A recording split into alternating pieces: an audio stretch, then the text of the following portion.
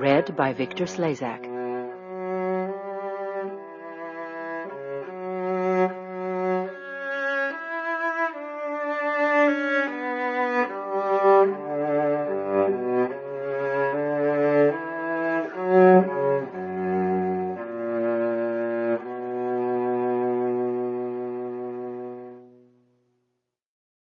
Envy. Prologue. Key West, Florida, 1988. Saltines and sardines, staples of his diet. Add a chunk of rat cheese and a kosher dill spear and you had yourself the 4 basic food groups. There simply wasn't any finer fare. That was the unshakable opinion of Hatch Walker, who had a sun-baked, wind-scoured visage that only a mother gargoyle could love. As he munched his supper, eyes that had blinked against the sting of countless squalls squinted narrowly on the horizon. He was on the lookout for the lightning flashes that would signal an approaching storm. There was still no sign of it here on shore, but it was out there somewhere, gathering energy, sucking moisture up from the sea that it would send back to earth in the form of a wind-driven rain.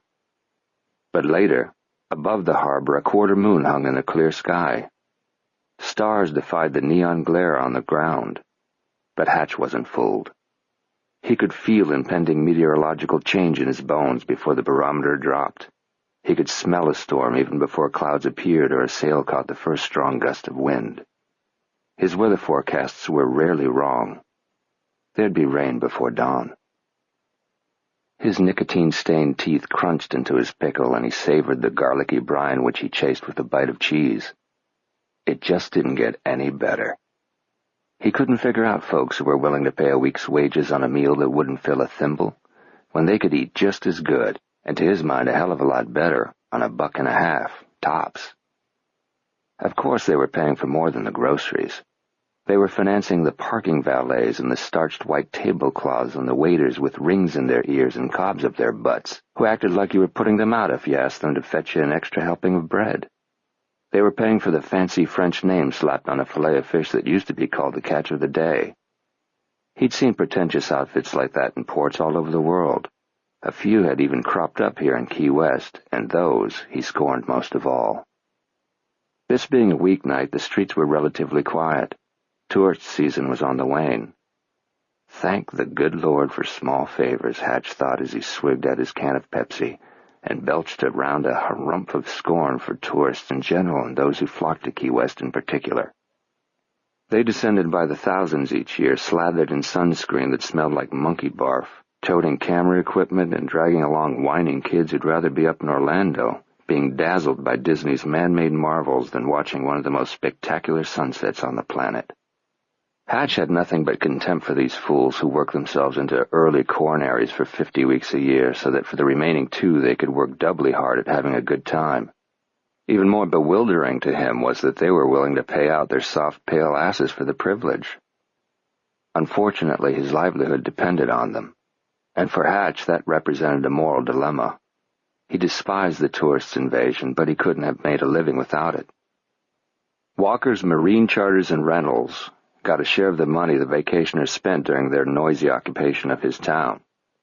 He equipped them with scuba and snorkeling gear, leased them boats, and took them on deep-sea fishing expeditions so they could return to shore and have their grinning, sunburned mugs photographed with a noble fish, who was probably more affronted by the asinine picture-taking than by being caught.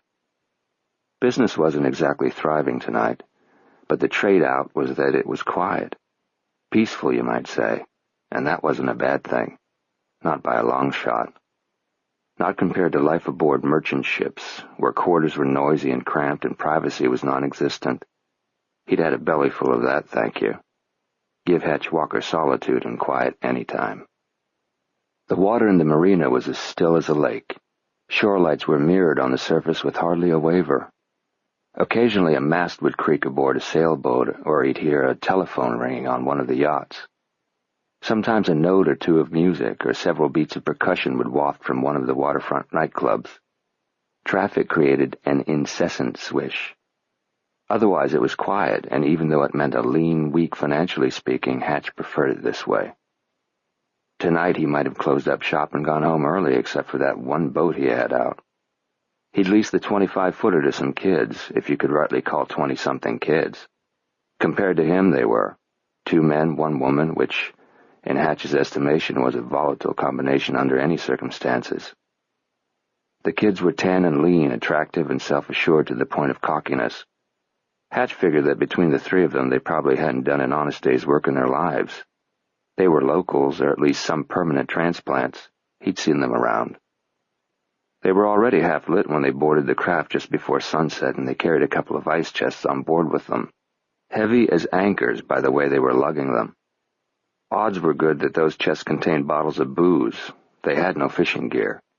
They were going offshore strictly for a few hours of drinking and debauchery, or his name wasn't Hatch Walker. He had debated whether or not to lease a craft to them, but his near-empty till served to persuade him that they were not flat-out drunk.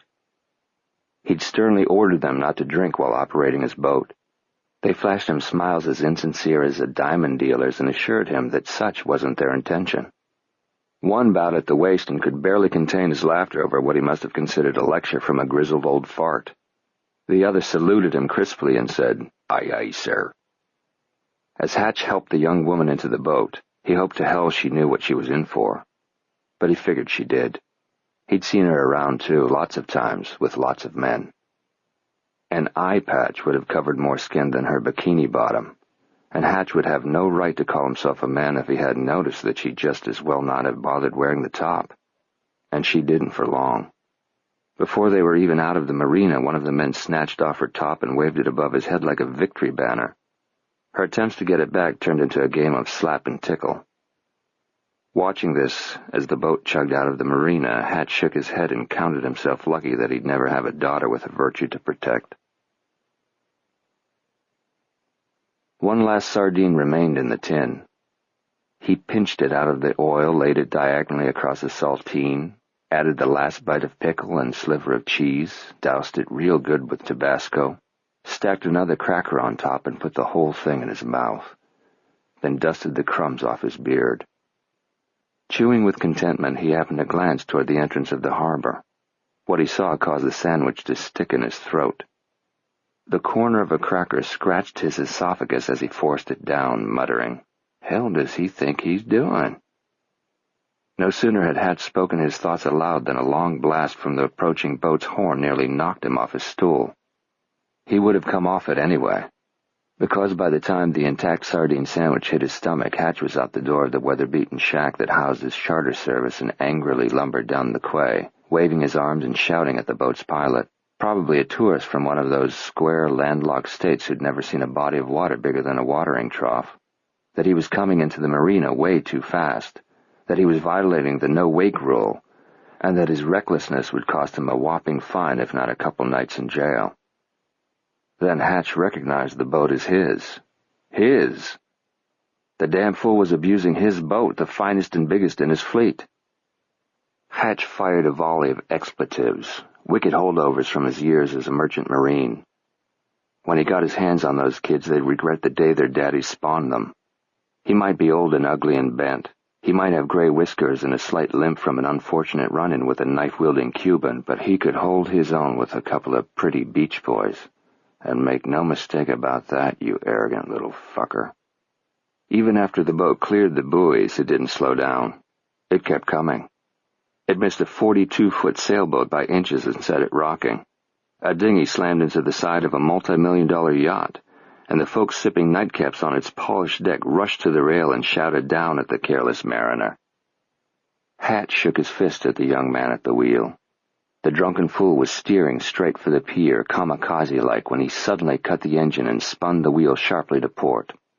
The outboard sent up a rooster tail of spume. Hatch had barely a second to leap out of the way before the boat crashed into the quay.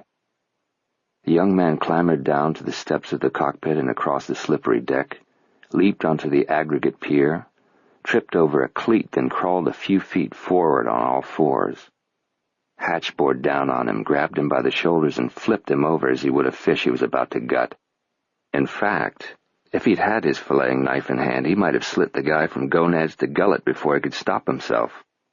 Luckily, he was armed only with a litany of curses, threats, and accusations. But they sputtered and died before they were spoken.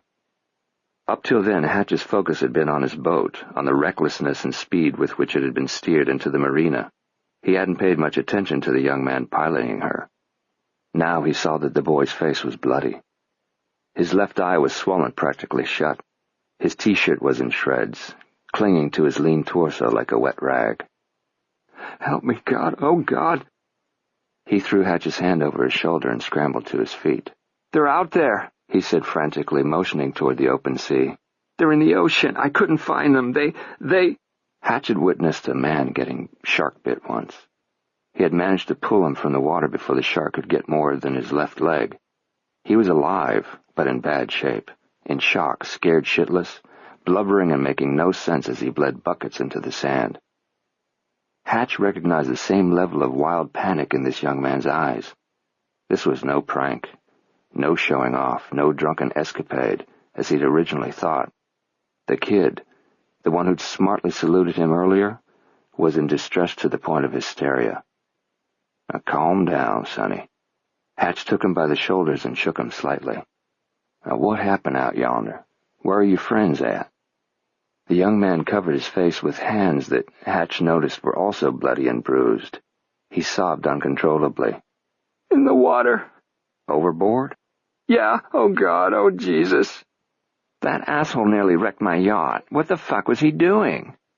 A man wearing flip-flops came slapping up, hands on hips, reeking of a cologne that any self-respecting whore would think was too strong. He was wearing only a Speedo swimsuit beneath an overhanging belly covered with black curly hair. He had a thick gold bracelet on his right wrist and spoke with a nasally northeastern accent, just the kind that never failed to get on Hatch's fighting side. "The boy's hurt. There's been an accident."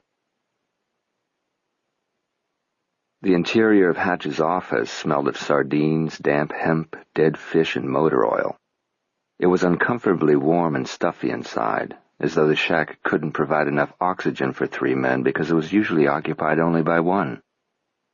The limited floor space was crowded with trunks of fishing and diving gear, coils of ropes, maps and charts, maintenance supplies and equipment, a vintage metal file cabinet in which Hatch rarely filed anything, and his desk which had been salvaged from a shipwreck and bought at auction for $30. The kid who'd crashed his boat had heaved twice into his toilet, but Hatch figured the nausea was more from nerves and fear than the shot of brandy he'd sneaked him when no one was looking. Of course, the kid had had a lot to drink prior to the brandy, and that wasn't just an assumption. He'd admitted as much to the Coast Guard officer who was currently questioning him. Key West police had had their turn at interrogating him about crashing the boat into the marina. He was then turned over to the Coast Guard officer who wanted to know what had happened on board that had caused his 2 companions to wind up in the Atlantic. He'd provided their names and ages, their local addresses. Hatch had checked the information against the rental agreement the 2 young men had filled out before embarking. He confirmed the data to the officer. Hatch resented having to share his private space with strangers, but he was glad he hadn't been asked to wait outside while the laws interrogated the kid. The marina was now swarming with onlookers who'd been drawn to the scene of the drama like flies to a pile of manure, and you couldn't swing a dead cat without hitting some breed of uniformed personnel.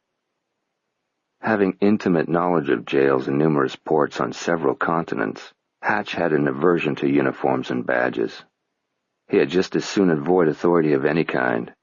If a man couldn't live by his own set of rules, his own set of right and wrong, what was the good of living?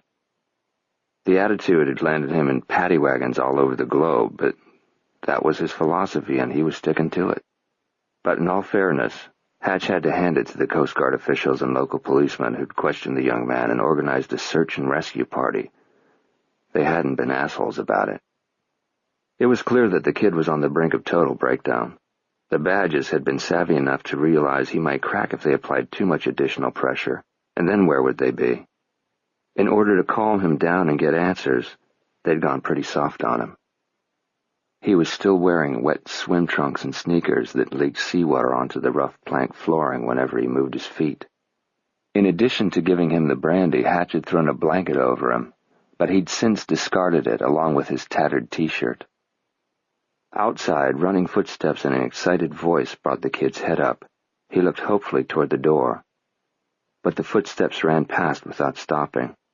The officer, who had had his back turned while helping himself to Hatch's coffee pot, came around and correctly read the kid's expression. "You'll know something as soon as we do, son. They've got to be alive." His voice sounded like someone who'd been out yelling a storm for a long time. Every now and then it would crack over a word. "I think I just couldn't find them in the dark. It was so damn dark out there." His eyes bounced back and forth between Hatch and the officer. "But I didn't hear them. I called and called, but why weren't they answering me or calling out for help unless they—" He was unable to say out loud what they all feared. The officer returned to Hatch's stool, which he'd placed near the chair in which the boy sat with his shoulders hunched forward. For several weighty minutes the officer did nothing but sip his hot coffee. It was irritating as hell, but Hatch remained quiet. This was the law's business now, not his. His boat was insured. There'd be paperwork out the wazoo and a suspicious seersucker-suited adjuster to haggle with, but in the long run he would come out okay, maybe even a little better off than he'd been. He had known a few men who had foundered and lived to tell about it, but not many. If you went into the water, drowning was probably the most merciful way to die. Exposure took longer, and to predators you were just another source of food. The Coast Guard officer cradled the chipped coffee mug between his palms and swirled the contents. "How come you didn't use the radio to call for help?" "I did. I tried. I couldn't get it to work." The officer stared into his swirling coffee. "Couple of other boats heard your SOS. Tried to tell you to stay right where you were at. You didn't." "I didn't hear him, I guess." Here he glanced across at Hatch. "I guess I didn't pay much attention when he was showing us how to operate the radio." "Costly mistake." "Yes, sir." "Fair to say you're not a seasoned sailor?" "Seasoned? No, sir, but this is the first time I've had any trouble." "Uh-huh. Tell me about the fight." "Fight?" This drew a frown from the officer. "Don't bullshit me now, son. Your eye's all but swollen shut. You got a bloody nose and busted lip. Your knuckles are scraped and bruised. I know what a fist fight looks like, okay? So don't play games with me." The young man's shoulders began to shake. His eyes streamed, but he didn't even bother trying to stem the tears or to wipe his dripping nose. "Was it over the girl?" the officer asked in a gentler voice. "Mr. Walker here says she was a looker. A party girl? Best he could tell, she belonged to one of you?" "Like a girlfriend, you mean?" "No, sir. She's just a casual friend." "You and your buddy fight over her favors?" "No, sir. Not exactly. What I mean is, she wasn't the reason it started." "Then what was?" The boy sniffed but remained mute. "Just as well tell me now," the officer said, "because when we find whatever we're going to find out there, we'll keep hounding you until we get to the truth of it." "We were drunk." "Uh-huh. And? The kid raised his head, looked over at Hatch, then back at the officer, and said earnestly, "He's my best friend." "All right. So what happened?" He licked mucus off his upper lip. "He got mad as hell. I've never seen him like that." "Like what?" "Crazy. Violent. Like he snapped or something." "Snapped?" "Yes, sir." "What'd you do to piss him off? Cause him to snap?"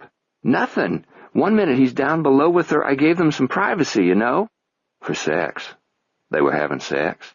"Yeah, really going at it, having fun. Next minute he's back up on deck coming at me." "For no reason, just like that?" The kid's head wobbled up and down. "It was supposed to be a party, a celebration. I don't understand how it went to hell so quick. I swear to God I don't." He lowered his battered face into his hands and began to sob again. The officer looked over at Hatch as though for consultation. Hatch stared back at him, wanting to ask what he was looking at him for. He wasn't a counselor. He wasn't a parent. He for damn sure wasn't an officer in the Coast Guard or a cop. This was no longer his problem.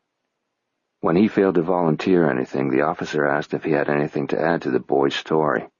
"No." "Did you see or hear them fighting?" Well, the only thing I saw them doing was enjoying themselves.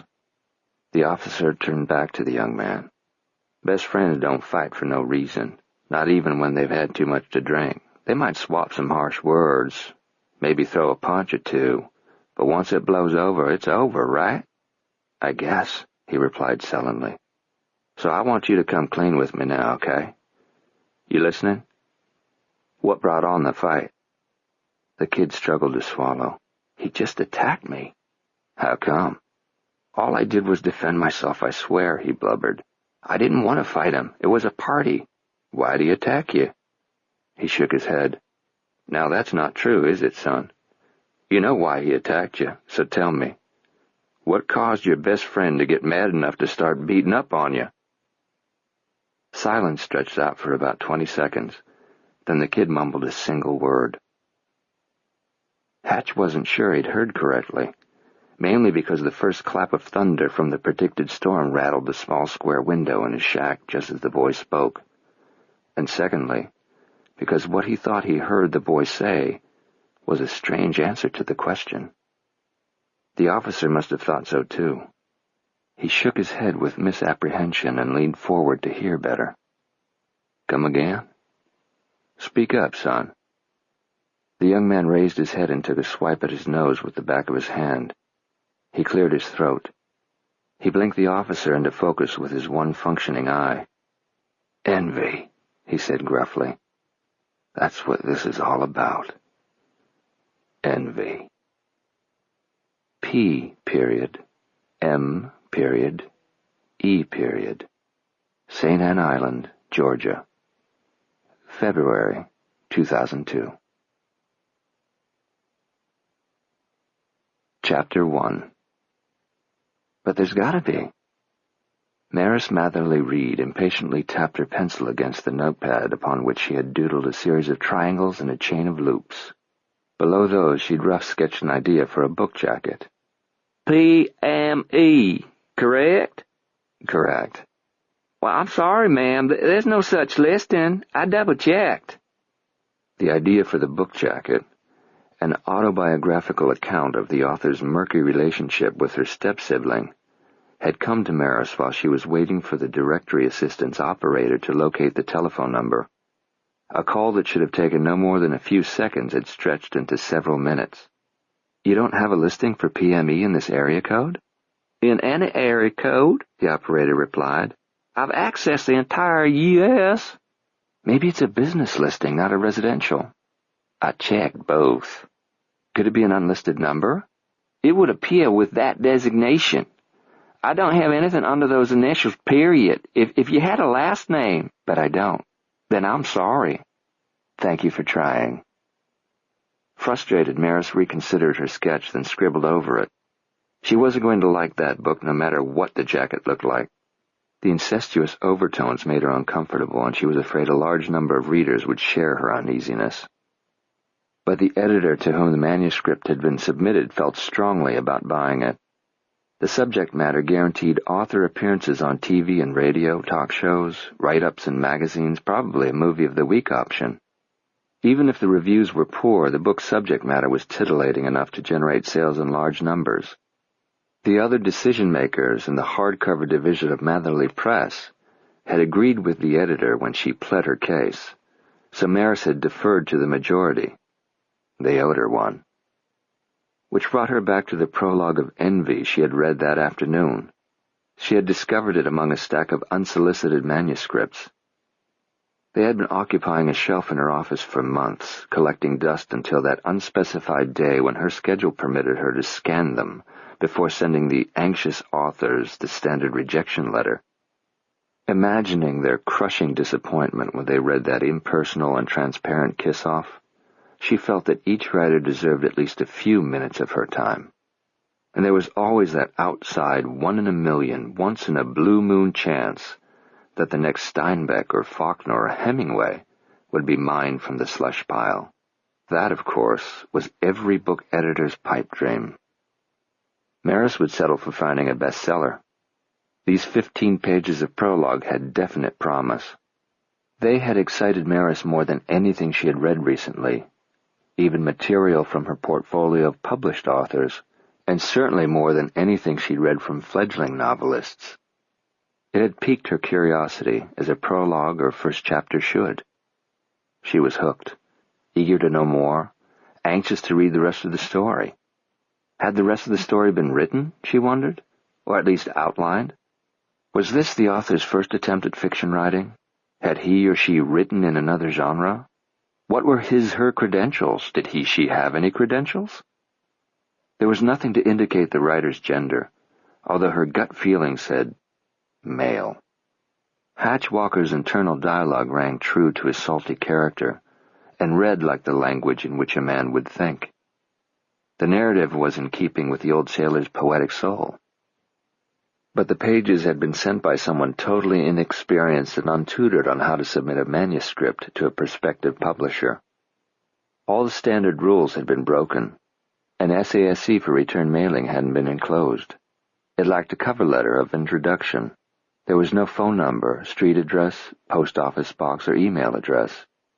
Only those 3 initials and the name of an island that Maris had never heard of. How did the writer hope to sell his manuscript if he couldn't be contacted? She noticed that the postmark on the mailing envelope was 4 months old. If the author had submitted the prologue to several publishers simultaneously, it might have already been bought. All the more reason to locate the writer as soon as possible. She was either wasting her time or she was onto something with potential. Whichever, she needed to know sooner rather than later. "You're not ready." Noah appeared in her open office door wearing his Armani tuxedo. Maris said, "My, don't you look handsome." Glancing at her desk clock, she realized she had lost all track of time and that she was indeed running late. Raking her fingers through her hair, she gave a short, self-deprecating laugh. "I, on the other hand, am going to require some major renovation." Her husband of 22 months closed the door behind him and advanced into her corner office. He tossed a trade magazine onto her desk, then moved behind her chair and began massaging her neck and shoulders, which he knew were the gathering spots of her tension and fatigue. "Tough day?" "Not all that bad, actually. Only one meeting this afternoon. Mostly I've used today to clear some space in here." She gestured toward the pile of rejected manuscripts awaiting removal. "You've been reading the stuff in your slush pile?" "Maris, really?" he chided lightly. "Why bother? It's a Matherly Press policy not to buy anything that isn't submitted by an agent." "That's the official company line, but since I'm a Matherly, I can bend the rules if I wish." "I'm married to an anarchist," he teased, bending down to kiss the side of her neck. "But if you're planning an insurrection, couldn't your cause be something that streamlines our operation, instead of one that consumes the valuable time of our publisher and senior vice president?" "What an off-putting title," she remarked with a slight shudder. "Makes me sound like a frump who smells of throat lozenges and wears sensible shoes." Noah laughed.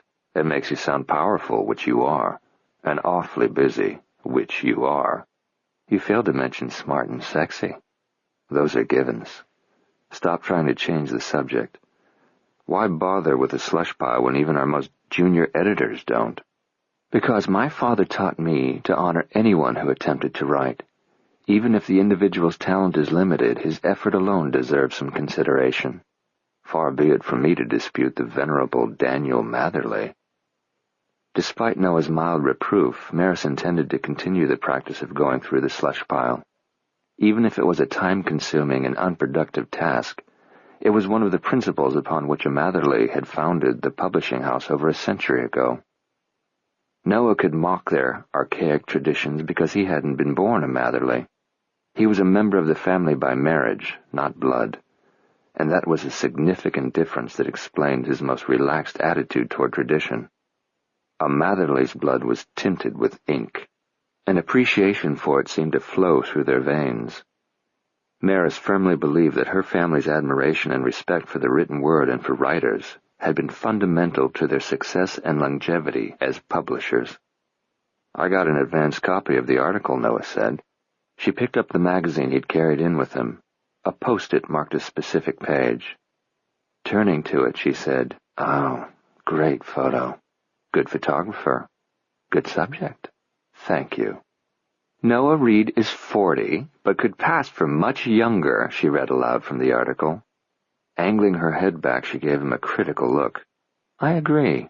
You don't look a day over 39. Ha, ha. Daily workouts in Matherly Press Gym on the 6th floor, one of Reed's innovations when he joined the firm 3 years ago, keeps all 6 feet of him lean and supple. Well, this writer's certainly enamored. Did you ever have a thing with her? He chuckled. Absolutely not. She's one of the few. On their wedding day, Maris had teasingly remarked to him that so many single women were mourning the loss of one of the city's most eligible bachelors, she was surprised that the doors of St. Patrick's Cathedral weren't draped in black crepe. Does she get around to mentioning your business acumen and the contributions you made to Matherly Press? Further down. Let's see. Graying at the temples, which adds to his distinguished good looks, so on and so forth about your commanding demeanor and charm. Are you sure? Oh, here's something. He shares the helm at Matherly Press with his father-in-law, publishing legend Daniel Matherly, who serves as chairman and CEO, and Reed's wife, Maris Matherly Reed, whom he claims has perfect selection and editorial skills. He modestly credits her with the company's reputation for publishing bestsellers. Pleased, she smiled up at him. Did you say that? And more that she didn't include. Then thank you very much. I only said what I know to be true. Maris read the remainder of the flattering article, then set the magazine aside. Very nice. But for all her gaga-ness, she overlooked 2 major biographical points. And they are that you're also an excellent writer. The Vanquished is old news. But it should be mentioned any time your name appears in print. What's the second thing? He asked in the brusque tone he used whenever she brought up his one and only published novel. She said nothing about your marvelous massage techniques. Happy to oblige. Closing her eyes, Maris tilted her head to one side. A little lower on your... there. He dug his strong thumb into a spot between her scapulas, and the tension began to dissolve. You're in knots, he said. Serves you right for scavenging through that heap of garbage all day. As it turns out, it might not have been wasted time. I actually found something that sparked my interest. You're joking. No. Fiction or non? Fiction. Only a prologue, but it's intriguing. It starts, I want to hear all about it, darling, but you really should shake a leg if we're going to get there in time. He dropped a kiss on the top of her head, then tried to withdraw. But Maris reached for his hands and pulled them over her shoulders, holding them flattened against her chest. Is tonight mandatory? More or less. We could miss one function, couldn't we? Dad begged off tonight. That's why we should be there. Matherly Press bought a table. 2 empty seats would be noticeable. One of our authors is receiving an award. His agent and editor are attending with him. He won't be without a cheering section. She pulled his hands down onto her breasts. Let's call in sick.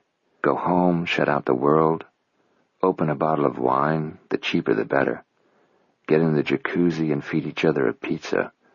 Make love in some room other than the bedroom, maybe even 2 rooms. Laughing, he squeezed her breasts affectionately. What did you say this prologue was about? He pulled his hands from beneath hers and headed for the door. Maris groaned with disappointment. I thought I was making you an offer you couldn't refuse. Tempting. Very. But if we're not at this dinner, it'll arouse suspicion. You're right. I'd hate for people to think we're still acting like newlyweds who crave evenings alone. Which is true. But we also have professional responsibilities, Maris. As you are well aware, it's important for industry insiders to know that when they refer to Matherly Press, it damn well better be in either the present or future tense, not the past tense. And that's why we attend nearly every publishing event held in New York, she said, as though it were part of a memorized catechism. Precisely. Their calendars were filled with breakfasts, luncheons, dinners, receptions, and cocktail parties. Noah believed it was extremely important, virtually compulsory, that they be seen as active participants with literary circles, especially since her father could no longer be involved to the extent he once had been. Recently, Daniel Matherly had slowed down. He didn't attend as many insider gatherings. He was no longer accepting speaking engagements, although the requests still poured in. The Four Seasons was calling daily now to inquire if Daniel would be using his reserved table for lunch, or if they were free to seat another party there. For more than 4 decades, Daniel had been a force to be reckoned with. Under his leadership, Matherly Press had set the industry standards, dictated trends, dominated the bestseller lists. His name had become synonymous with book publishing, both domestically and in foreign markets. He had been a juggernaut who, over a period of months, had voluntarily been decreasing his momentum. However, his semi-retirement did not spell the end or even a weakening of the publishing house's viability. Noah thought it was vitally important that the book publishing community understand that. If that meant going to award dinners several times a month, that's what they would do. He checked his wristwatch. "How much time do you need? I should let the driver know when we'll be downstairs." Maris sighed with resignation. "Give me 20 minutes. I'll be generous. Take 30. He blew her a kiss before leaving. But Maris didn't plunge into her overhaul right away. Instead, she asked her assistant to place a call. She'd had another idea on how she might track down the author of Envy. While waiting for the requested call to be placed, she gazed out her office windows. Extending nearly from floor to ceiling, they formed a corner of the room, providing her a southeastern exposure. Midtown Manhattan was experiencing a mild summer evening. The sun had slipped behind the skyscrapers, casting a premature twilight on the streets below. Already lights were coming on inside buildings, making the brick and granite structures appear to twinkle. Through the windows of neighboring buildings, Maris could see other professionals wrapping up for the day. The avenues were jammed with competing after-work and pre-theater traffic. Taxis vied for inches of space, nosing themselves into impossibly small channels between buses and delivery trucks. Couriers on bicycles, seemingly with death wishes, perilously played chicken with motor traffic. Revolving doors disgorged pedestrians onto the crowded sidewalks where they jostled for space and wielded briefcases and shopping bags like weapons. 2 blocks away and across Avenue of the Americas, a queue was forming outside Radio City Music Hall where Tony Bennett was performing this evening. She, Noah, and her father had been offered complimentary VIP tickets, but they'd had to decline them because of the literary award banquet. Which she should be dressing for, she reminded herself, just as her telephone beeped. "He's on line 1, her assistant informed her. "Thanks. You don't need to wait. See you tomorrow."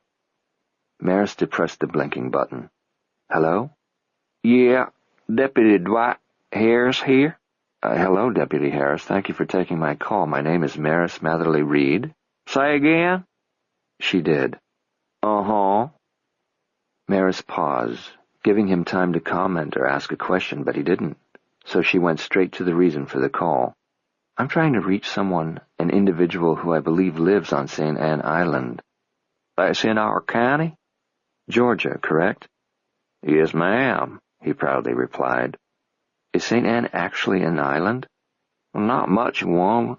What I mean is it's small, but it's an island all right. Little less than 2 miles out from the mainland. Who you looking for?" "Someone with the initials P.M.E.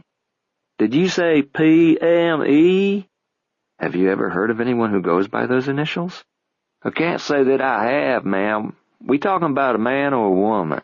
"Unfortunately, I don't know." "You don't know, huh?" After a beat or two, the deputy asked, "If you don't even know if it's a man or a woman, what do you want with them?" "It's business." "Business?" "That's right." "Huh." Dead end. Maris tried again. "I thought you might know or might have heard of someone who—" "Nope." This was going nowhere, and her allotted time was running out.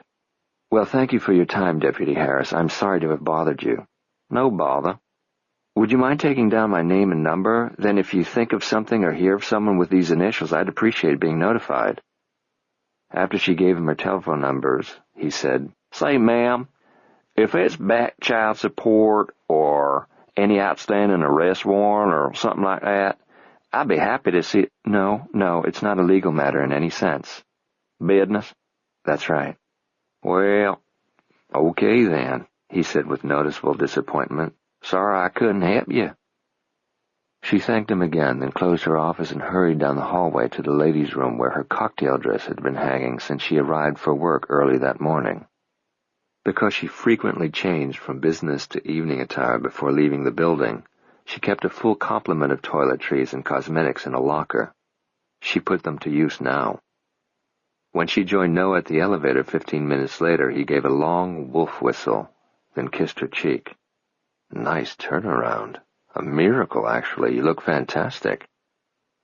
As they descended to street level, she assessed her reflection in the metal elevator door and realized that her efforts hadn't been in vain. Fantastic was a slight exaggeration, but considering the dishevelment she started with, she looked better than she had any right to expect.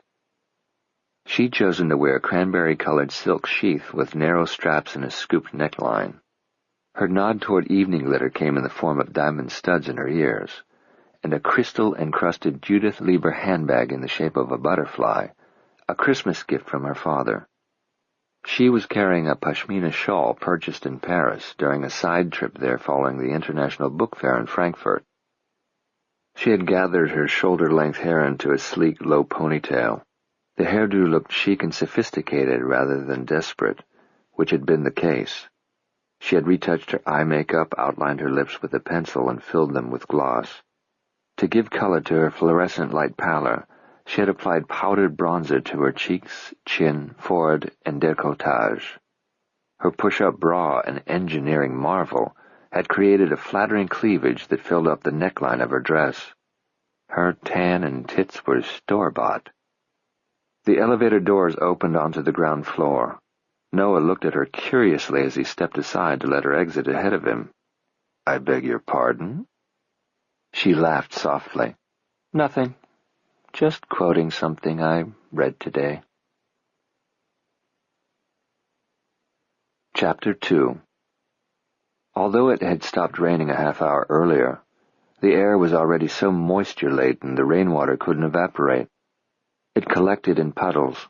It beaded on flowers' petals and the fuzz of ripe peaches ready to be picked. The limbs of evergreens were bowed under the additional weight. Fat drops rolled off hardwood leaves recently washed clean and splashed onto the spongy, saturated ground.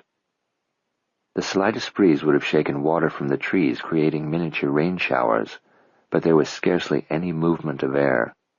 The atmosphere was inert and had a texture almost as compacted as the silence. Deputy Dwight Harris alighted from the golf cart he had borrowed at the St. Anne Landing. Before starting up the pathway to the house, he removed his hat and paused, telling himself that he needed a moment to get his bearings, when what he was actually doing was second-guessing his decision to come here alone after sundown. He didn't quite know what to expect. He'd never been here before, although he knew about this house all right. Anybody who was ever on St. Anne Island had heard stories about the plantation house at the easternmost tip of the island, situated on a little finger of land that pointed out toward Africa. Some of the tales he'd heard about the place stretched credibility, but the descriptions of the house were, by God, damn near accurate. Typical of Carolina low-country architecture, the two-story white-frame house was sitting on top of an aged brick basement. 6 broad steps led up to the deep veranda that extended all the way across the front of the house and wrapped around both sides. The front door had been painted a glossy black, as had all the hurricane shutters that flanked the windows on both stories. 6 smooth columns supported the second-floor balcony. Twin chimneys acted like bookends against the steeply pitched roof. It looked pretty much like Deputy Harris had imagined it would. He hadn't counted on it looking so spooky is all. He jumped and uttered a soft exclamation of fright when a raindrop landed on the back of his neck with a hard splat. It had dripped from a low, hanging branch of the tree under which he was standing. Wiping the wetness away, he replaced his hat and glanced around to make sure no one had seen his nervous reaction. It was the gathering dusk and the inclement weather that was giving the place an eerie feel. Cursing himself for behaving like a coward, he forced his feet into motion. Dodging puddles, he made his way up to the crushed shell path, which was lined by twin rows of live oaks, 4 to a side. Spanish moss hung from the branches in trailing bunches. The roots of the ancient trees snaked along the ground, some of them as thick as a fat man's thigh. Altogether it was an impressive front entry, majestic, you might say. The back of the house, Harris knew, overlooked the Atlantic. The house hadn't started out this grand. The 4 original rooms had been built more than 2 centuries ago by the planter who'd bought this island from a colonist who decided he preferred dying of old age in England to succumbing to yellow fever in the newly founded American nation. The house had expanded with the plantation's success, first with indigo, then with cotton. Several generations into the dynasty, those first 4 rooms were converted into slave quarters, and construction of the big house was begun. In its day it was a marvel, at least for St. Ann Island. Building materials and all the furnishings had been shipped in, then dragged on sleds pulled by mules through dense forests and fertile fields to the home site. It had taken years to complete, but had been sturdily constructed, withstanding Union Army occupation and the lashings of a couple dozen hurricanes. Then it succumbed to a bug. Around the beginning of the 20th century, the boll weevil ruined more than the cotton crop. More damaging than weather and war, the boll weevil crushed the local economy and destroyed life as it had been lived on St. Ann. A descendant of the plantation's original owner had correctly forecast his imminent doom and hanged himself on the dining room chandelier. The rest of the family stole off the island in the middle of the night, never to be heard of again, leaving debts and unpaid taxes. Decades passed. The forest eventually reclaimed the property surrounding the house, just as it did the fields once white with cotton. Varmints occupied rooms once inhabited by aristocracy and visited by one United States president. The only people to ever venture inside the dilapidated mansion were crazy kids accepting a dare, or an occasional drunk looking for a place to sleep it off. It remained in ruin until a little over a year ago, when an outsider, not an islander, bought it and commenced a massive renovation. Harris figured he was probably a northerner who'd seen Gone with the Wind several times, and wanted himself an antebellum mansion on southern soil, a Yankee with more money than good taste. Word around the island, though, was positive about the new owner. He'd made noticeable improvements on the place, folks said, but in Harris's opinion there was still a lot to be done if it was going to shine as it had in its heyday. The deputy didn't envy the new owner the monumental task or the expense involved in such an undertaking. Nor was he envious of the bad luck that seemed to go hand in glove with this place. Legend had it that the hangman's ghost still resided in the old house, and that the dining room chandelier swung from the ceiling for no reason that anybody could detect. Harris didn't put much stock in ghost stories. He'd seen flesh and blood people do much scarier stuff than any mischief a ghost could drum up. Even so, he would have welcomed a little more illumination as he mounted the steps, crossed the veranda, and approached the front door. He tapped the brass knocker tentatively, then harder. Seconds ticked by as ponderously as rain dripped from the eaves. It wasn't that late, but maybe the resident was already in bed. Country folk tended to turn in earlier than city dwellers, didn't they? Harris considered leaving and coming back some other time, preferably before the sun went down. But then he heard approaching footsteps. Seconds later the front door was pulled open from the inside, but not by much. Yes? Harris peered into the crack formed by the open door. He had psyched himself up to expect anything from the hangman's ghost to the twin barrels of a sawed-off shotgun aimed at him by a disgruntled homeowner that he'd unnecessarily dragged out of bed. Thankfully he was greeted by neither, and the man seemed reasonably friendly. Harris couldn't see him well, and the features of his face blended into the shadows, but his voice sounded pleasant enough. At least he hadn't cussed him. Yet. "Evening, sir. I'm Deputy Dwight Harris from the sheriff's office over in Savannah." The man leaned forward slightly and glanced past him toward the golf cart parked at the end of the path. To discourage tourism and unwelcome visitors to the island, there wasn't a ferry to St. Ann from the mainland. Anyone coming here came by a boat they either owned or chartered. When they arrived, they either walked or rented a golf cart to get around the island's 9,000 acres, give or take a few hundred. Only permanent residents drove cars on the narrow roads, many of which had been left unpaved on purpose. The golf cart wasn't as official-looking as a squad car, and Harris figured it diminished his authority a bit. To stoke his self-confidence, he hiked up his slipping gun belt. The man behind the door asked, "How can I help you, Deputy Harris?" "First off, I apologize for disturbing you, but I got a call earlier this evening from a gal up in New York." The man waited him out, saying nothing. "Said she was trying to track down somebody who goes by the initials PME." "Really?" "Well, that's what she said. I didn't let on like the name registered with me." "Did it?" "Register, you mean? No, sir, can't rightly say it did." "Nevertheless, you're here." "I'll admit she got my curiosity up. Never knew anybody to go only by his initials, you see. Don't worry, though. Around here we respect a person's privacy." "An admirable practice." "St. Anne has a history of folks hiding out on her for one reason or another." The moment it was out, Harris wished he hadn't said it. It smacked of an accusation of some sort. A long silence ensued. He cleared his throat nervously before continuing. "So, anyhow, I thought I should oblige this lady. Came over in the department's motor launch, asked around at the landing, and was directed here." "What did this lady from New York want?" "Well, sir, I don't rightly know. She said it wasn't a legal matter or nothing like that. Just that she had business with PME. I thought you might be a big winner in one of those sweepstakes.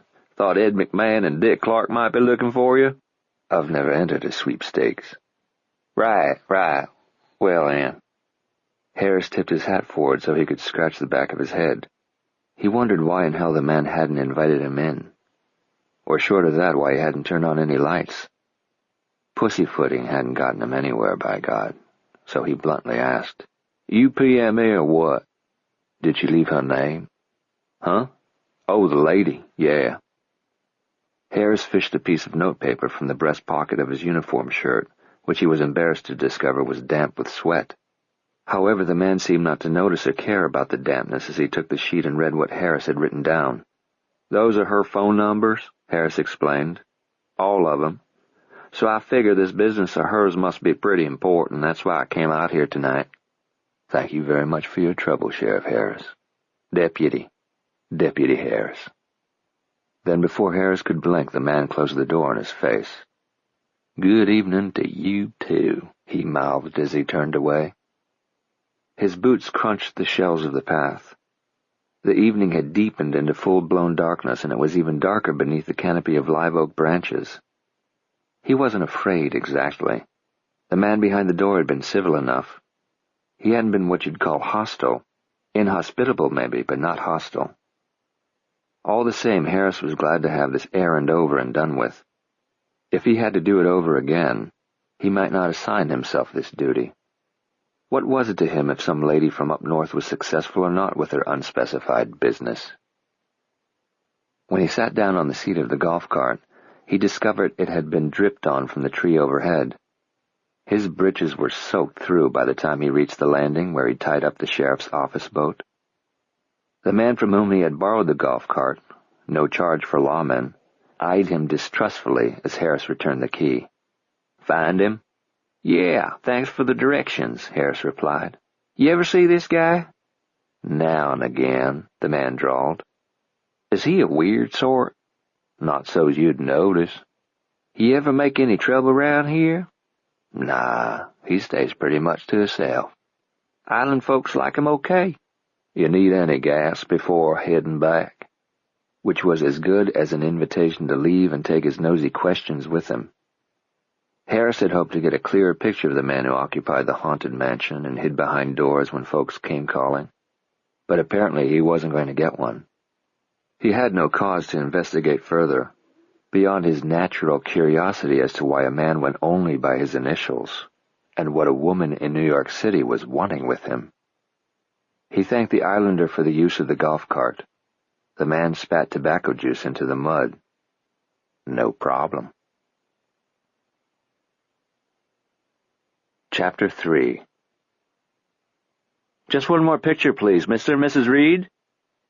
Maris and Noah smiled for the photographer who was covering the literary banquet for Publishers Weekly.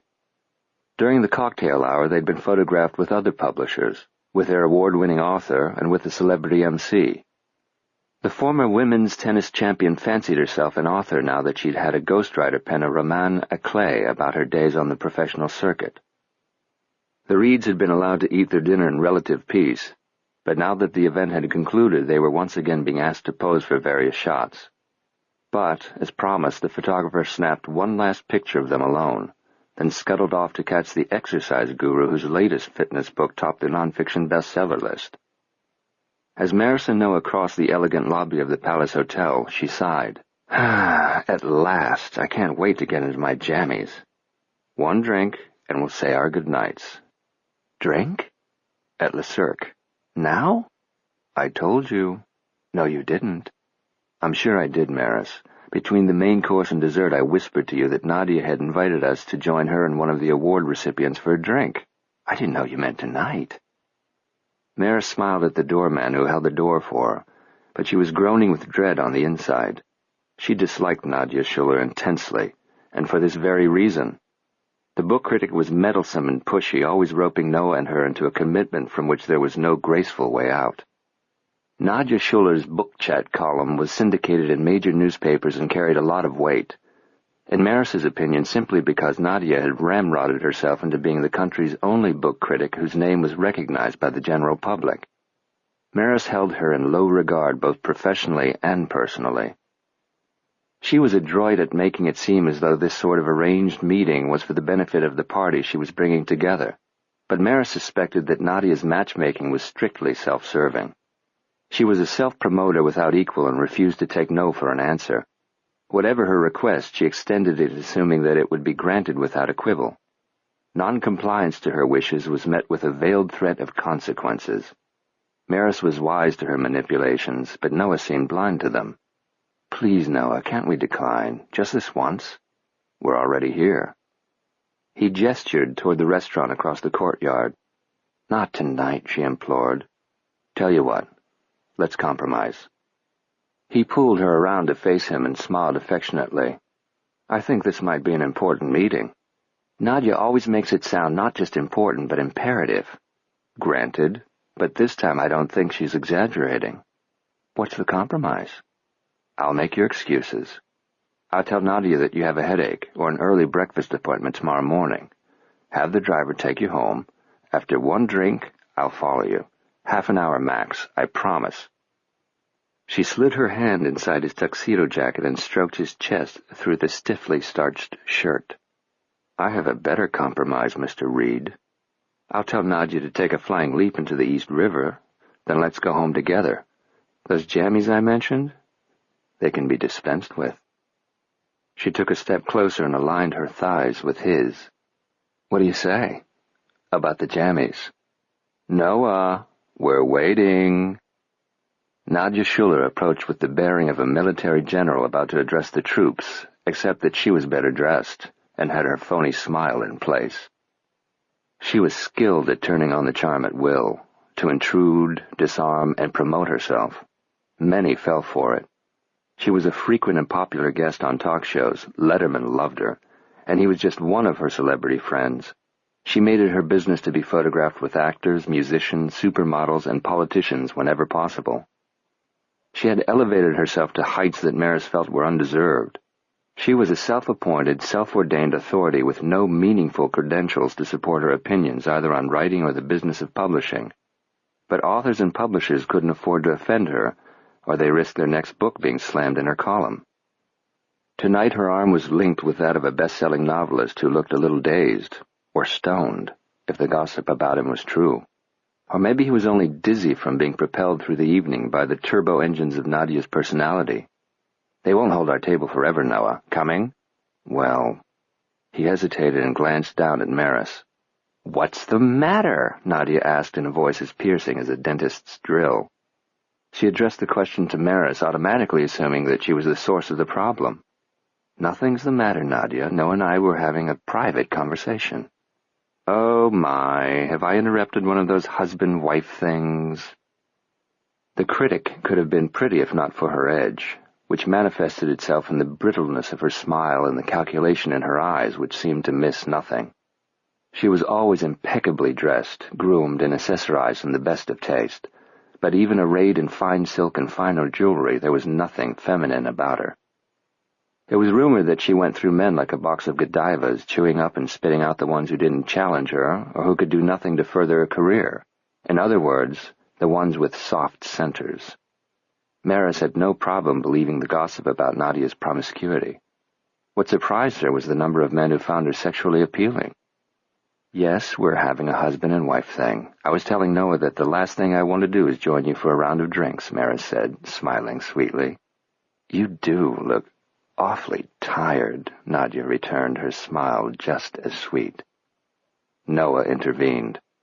"I'm sorry, Nadia. We must decline tonight. I'm going to take my wife home and tuck her in." "No, darling," Maris said. She wouldn't play the wounded wife in front of Nadia Schuller. "I wouldn't dream of keeping you from this obligation." "It's hardly that," Nadia snapped. "More like a rare opportunity to talk shop with one of publishing's most exciting novelists." The exciting novelist had yet to utter a peep. He was bleary-eyed and seemed oblivious to their conversation. Maris gave Nadia a knowing look. "Of course it is. That's what I meant." Back to Noah, she said, "You stay. I'll see myself home." He regarded her doubtfully. "You're sure?" "I insist." Then it settled. Nadia gave the writer's arm a sharp tug. Like a sleepwalker, he fell into step beside her. "You two say your goodbyes while we go claim the table. Shall I order your usual, Noah?" "Please." Then to Maris she called back airily, "Get some rest, dear." Parker Evans stared out the window into nothingness. He couldn't see the shoreline from this vantage point, but if he concentrated he could hear the surf. Rain clouds obscured the moon. There was no other source of light, natural or man-made, to relieve the darkness. From this first-floor window overlooking the rear of his property, Parker could see across a breast of lawn to the point where it sharply dropped off several degrees before sloping more gradually toward the beach. That edge of the lawn appeared to be the threshold of a black void which melded with the ocean farther out. No wonder ancient sailors had feared the unknown terrors that lay beyond the brink. The room behind him was also dark, which wasn't an oversight. He had deliberately left the lights off. Had they been on, his reflection would have appeared in the window glass. He preferred looking at nothing to looking at himself. Anyway, he didn't need a light in order to read the list of telephone numbers he held in his hand. In fact, he no longer needed to read them at all. He had committed them to memory. His 6 months of waiting had finally paid off. Maris Matherly Reed was trying to contact him. As recently as yesterday, Parker had come close to scratching this plan and devising another. After months of not hearing from her, he figured that she had read the prologue of Envy, hated it, tossed it, and hadn't even had the courtesy of sending him a rejection notice. It had also occurred to him that the partial manuscript had never reached her desk, that mailroom staff had misdirected it or hurled it into a dumpster within minutes of its delivery. Few of the major publishing houses even had slush piles anymore. Manuscripts either got in through literary agents or they didn't get in at all. If his pages had survived that first selection process, a junior editor who was paid to cull material from slush piles could have deep-sixed the Envy prologue before it ever got to her office. In any case, he'd almost convinced himself that this plan was a bust and that it would be necessary to plot another. That was yesterday. Just went to show what a difference a day could make. Apparently the pages had made it to her desk, and she had read them, because today she had tried to contact him. Maris Matherly Reed. The deputy had misspelled all 3 of her names. Parker hoped he was more adept at taking down telephone numbers. Business, she had told Deputy Dwight Harris when he had asked why she was looking for PME. She had business to discuss, which could mean good news for Parker, or bad, or something in between. She could be calling to say that his writing stunk, and how dare he presume to send her prestigious publishing house such unsolicited shit. Or maybe she would take a softer approach and say that he had talent, but that his material didn't fit their present publishing needs and wish him luck at placing his book with another house. But those responses usually came in the form of rejection letters, written in language firm enough to discourage another submission, but with enough encouragement to keep the rejected writer from jumping off the nearest bridge. Ms. Matherly Reed didn't know where to address such a letter to him, however. He'd made certain that she couldn't reach him by mail, so if her intention had been to reject Envy, he probably would never have heard from her at all. Instead, she had tried to track him down. From that, he deduced her response must be favorable. But it wasn't yet time to ice down the champagne. It was a little early to award himself a gold star for being such a clever boy. Before he got too carried away, he forced himself to keep his heartbeat regular, his breathing normal, and his head clear. Success or failure hinged not on what he'd done up to this point, but on what he did next. So instead of celebrating this milestone, he had stared for hours out this window into the rainy, moonless night.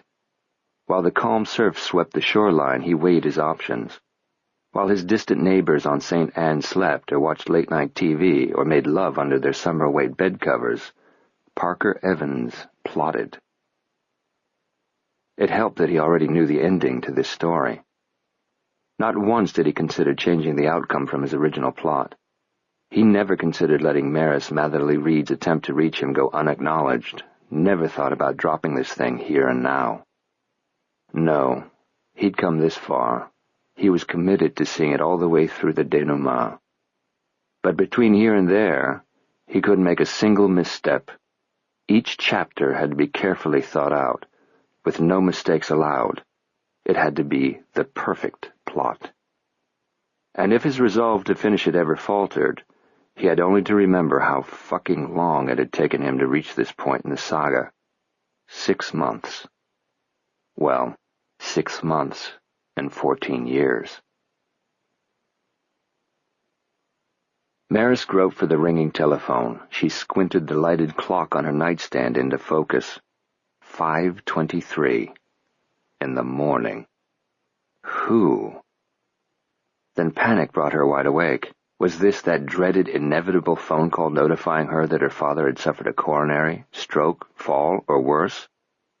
Anxiously, she clutched the receiver. Hello? Maris Matherly Reed? Speaking.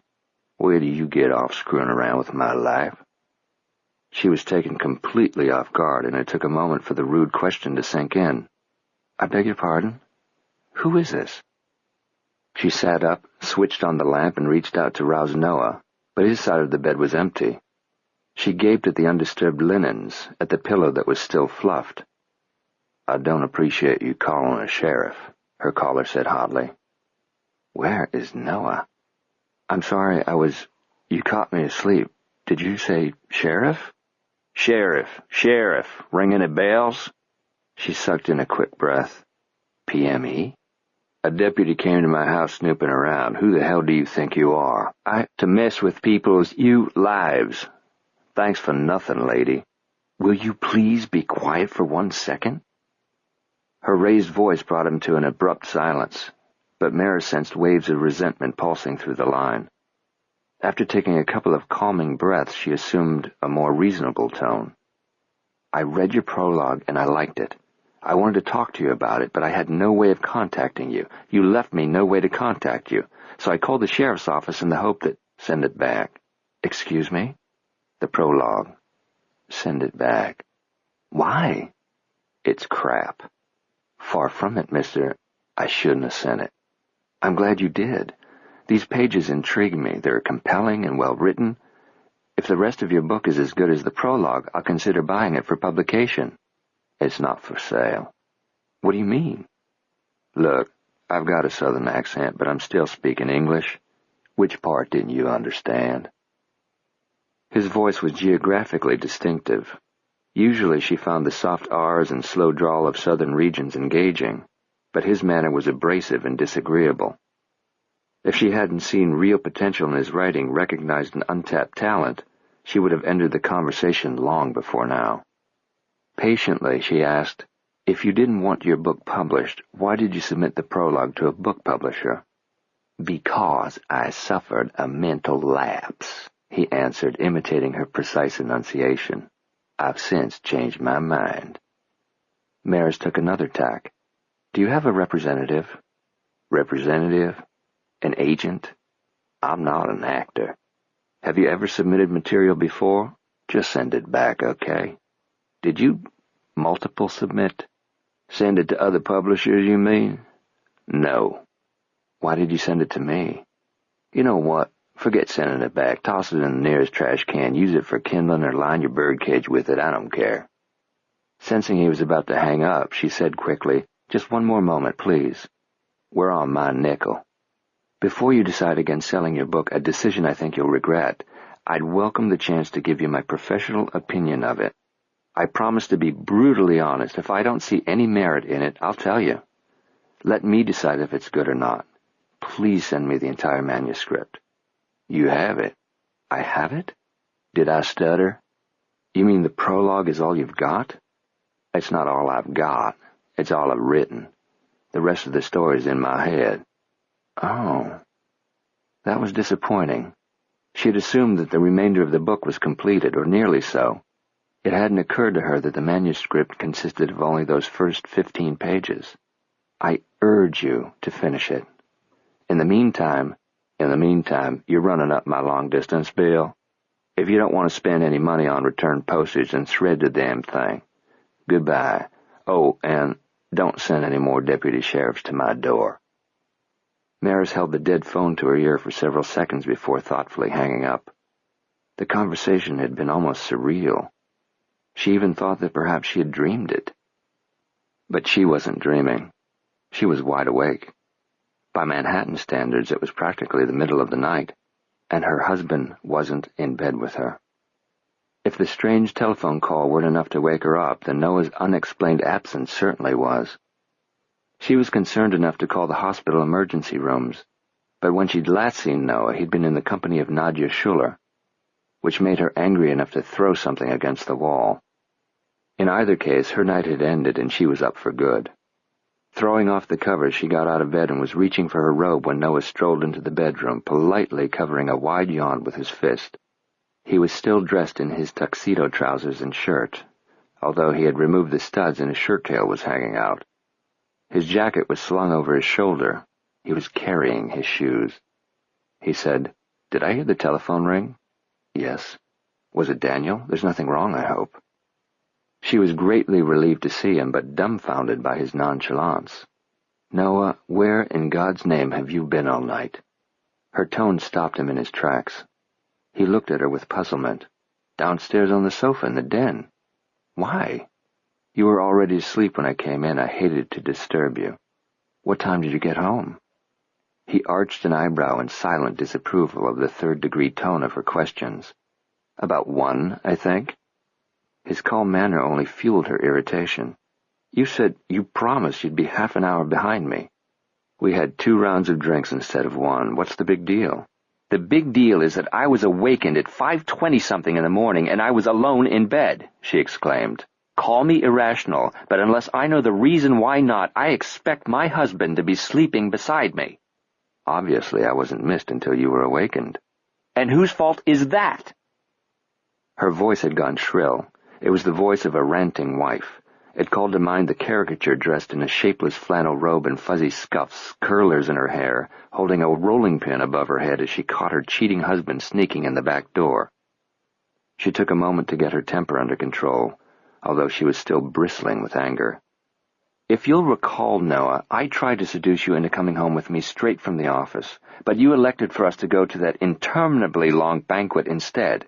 Following that, I tried to talk you into salvaging at least part of the evening just for us, but you chose to have drinks with Vampira and that dopehead." He dropped his shoes to the floor, removed his shirt, then unzipped his trousers and stepped out of them. "Each book that dopehead writes sells over 500,000 copies in hardcover. His paperback sales are triple that. But he thinks he can get even higher numbers. He's unhappy with his present publisher and is considering moving to another." Vampira set up the date for drinks, thinking that it would be a beneficial meeting for both parties. Indeed it was. The author agreed to let us work up a publishing proposal. We'll be hearing from his agent to discuss terms. I had hoped to surprise you and Daniel with this good news tomorrow, but—" He shrugged eloquently, then moved to the bed and sat down on the edge of it. "And just to come completely clean with you," he continued, "I confess that the dopehead got so drunk we couldn't conscientiously put him into a taxi by himself. Nadia and I accompanied him to his apartment and put him to bed. Not a pleasant chore, I assure you. Then she and I shared a taxi back uptown. I dropped her off at Trump Tower, then after arriving home I came upstairs, saw you sleeping soundly, and decided not to disturb you. Throughout the evening I was acting in what I thought was our best interest." He placed his hand over his heart and bowed his head slightly. "Forgive me, my thoughtlessness." Despite his logical explanation, Maris still believed she had a right to be angry. "You could have called, Noah." "I could have, but knowing how exhausted you were, I didn't want to disturb you. I don't like being obligated to Nadia. I don't like being obligated to anyone. On the other hand, it's not very smart to intentionally alienate Nadia. If she likes you, she bestows favors. If she dislikes you, she can inflict some serious damage. And either way, if you're a man, you get screwed." That caused him to smile. "Why is it that a woman, and especially you, is never more beautiful than when she's angry?" "I was." "I know. I am." "Don't be. I'm sorry I worried you. I didn't mean to." He looked at her and smiled gently. "You have no reason to be jealous, you know." "Oh, really?" she asked deadpan. "I think I have every right to be paranoid, considering the number of affairs you had before we were married." "You had affairs too, Maris." "2. You had that many a week, and you had a 10-year head start." He grinned at her exaggeration. "I'm not even going to honor that with a comment. The point is that I married you. Sacrificing all that fun?" Laughing, he patted the spot beside him on the bed. "Why don't you stop this nonsense, retract the talons, and simply forgive me? You know you want to." Her eyes narrowed with feigned malevolence. "Don't push it, Maris." Reluctantly, she moved toward him. When she was still a distance away, he reached out far enough to take her hand and draw her down beside him on the bed. He tucked a strand of her hair behind her ear and kissed her cheek. She put up token resistance, but not for long. When their first long kiss ended, she whispered, "I hankered for this all day yesterday. All you had to do was ask. I did." "So you did," he said with a regretful sigh. "Let me make it up to you. Better late than never. Didn't you say something earlier about dispensing with these jammies?" Moments later they were both down to their skin. Nibbling her neck, he asked, "Who called?" "The telephone call that woke us up. Who was that?" "That can wait." Seizing the initiative, she guided his hand down her belly to the notch of her thighs. "If you want to talk now, Noah, talk dirty." Chapter 4. Daniel Matherly laid aside the manuscript pages and thoughtfully pinched his lower lip between his thumb and fingers. "What do you think?" Maris asked. "Is it my imagination, or is it good?" Taking advantage of the mild morning, they were having breakfast on the patio of Daniel's Upper East Side townhouse. Terracotta pots of blooming flowers provided patches of color within the brick enclosure. A sycamore tree shaded the area. While Daniel was reading the Envy prologue, Maris had helped Maxine put together their meal. Maxine, the Matherlys' housekeeper, had been practically a member of the family a full decade before Maris was born. This morning she was her cantankerous self, protesting Maris's presence in her kitchen and criticizing the way she squeezed the fresh orange juice. In truth, the woman loved her like a daughter and had acted as a surrogate since the death of Maris's mother when she was still in grade school. Maris took the housekeeper's bossiness for what it was, an expression of her affection. Maris and Daniel had eaten their egg-white omelets, grilled tomatoes, and wheat toast in silence while he finished reading the prologue. "Thank you, Maxine," he said now when she came to clear away their dishes and pour refills of coffee. "And yes, dear," he said to Maris, "it's good." "I'm glad you think so." She was pleased over his validation of her opinion, but she also valued his. Her father was perhaps the only person in the world who had read and reread more books than she. If they disagreed on a book, allowances were made for their individual tastes, but both could distinguish good writing from bad. New writer? I don't know. He reacted with surprise. You don't know? This wasn't a typical submission by any stretch. She explained how she had come to read the prologue and what little she had learned about the elusive author. She ended by recounting her pre-dawn telephone conversation with him. When she finished, she asked crossly, "Who goes strictly by initials? It's juvenile and just plain weird, like the artist formerly known as Prince." Daniel chuckled as he stirred cream substitute into his last permitted cup of coffee for the day. "I think it adds a dash of mystery and romance." She scoffed at that. "He's a pain in the butt." "No doubt. Contrariness falls under the character description of a good writer, or a bad one for that matter." As he contemplated the enigmatic author, Maris studied her father. When did he get so old? She thought with alarm. His hair had been white for almost as long as she could remember, but it had only begun to thin. Her mother, Rosemary, had been the widowed Daniel's second wife, and 15 years his junior. By the time Maris was born, he was well into middle age. But he'd remained physically active. He watched his diet, grudgingly but conscientiously. He'd quit smoking cigarettes years ago, although he refused to surrender his pipe. Because he had borne the responsibility of rearing her as a single parent, he had wisely slowed down the aging process as much as it was possible to do. Only recently had the years seemed to catch up with him. To avoid aggravating an arthritic hip, he sometimes used a cane for additional support. He complained that it made him look decrepit. That was too strong a word, but secretly, Maris agreed that the cane detracted from the robust bearing always associated with him. The liver spots on his hands had increased in number and grown darker. His reflexes seemed not to be as quick as even a few months ago. But his eyes were as bright and cogent as ever when he turned to her and asked, "I wonder what all that was about." "All what, Dad?" "Failing to provide a return address or telephone number." "Then the telephone call this morning. His claims that the prologue was crap, etc." She left her chair and moved to a potted geranium to pluck off a dead leaf that Maxine had overlooked. Maris had urged the housekeeper to get eyeglasses, but she claimed that her eyesight was the same now as it had been 30 years ago, to which Maris had said, "Exactly. You've always been as blind as a bat and too vain to do anything about it." Absently twirling the brown leaf by its stem, she considered her father's question. He wanted to be sought and found, didn't he? She knew she'd given the correct response when Daniel beamed a smile on her. This was the method by which he had helped her with her lessons all through school. He never gave her the answers, but guided her to think the question through until she arrived at the correct answer through her own deductive reasoning. "He didn't have to call," she continued. "If he hadn't wanted to be found, he could have thrown away my telephone numbers. Instead, he calls at a time of day when he's practically guaranteed to have the advantage, and protests too loudly and too much." Frowning, she returned to her wrought iron chair. "I don't know, Dad. He seemed genuinely angry, especially about the deputy sheriff." "He probably was, and I can't say that I blame him. But he couldn't resist the temptation to establish contact with you and hear what you had to say about his work, which I think is compelling. That prologue has me wondering about the young man in the boat. Who is he? What's his story? What caused the fight between him and his friend?" "Envy," Daniel supplied. "Which is provocative, don't you think? Envy of what? Who envied whom?" "I can see that the prologue served its purpose.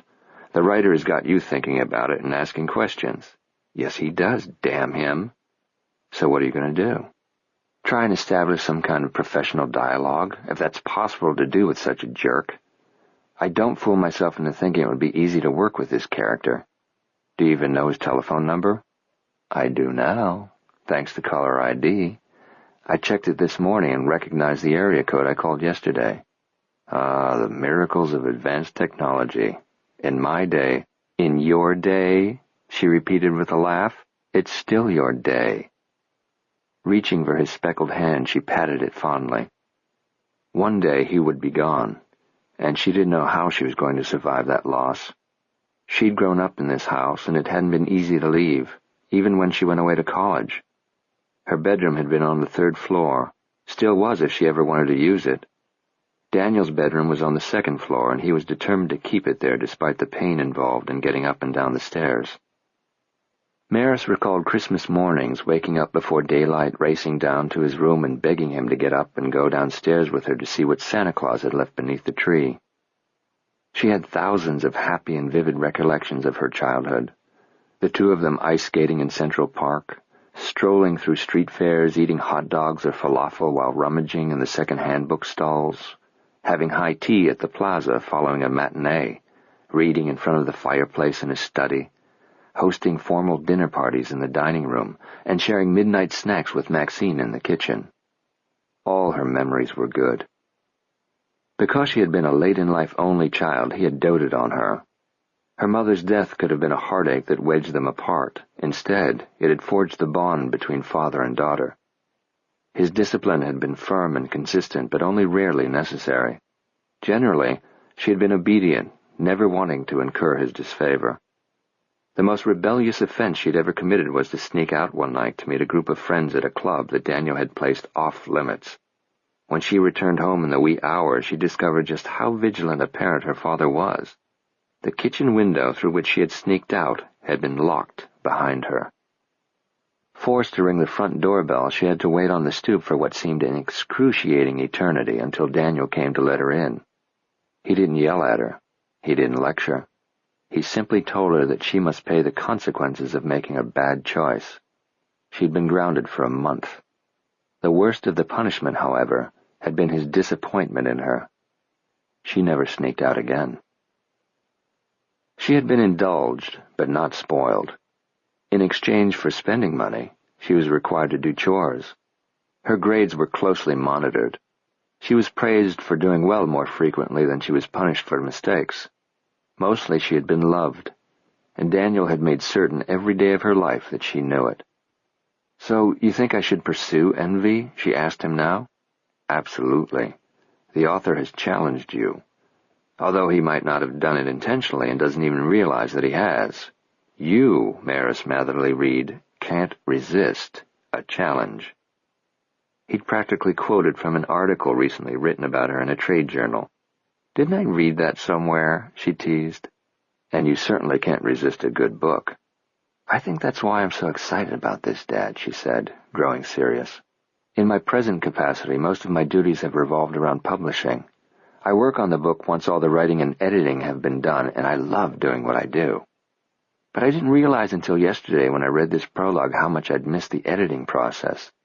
These days I read the final, polished version of a manuscript just before I send it to production. I can't dwell on it because there are a million decisions about another dozen books that are demanding my attention. I've missed working one-on-one with an author, helping with character development, pointing out weaknesses in the plot. God, I love that." "It's the reason you chose to enter publishing," Daniel remarked.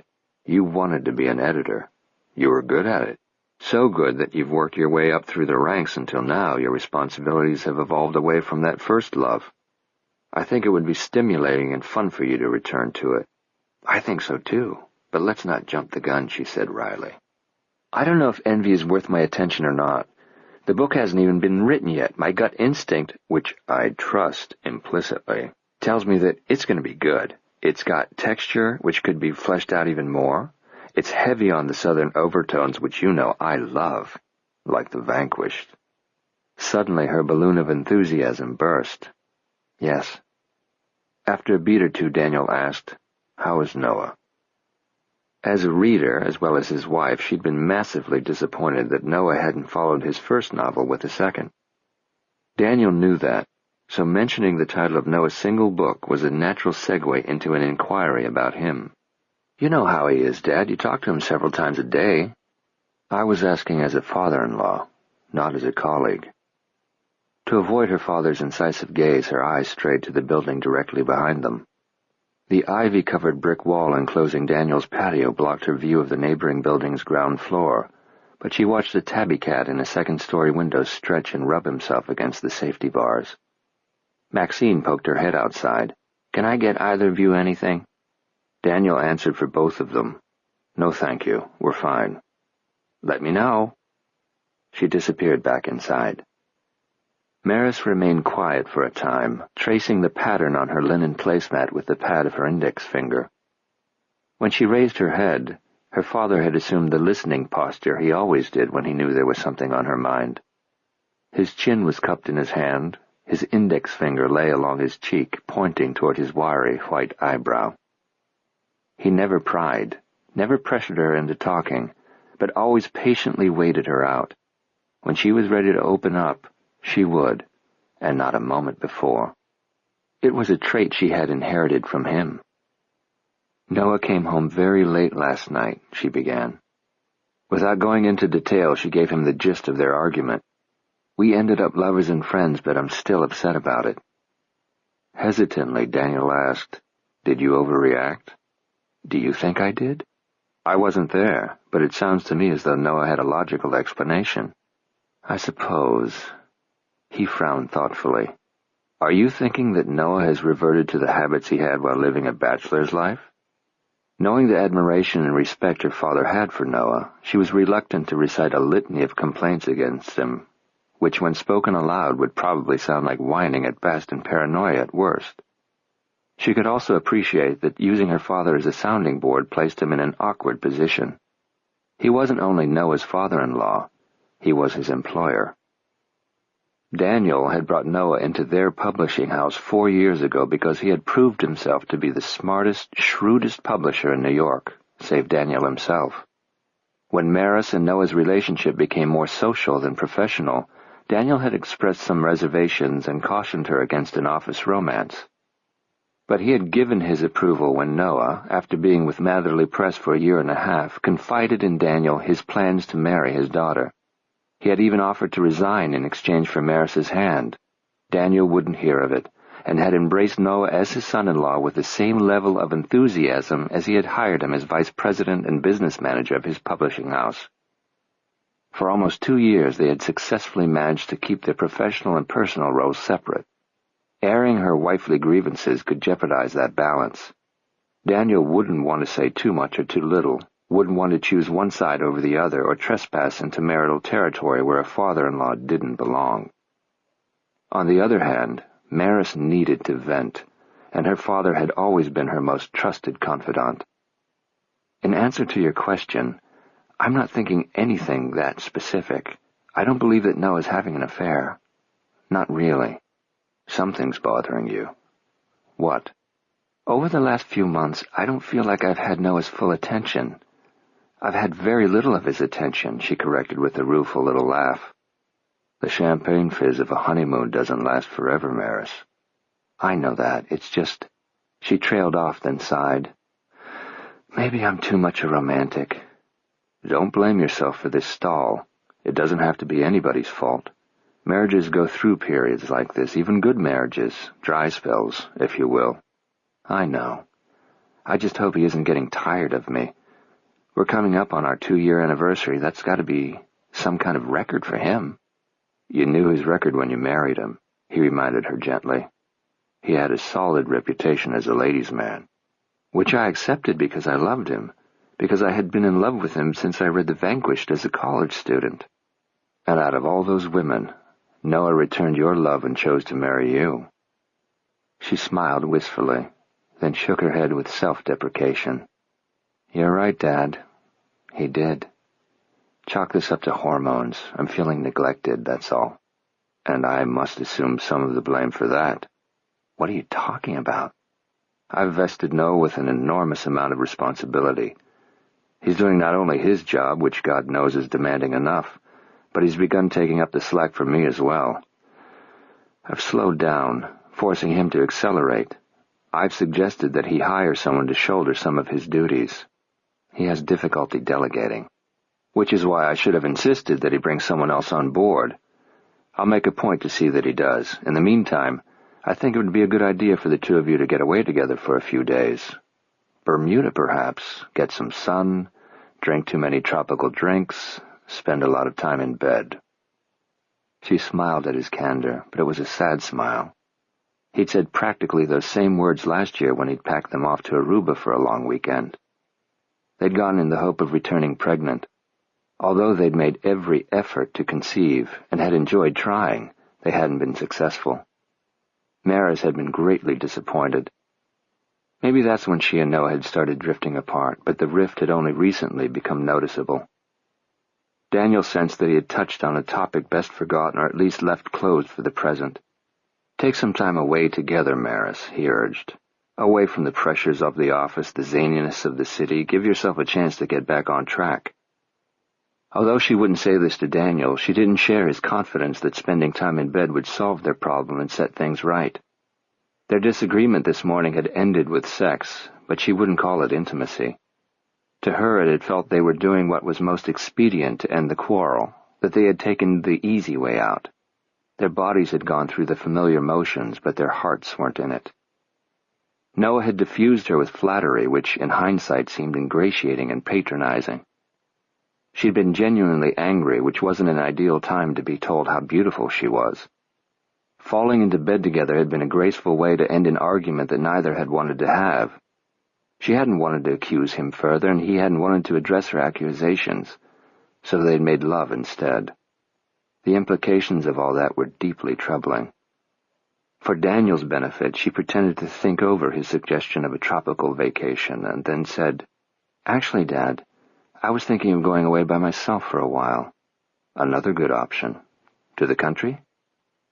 Frequently, when the city became too claustrophobic, she went to their house in rural western Massachusetts and spent long weekends catching up on paperwork and reading manuscripts. In the Berkshires, without the constant interruptions imposed on her in the office, she could concentrate and accomplish much in a relatively short period of time. It was natural for Daniel to assume that she would choose their country house for her retreat. But she shook her head. "I think I'll go to Georgia." Noah took it with equanimity. "I'm all for you getting away for a few days," he told her when she announced her intention to take a trip south. "A change of scenery will do you good, but what in heaven's name is in Georgia? A new spa? An author? You'll be working? The whole point of taking a few days off is to relax, isn't it? Remember the prologue I told you about yesterday? The one from the slush pile?" She ignored the skeptical slant of his grin. "I had difficulty locating the author, but finally did." "Difficulty?" "Long story, and we've got that meeting in 10 minutes. Suffice it to say, he's not your routine writer trying to get published." "In what way is he different?"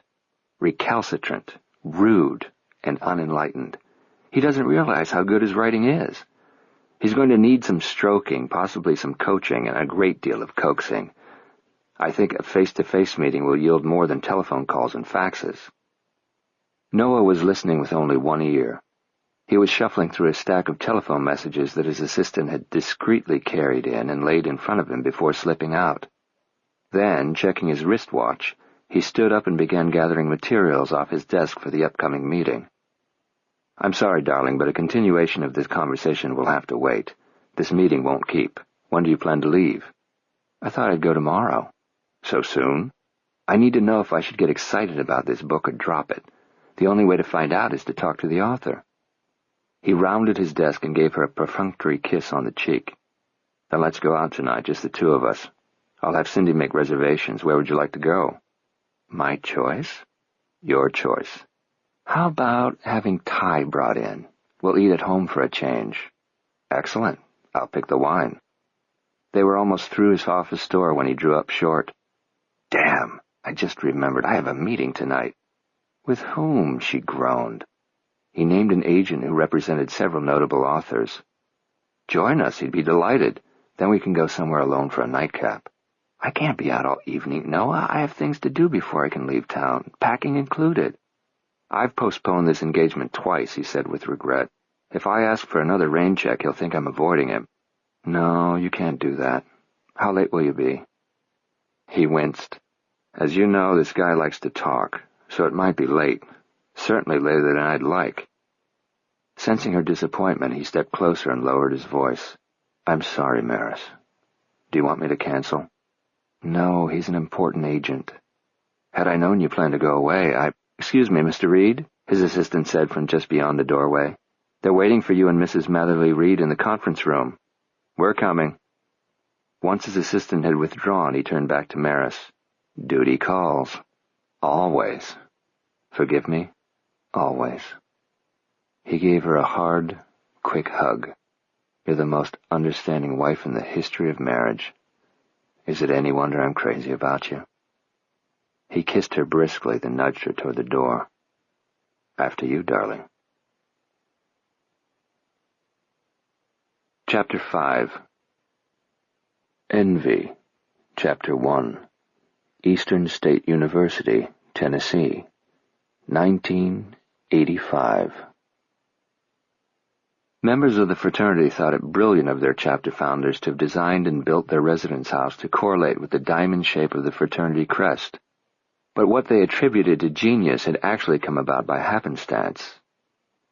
When shopping for a lot on which to build their fraternity house, those thrifty young men in the class of 1910 had purchased the least expensive lot available, a deep corner lot whose owner was eager to sell.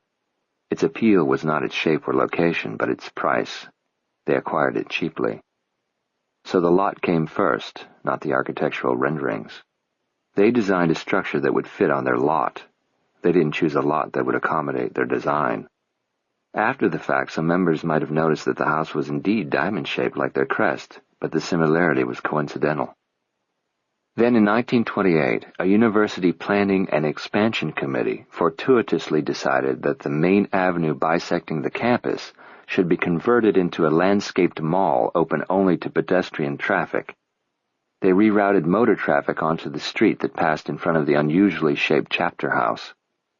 Consequently, through no genius of the founders, this location at a key intersection gave the fraternity a commanding presence on campus that was coveted by every other. The front of the 3-story house faced the corner, with wings extending at 45-degree angles from either side of it. Between the wings and the rear of the building were a limited and insufficient number of parking spaces, basketball hoops, sans baskets, overflowing trash cans, 2 rusty charcoal grills, and a chain-link fenced dog run that was occupied by Brew, the fraternity's chocolate lab mascot. The building's facade was much more imposing. The stone path leading up to the entry was lined with Bradford pear trees that blossomed snowy white each year, providing natural decoration for the fraternity's annual spring swing formal. Photographs of these trees in full bloom frequently appeared on the covers of university catalogs and brochures. This bred resentment in rival fraternities. Whenever threats of chainsaws circulated, pledges were ordered to post 24-hour guard. Not only would the fraternity lose face on campus if their trees were chopped down, their residence hall would look naked without them.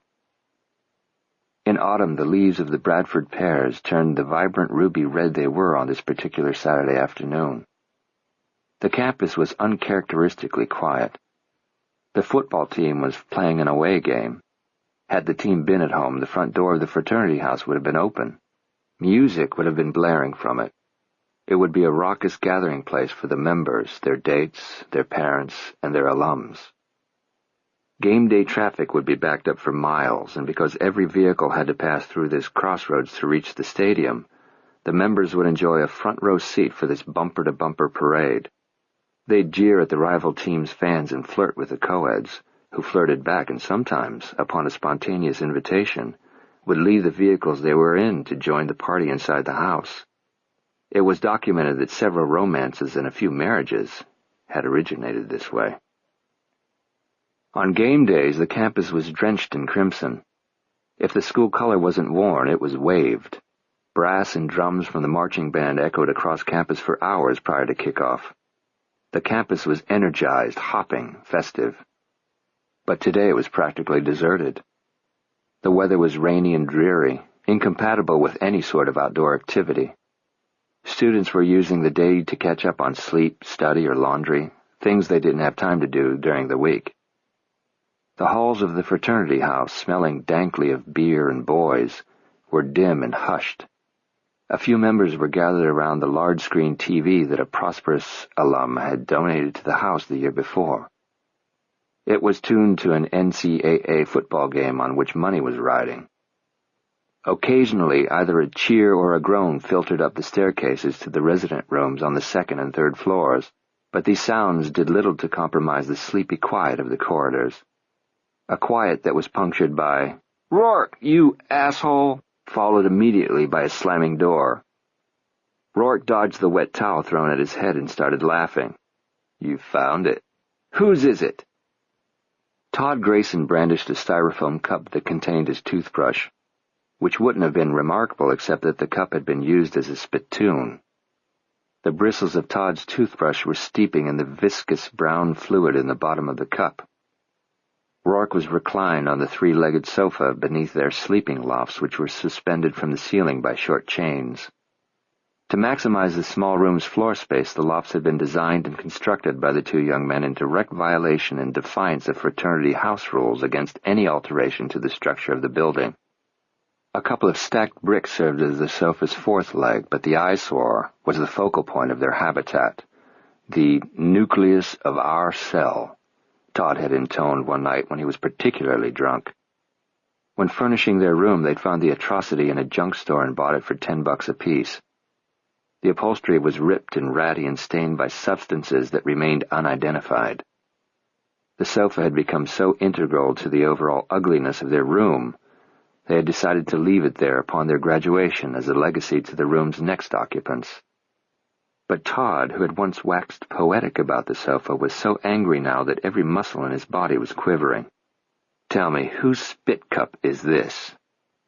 Rourke was clutching his middle, laughing. "You don't want to know. Brady. If it's Brady, swear to God I'll kill you." Brady lived down the hall. He was a terrific guy, an ideal fraternity brother, the type who, on a moment's notice and without any complaint, would come out and get you if your car broke down on a snowy night. Brady had a heart of gold. Personal hygiene, however, wasn't one of his strong suits. "Not Brady. Castro? Jesus, please tell me it's not Castro," Todd groaned. "That fucker's diseased." The second man under consideration wasn't Cuban. His real name was Ernie Campello. He'd been dubbed Castro because of his talent for growing curly black hair, not only on his head and the lower half of his face, but all over his body. God only knows what's crawling around in that pelt of his. Rourke laughed at that and said, "Lisa somebody called." The casual statement instantly doused Todd's anger. "Lisa Knowles? Sounds right. When? 5 minutes ago. Did she leave a message? Do I look like a secretary?" "You look like an asshole with teeth. What did she say?" "She said you had a pencil dick. Or did she say needle dick? Gee, Todd, I can't remember. Sorry, but I did write down her number. It's on your desk. I'll call her later." "Who is she? Is she hot?" "Yeah, but she's seen some Delt. She's in my North American history class and she needs notes." "Too bad." Todd shot his grinning roommate a dirty look, then tossed the offensive cup into their trash can. He'd been showering in the communal bathroom down the hall when Rourke sneaked in and put his toothbrush in tobacco-laced sputum. "Don't be pissed," Rourke said as Todd rummaged in a bureau drawer for a pair of boxers. "It was a damn good joke and worth the expense of a new toothbrush. It was worth twice the expense." "Are you going to tell me whose it was?" "Don't know. Found it on a windowsill on the 3rd floor. Jesus, it could be anybody's. That was the general idea." "I'll get you back," Todd threatened as he pulled on a T-shirt. "I mean it. You just screwed yourself but good, buddy." Rourke merely laughed. "Didn't you have anything better to do? You've been lying on your ass all day. Gotta finish this over the weekend." Rourke held up a paperback copy of The Great Gatsby. Todd snorted scornfully. "The most pussy-whipped character in the history of American fiction. Want to get something to eat?" "Sure." Rourke rolled off the sofa and shoved his feet into a pair of sneakers. As they went through the door, he and Todd ritualistically kissed their fingers and slapped them against the Playmate of the Month on their calendar. "Later, sweetheart." It was their place. They were regulars. The moment they cleared the door of TR's, TR himself drew them a pitcher of beer and delivered it to their booth. "Thanks, TR. Thanks, TR." There were no menus, but it wasn't even necessary to order. Knowing what they liked, TR waddled back behind the counter and started building their pie. It and their beer would go on their joint account, which they would pay when they got around to it. TR had been providing his customers with this kind of personalized service for 30-something years. The story was that he had enrolled in the university as a freshman, but ended his first term by skipping finals. He used his second semester tuition money to make a down payment on this building, which was then on the verge of being condemned. TR hadn't bothered to make renovations, and it stood today as it had when he assumed occupancy.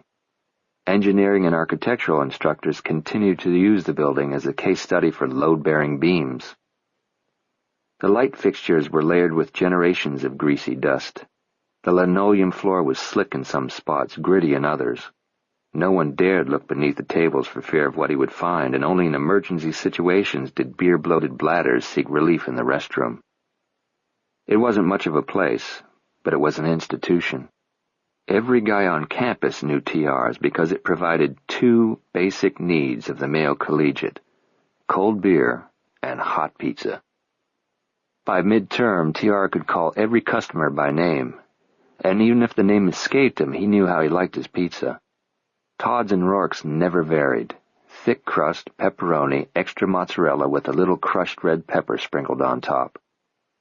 Rourke ruminatively chewed his first wonderfully cheesy bite. "You really think so?" "Think what?" "The Gatsby was a pussy." Todd wiped his mouth with a paper napkin from the table dispenser, took a gulp of beer. "The guy's rich. Lives like a friggin' prince or something. He has everything a man could want. Except the woman he loves, who's a selfish, self-centered airhead, borderline if not full-fledged neurotic who continually craps on him. But Daisy represents to Gatsby what his money couldn't buy: the unattainable. Respectability?" Todd lifted another slice of pizza from the bent metal platter and took a bite. With his money, why should he give a shit whether or not he's accepted? He paid the ultimate price for an ideal. Shaking his head, he added, "Not worth it." "Huh." More or less agreeing, Rourke drank from his frosted mug. They discussed the merits of Gatsby, then of Fitzgerald's work in general, which brought them around to their own literary aspirations. Rourke asked, "How you coming on your manuscript?" A novel of 70,000 words minimum was their senior project, their capstone prior to receiving a Bachelor of Arts degree. The one obstacle standing between them and graduation was the scourge of every creative writing student: Professor Hadley. Todd frowned. "Hadley's up my ass about characterization." "Specifically?" "They're cardboard cutouts," he says. "No originality, spontaneity, depth, blah, blah, blah." "He says that about everybody's characters." "Yours included?" "I haven't had my critique yet," Rourke replied. "Next Tuesday, bright and early, 8 o'clock. I'd be lucky to escape with my life." The two young men had met in a required composition class their first semester as freshmen. The instructor was a grad student who they later decided didn't know his dick from a dangling participle. The first week of class he assigned a 5-page essay based on John Donne's Devotions. Taking himself far too seriously, the instructor had assumed a professional stance and tone.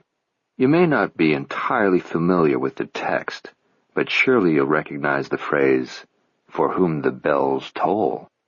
"Excuse me, sir." Todd raised his hand and innocently corrected him. "Is that the same as 'For whom the bell tolls'?" Recognizing a kindred spirit, Rourke introduced himself to Todd after class. Their friendship was established that afternoon. A week later they negotiated a swap with the roommates the university had randomly assigned them. "Suits me," Rourke grumbled when they proposed the idea to him. He gave Todd a word of warning. He pecks on that goddamn typewriter 24 hours a day. They received the 2 highest grades in the class on that first writing assignment. "The jerk wouldn't dare award an A," Rourke sourly observed. Scrawled on the cover of his blue book was a large B+. "At least you got the plus sign after yours," Todd remarked of his B. "You would've if you hadn't been a smartass that first day." That really pissed him off. Fuck him. When I write the great American novel, he'll still be grading freshman writing assignments. "Ain't gonna happen," Rourke deadpanned. Then he flashed a wide, white smile. "Because I'm gonna write the great American novel." Love of books and the desire to write them was the foundation on which their friendship was built. It was a few years before cracks were discovered in that foundation, and by the time those fissures were discovered, massive damage had already been done, and it was too late to prevent the structure's total collapse. They were well-rounded students, maintaining good grades in the required subjects, but excelling in the language arts. Their second semester they pledged the same fraternity. They were avid sports enthusiasts and good athletes. They played on their fraternity football and basketball teams, sometimes competing with each other as avidly as with rival teams. They were active and well-known on campus. Todd was elected to the Student Congress. Rourke organized a campus-wide food drive to benefit a homeless shelter. Both wrote occasional editorials, articles, and human interest stories for the student newspaper. After one of his stories was published, Rourke was approached by the dean of the journalism school. He was highly complimentary of Rourke's work and asked him to consider switching the focus of his endeavors from creative writing to journalism. Rourke declined. Fiction was his first love. Rourke never told Todd about that conversation, but he celebrated when Todd won first place in a national collegiate fiction writing competition. Rourke's submission hadn't even earned an honorable mention. He tried to conceal his jealousy. They caroused and partied with their fraternity brothers. They drank enough beer to float a fleet. Occasionally they shared a joint, but they didn't make a habit of it and never tried hard drugs.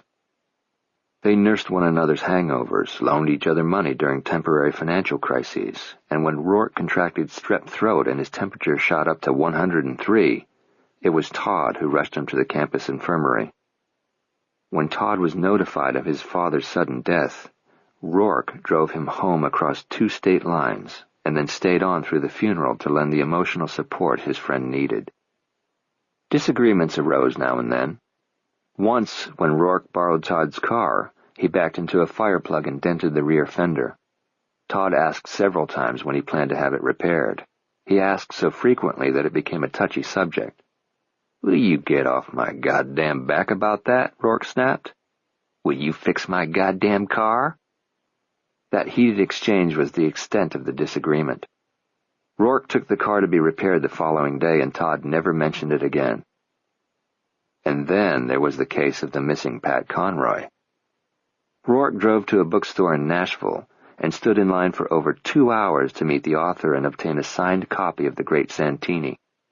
He admired Conroy more than any other contemporary novelist and nearly embarrassed himself when Conroy wished him good luck with his own writing pursuits. The autographed book was his most prized possession. Todd asked to borrow it. He claimed that when he finished reading it, he replaced it in Rourke's bookshelf. It never turned up, not even when Rourke practically tore the room apart searching for it. What happened to the book remained a mystery. They eventually stopped arguing about it, but Rourke never loaned Todd a book again, and Todd never asked to borrow one. They were good-looking, each in his own way, so there was never a shortage of girls. When they weren't talking about books, chances were very good that the subject was women. If one of them got lucky and a young lady stayed over, the other bunked down in a neighboring room. One morning, after a young lady had taken the walk of shame down the hallway of the fraternity house on her way out, Todd looked over at Rourke and said morosely, "She wasn't all that hot, was she?" Rourke shook his head. "Last night you were looking at her through beer goggles." "Yeah," Todd sighed, then with a sly smile added, "But it all feels good in the dark, doesn't it?" They talked about women tirelessly and shamelessly, unabashedly adhering to the double standard. Only Rourke came close to having a serious relationship, and only once. He met her during his food drive. She had volunteered to help. She had a beautiful smile and a slender athletic body. She was a smart and conscientious student, and could converse intelligently on any number of subjects. But she also had a good sense of humor and laughed at his jokes. She was an excellent listener who focused on the topic when it turned to something serious. She taught him how to play chopsticks on the piano, and he persuaded her to read The Grapes of Wrath. She was a passionate kisser, but that's as far as she would go. She clung to a strict moral code founded on her religion, and she didn't intend to break it. She had it in high school with her longtime sweetheart. and she wasn't going to until she knew she was with the man she would marry and grow old with. Rourke admired her for it, but it was damn frustrating. Then she called him one night and said she had just finished reading the Steinbeck classic, and if he wasn't busy, she would like to see him. He picked her up, they went for a drive, then they parked. She had loved the classic novel and thanked him for sharing it with her. Her kisses that night were more passionate than ever. She raised her sweater and pressed his hand against her bare breast. And if caressing her and feeling her response wasn't the most physically gratifying sexual experience Rourke ever had, it was certainly the most meaningful. She was sacrificing something of herself to him, and he was sensitive enough to realize it.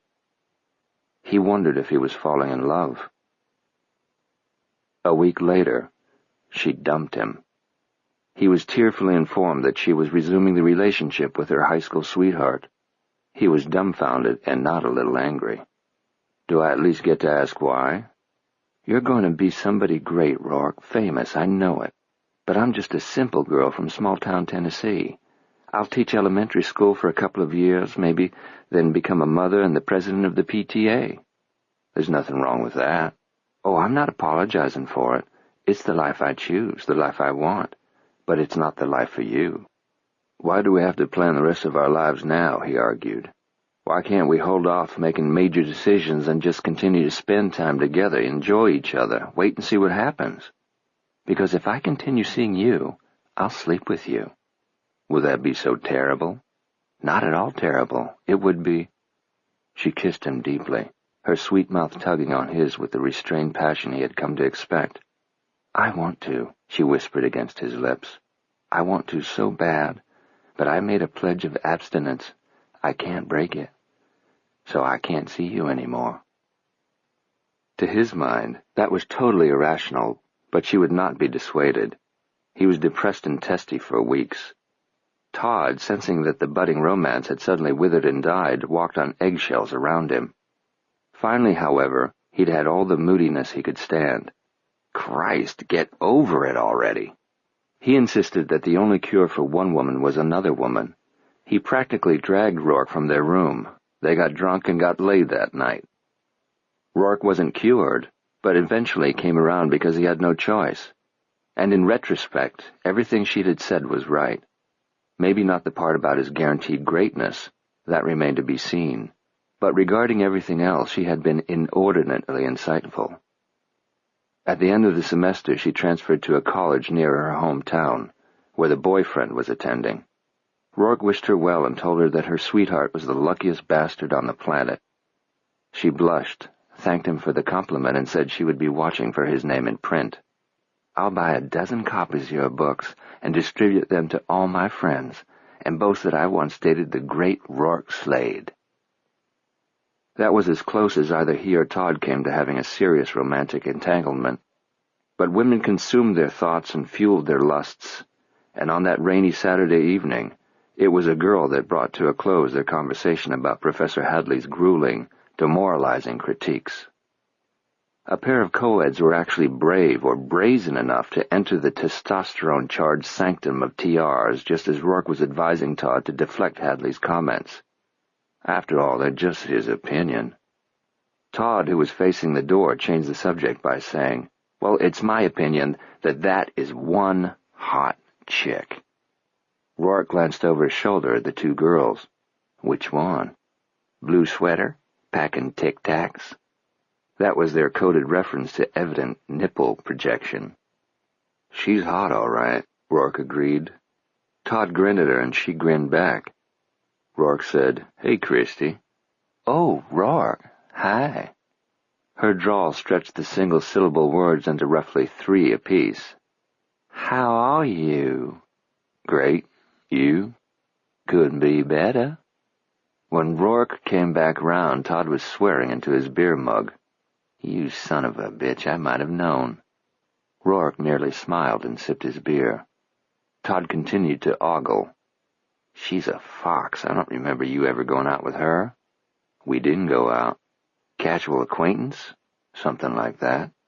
"My ass," Todd scoffed. "You got on her." Didn't you?" "Maybe. Once, I think. We might have just mugged during a party. The girls were now receiving instruction from several other customers on how to line up a pool shot. The lesson required bending over the billiard table, which provided Todd an anatomical perspective of Christie that actually caused him to moan. Damn. Try not to drool, okay? Rourke admonished. It's embarrassing. He slid from the booth and approached the laughing group. The other men eyed him resentfully when he took Christie's elbow and steered her toward the booth. Christie? Todd, my roommate. Todd, this is Christie. Rourke ushered her into his side of the booth so that they were seated across from Todd. Hi, Christie. Hi. Would you like a beer? Love one. He signaled TR to bring another pitcher and a third mug. Pizza? No, thanks. Rourke waded through the pouring of the beer before saying to Christie, Listen, this is a bitch, but I got a split. Are you okay with me leaving you in his company? He's fairly harmless. Her pout could have sold 1,000,000 tubes of L'Oreal lipstick to men. It's Saturday night, Rourke, she whined. Where do you have to go? I left Gatsby, Daisy, and the gang waiting on me. I need to get back to him. He tilted his head toward Todd. If he gets out of line, let me know. I'll knock him round for you.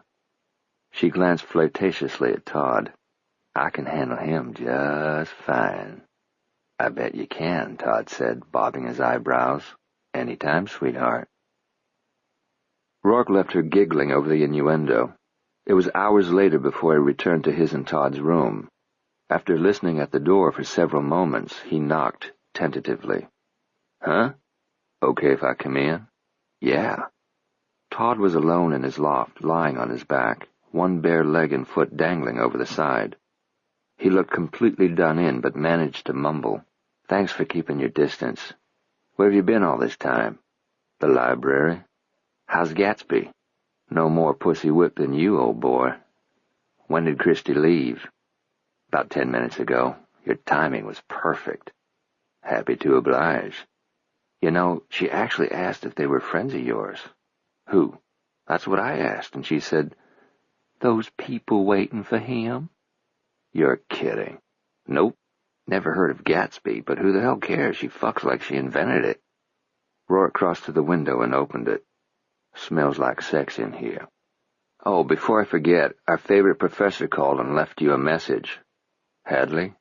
Said he has a conflict at 8, so he bumped your appointment up to 9 o'clock Tuesday morning. Fine by me, I won't have to get up so early. Todd yawned and turned toward the wall. Thanks again for Christie. She was something else. Good night. Chapter 6. Following the meeting that she and Noah had been required to attend, Maris went home from the office alone. There was a moment while she was getting mail from their box that she was tempted to ask the night duty doorman if he had noticed what time Noah had come in that morning, but she couldn't think of a way to ask without embarrassing both of them, especially herself. She had a Thai dinner delivered. As she ate, she reviewed the revisions an author had made to her manuscript, signed off on them, and marked the manuscript ready to go to a copy editor. She checked her calendar one final time to make certain that she and her assistant hadn't overlooked an appointment that needed to be rescheduled. She had blocked out the remainder of the week for her trip to Georgia, which might be a tad optimistic considering that the author hadn't been notified of her pending visit. But in this instance, begging forgiveness was preferable to asking permission. She had to be assertive. With him, her approach must be proactive and aggressive. Timidity wouldn't make a dent. Rearranging her busy schedule and making travel arrangements had cemented her determination to go and see him whether or not he was agreeable. Having put off for as long as possible the unpleasant chore of alerting him to her arrival, she dialed the number that had appeared on her caller ID machine that morning. The telephone rang 4 times before it was answered. Yeah? This is Maris Matherly Reed? Jesus. No, Maris Matherly Reed. He said nothing to that, not even a cranky "what do you want?" although his hostile silence spoke volumes. I was thinking. She halted. Wrong tack. Give him no outs, Maris, not even wiggle room. I'm coming to St. Anne Island to see you, she declared. I beg your pardon? I was speaking English, wasn't I? Which part didn't you understand? After a moment, he made a gruff sound that could have passed for a laugh. That's two. You're on a roll tonight. Well, I try. So you're coming to St. Anne? Yes, I am. I gotta warn you, it's different from what you're used to. Folks like you, folks like me, usually vacation on the more developed islands, Hilton Head, St. Simon, Amelia. This isn't a vacation trip. No, I'm coming to talk to you. We've talked. Not face to face. What have we got to talk about, the flora and fauna of Georgia's Sea Islands? Your book. I've already told you that my book isn't for sale. You also told me that there is no book. Which is it? She had trapped him. His stony silence indicated that he knew it. I'll be arriving tomorrow evening. It's your money. Could you recommend a... She was talking to a dead line. He'd hung up on her. Stubbornly, she dialed him back. Yeah? I was asking if you could recommend a hotel in Savannah. When he hung up on her again, Maris laughed. As her father had said, he was protesting too loudly and too much. Little did Mr. P.M.E. know that the more he balked, the more determined she became. She had just slid her suitcase from beneath the bed to begin packing when the telephone rang. She expected it to be the author. He'd probably invented some very good reasons why it was inconvenient or impossible for him to see her when she arrived tomorrow. Bracing herself for a barrage of excuses, she answered with a cheerful, "Hello." To her surprise, a man with a broad Brooklyn accent asked to speak with Noah. "I'm sorry, he isn't here." "Well, I gotta know what to do with this key." "Key?" "We don't make house calls after hours, you know. Only, see, Mr. Reed give me 20 extra bucks to get it here tonight. He was old lady or what?" "Are you sure you have the right Noah Reed?" "Deals with books or something." "Yes, that's my husband." "Well, he give me this address in Chelsea. He said..." "What address?" He recited an address on West 22nd. "Apartment 3B. He asked me to change out the lock yesterday, on account of he already moved some stuff in there, and didn't want old keys floating around, you know. Only I didn't bring an extra key yesterday, and he said he needed at least one extra, so I told him he'd have it tonight. I'm here with the key, but the super's out for the evening. There's a note on his door, says call, but a call ain't gonna help me, is it? I don't trust leaving a key to Mr. Reed's apartment with the neighbors. You never know about people, am I right?" "What kind of stuff?" "Huh?" "You said some stuff had already been moved into the apartment." "Stuff. Furniture, you know. The kind of stuff rich folks have in their places. Rugs, pictures, and shit. Could I afford nice stuff like that? Forget about it. All I know is I'm ready to give my butt home in my lounge on account of the Mets game, only I don't want to offend Mr. Reed. He give me 20 extra bucks." "So you said." "I'll give you 20 more if you'll wait for me. I'll be there in 15 minutes. Maris left her building and practically ran the 2 blocks to the subway station at 72nd and Broadway. A taxi would take too long to get downtown. She wanted to see sooner rather than later the nice stuff that Noah had moved into an apartment in Chelsea that she knew nothing about. She wanted to learn sooner rather than later why he needed an extra apartment, and she wanted to know for whom he was having an extra key made. Ivy clung to the old brick, contributing warmth and charm to the building's exterior. Flowers bloomed in window boxes on either side of the narrow stoop, which was separated from street level by 8 steps. The block was lined with similar buildings that had been quaintly refurbished by urbanites trying to create a neighborhood feel and recapture the spirit of a kinder, gentler, bygone New York. The leaded glass entrance door was unlocked. The locksmith was waiting for Maris in the foyer. Somehow he had managed to zip a khaki jumpsuit over a belly that extended a good 2 feet beyond his chest. "Who buzzed you in?" she asked him after introducing herself. "I ain't the locksmith for nothing," he said with a snort. "Only, truth be told, it wasn't locked. Too hot to wait outside. I was sweating like a pig." The air conditioning was cooling her own damp skin, which she attributed to being in close confines with other sticky passengers on the subway train. The stations were notorious for being drafty and frigid in the winter and completely airless in the summer. but she was also sweating anxiously over what she would find on the third floor in apartment B. "You want to settle up with me or what?" She looked at him quizzically, then remembered the promised $20. After paying him, she asked for the key. "I gotta check it out first," he told her. "It ain't as easy as people think making keys. I never leave one with the customer before seeing if it works okay." "All right." "There ain't no elevator. We gotta climb." She nodded for him to precede her up the staircase. "Why didn't you just go up, test the key, and then leave it in the apartment? Wouldn't the door have locked behind you when you left?" "Not the deadbolt. Besides, that's all I need," he said, speaking to her over his shoulder as they rounded the second-floor landing. "Something turns up missing, I'm the first one accused of stealing." "I doubt that." "I ain't taking no chances going into a man's apartment when he ain't there. Forget about it." He was huffing and puffing by the time they reached the third level. As he approached the door, he withdrew the spare key from the pocket of his jumpsuit and slipped it into the lock. "Perfect," he said as he swung open the door. Then he stood aside and motioned for Maris to go in. "The light switch is there on your right." She felt for the switch and flipped it on. "Surprise!" The shout went up from 50 or so people, all of whom she recognized. Her mouth dropped open like a trap door.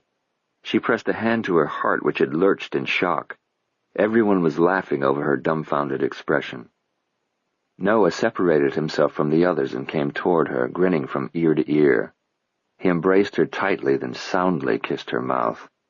"Happy anniversary, darling." But our anniversary isn't until—" "I know when it is, but you always catch on to my attempted surprises. This year I thought I'd get the jump on you. Judging by your reaction, I'd say I was successful." He looked beyond her shoulder and addressed the locksmith. "You were terrific." As it turned out, he was an actor hired to play the role. "You had me convinced that I was about to catch my cheating husband," Maris told him. "Happy anniversary, Mrs. Reed," he said in a voice that resonated with the Queen's English. It was explained to her later that his most notable role was Falstaff. Now he reached for her hand and kissed the back of it. "Enjoy your special evening." "Don't go. Stay and enjoy the party." She prevailed upon him, and he accepted her invitation. "It's okay, isn't it?" she asked Noah when the actor joined the other guests in the line at the buffet. "Whatever makes you happy, darling." "Whose apartment is this?" That part of his dialogue was true. "It's mine." "It really is?" "Whose did you think it was?" You need some champagne. But Noah, you'll get a full explanation later, I promise." After seeing to her that she had a brimming flute of bubbly, he maneuvered her through the crowd to greet their guests, which included most of the editorial staff of Matherley Press. Many remarked on how difficult it had been to keep the secret. One confessed to almost asking her what she was going to wear. "Noah would have killed me if I'd spoiled the surprise." "And look what I turned out in," Maris groaned. "A wrinkled business suit and a shiny face. I didn't know I was coming to a party." "I would kill to look like you on your worst day," the woman said. Among the guests were also a handful of local authors with whom Maris worked, and friends whose careers were in other areas entirely, including an anesthesiologist and her husband who taught chemistry at NYU, a stockbroker, and a movie producer who had turned one of the books Maris had edited into a gripping feature film. Then the crowd parted to reveal Daniel. He was seated with one hand resting on the engraved silver head of his cane, while the other was saluting her with a glass of champagne. "Dad!" "Anniversary wishes a few weeks early, sweetheart." "I can't believe you were in on this." She bent down to kiss his cheek, which glowed with a champagne flush. "You gave nothing away this morning," which was hard, considering the topic of our conversation. His meaningful look reminded her of the marital concern she had shared with him. Feeling her own cheeks grow warm with embarrassment, she said softly, "This explains why Noah has been distracted lately. I feel like a fool now." "Don't," Daniel ordered, his eyebrows lowering sternly. "A fool is someone who ignores warning signs." She kissed him again quickly before being pulled away to mingle. Noah had done an outstanding job, not only of putting over the surprise, but of planning a wonderful party. The chef of her favorite restaurant had prepared the food and was on hand to see that it was properly served. Champagne was poured liberally. The music got louder as the evening progressed, and although it was a weeknight, guests stayed late. Eventually, however, they said their good nights. Daniel was the last to leave. "Age has its benefits," he told Maris and Noah at the door. "Not many, mind you, but a few. One is that you can get tipsy on a weeknight and sleep late in the morning because there's nowhere you absolutely must be." Maris hugged him exuberantly. "I love you, Dad, and I learn something new about you every day." "For instance?" "That you're damn good at keeping secrets." "Watch your language, young lady, or I'll have Maxine wash your mouth out with soap." "It wouldn't be the first time," she laughed. After another hug, she asked Daniel if he could manage the stairs all right. "I got up here, didn't I?" he growled querulously. "Sorry I asked." Even so, she motioned for Noah to accompany Daniel down. "Is a car waiting to take you home?" "It's at the curb," Noah assured her. "I've already checked." "Good. Dad, remember I'll have my cell phone with me in Georgia. I told Maxine to call." "And she will, the old busybody. Get me out of here, Noah. Please, before Maris decides I'm ready for adult diapers." Noah guided him down the hallway toward the staircase. "I'll be right back, darling," he called to Maris. "I haven't given you your present yet." "There's more?" "Just wait, and no snooping." Now that the apartment was empty of guests, she could see it well for the first time. Tall windows on the far wall of the living room overlooked the rooftop garden on the next building. The stuff was nice, but not as pricey as the locksmith had implied. There were pictures on the walls, and an area rug beneath the seating arrangement of chairs and sofas, but the emphasis was on functionality and comfort. The galley kitchen was narrow, even by New York standards. Off the living room, a closed door led to what she assumed was a bedroom. She was making her way toward that door when hands seized her around the waist. "I thought I told you not to snoop," Noah said, nuzzling her ear. "I didn't know that I was. When are you going to tell me why you have this apartment?" "In good time. Be patient. Is my present behind door number 1? Let's take a look." He walked her toward the door. "You may open it now." The room was a small cubicle, but a generous window made it appear larger. It was furnished with a desk, a leather swivel chair, and shelves only partially filled with books. It was further equipped with a telephone, computer, and printer, and a fax machine.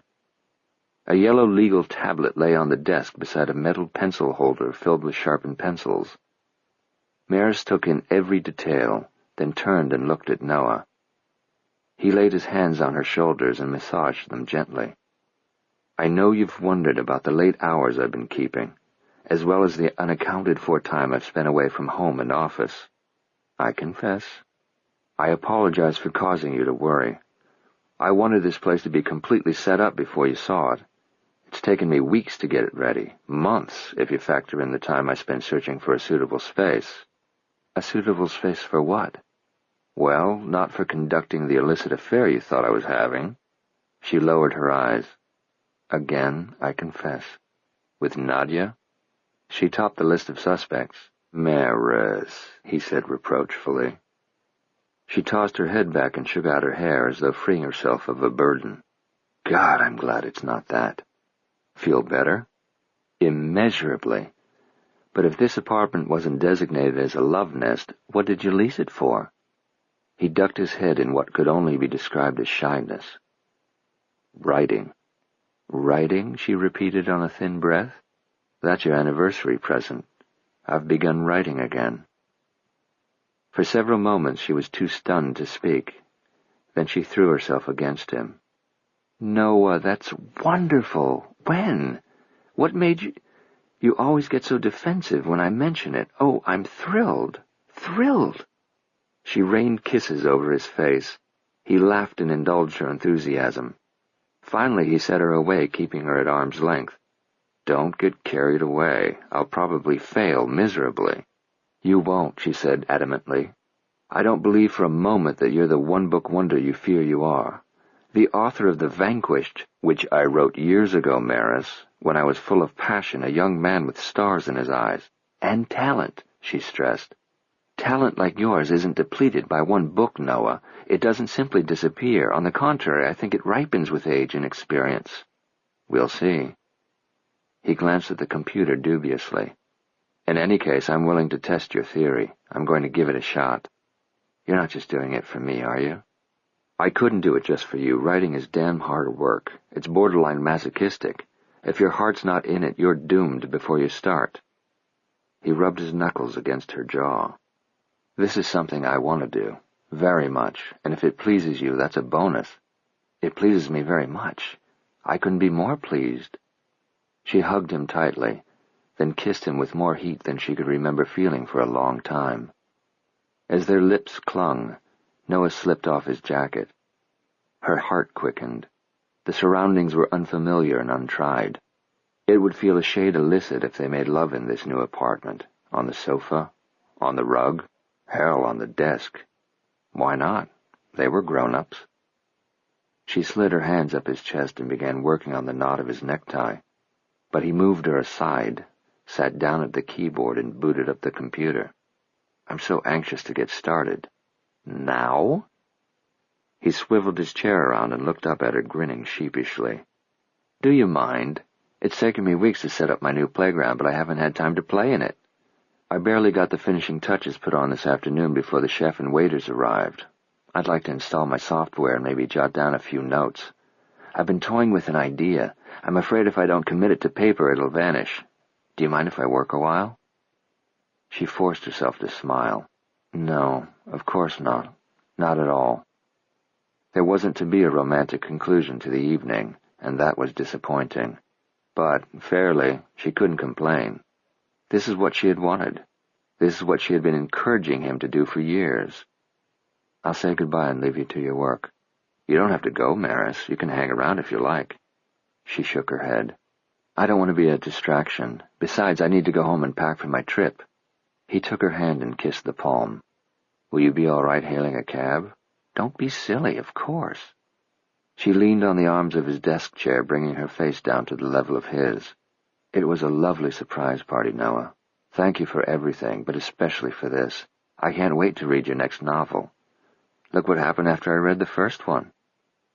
As they kissed, his hand followed the curve of her hip down to the back of her thigh. When she withdrew, he continued to stroke her leg. On second thought, maybe I'll postpone starting until tomorrow. She aimed her finger at the computer keyboard. Plot. 15 minutes later, Noah let himself into another apartment. It was half a block away, 77 steps to be exact, from the one where he had set up an office he planned never to use. He dropped his key onto the console table in the short entry hall and moved into the living area, where he drew up short. I started without you, Nadia said. So I see. She was lying on the sofa, one foot on the floor, naked, except for a royal blue silk robe that lay open. Her eyes were half closed. Her hand was rhythmically moving between her thighs. I'm close. You'd better hurry if you want to get in on this one. He sauntered over to the sofa, reached down and fingered her stiff nipple. It was enough to make her come. Smiling as he watched, Noah continued tweaking her until her arching body had squeezed every bit of pleasure it could from the orgasm, then relaxed and resettled into the sofa cushions. You're shameless, Nadia. I know. She raised her arms above her head and stretched. Isn't it delicious? He began undressing. The surprise party was a stroke of genius. Maris is now completely diffused. Ooh, tell me. She admitted to harboring a suspicion that I was having an extramarital affair. And who, pray tell, was the suspected correspondent? He gave her a look that caused her to purr with wicked satisfaction. Continuing his account, he said, Now that my wife has seen my writer's retreat, which made her positively misty, I can use it as an excuse to get away at any time of day or night. For this, definitely for this, along with the other business in which we're involved. Maris is only half the problem, though. What about Daniel? He's an old man, Nadia, in his dotage. He'll never sell Matherly Press. He's gone on record 1,000 times. Nonchalantly, Noah pulled his belt through the loops of his trousers and lightly spanked her thigh with it. "Not to worry, my dear. I'll have Matherly Press sold before either of them knows what's what. Maris is hot for a new author she's discovered in her slush pile. That'll keep her distracted. Daniel has virtually retired, entrusting the company's business dealings almost entirely to me. The first they hear of the pending sale will probably be when they read about it in Publishers Weekly, and then it'll be too late to stop it. I'll have Daniel's position and all the benefits that go along with it, along with 10,000 shares of Worldview stock in my portfolio, and a cool $10 million in my bank account. And the Matherlys will be left with only each other. I suppose. I really couldn't care less." He stepped out of his trousers and underwear. Nadia's eyes widened with appreciation for his jutting penis. "Is Maris responsible for that?" "Remind me to thank her." "Nothing to thank her for. You didn't get any tonight?" "This morning. I thought tonight's party was an anniversary celebration. Maris has her way of celebrating, and I have mine." Laughing, she encircled his penis with her hand and stroked it. "Sometime you must tell me all about it." "Nothing much to tell." She rolled her thumb over the smooth bulb. "Miss Maris doesn't fuck dirty?" "Miss Maris doesn't fuck." He knelt between Nadia's thighs and pushed them wider apart. "She makes love." "How sweet." "That's what I like about you, Nadia." "There's a lot you like about me. You'll have to be more specific." He jammed himself inside her. "You're never sweet." Chapter 7. The roads on St. Anne Island were banked on either side by woods that were deeper and darker than any Maris had seen in the Berkshires near their country house, deeper and darker than any she'd seen anywhere. They were as deep and dark as the menacing forests described in a story written by the brothers Grimm. The undergrowth was dense, and the trees were towering, making the shadows beneath them impenetrable.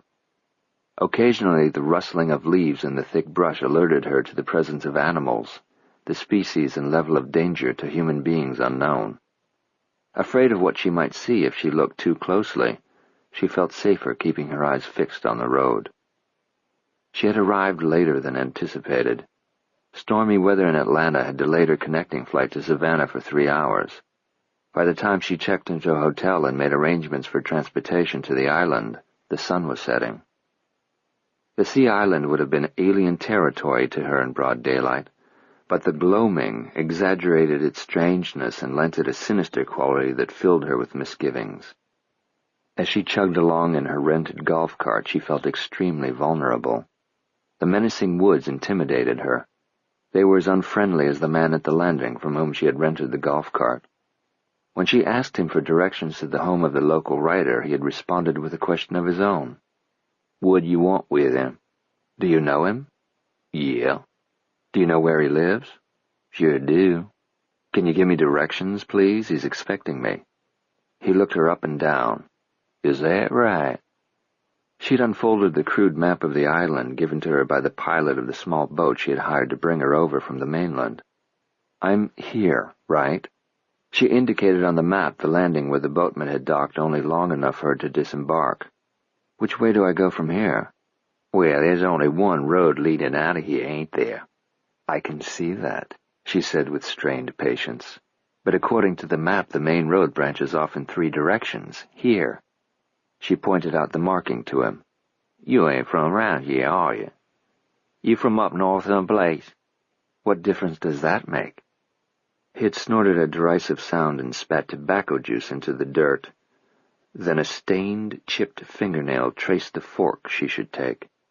"You go long, 'bout 3/4 of a mile beyond the split.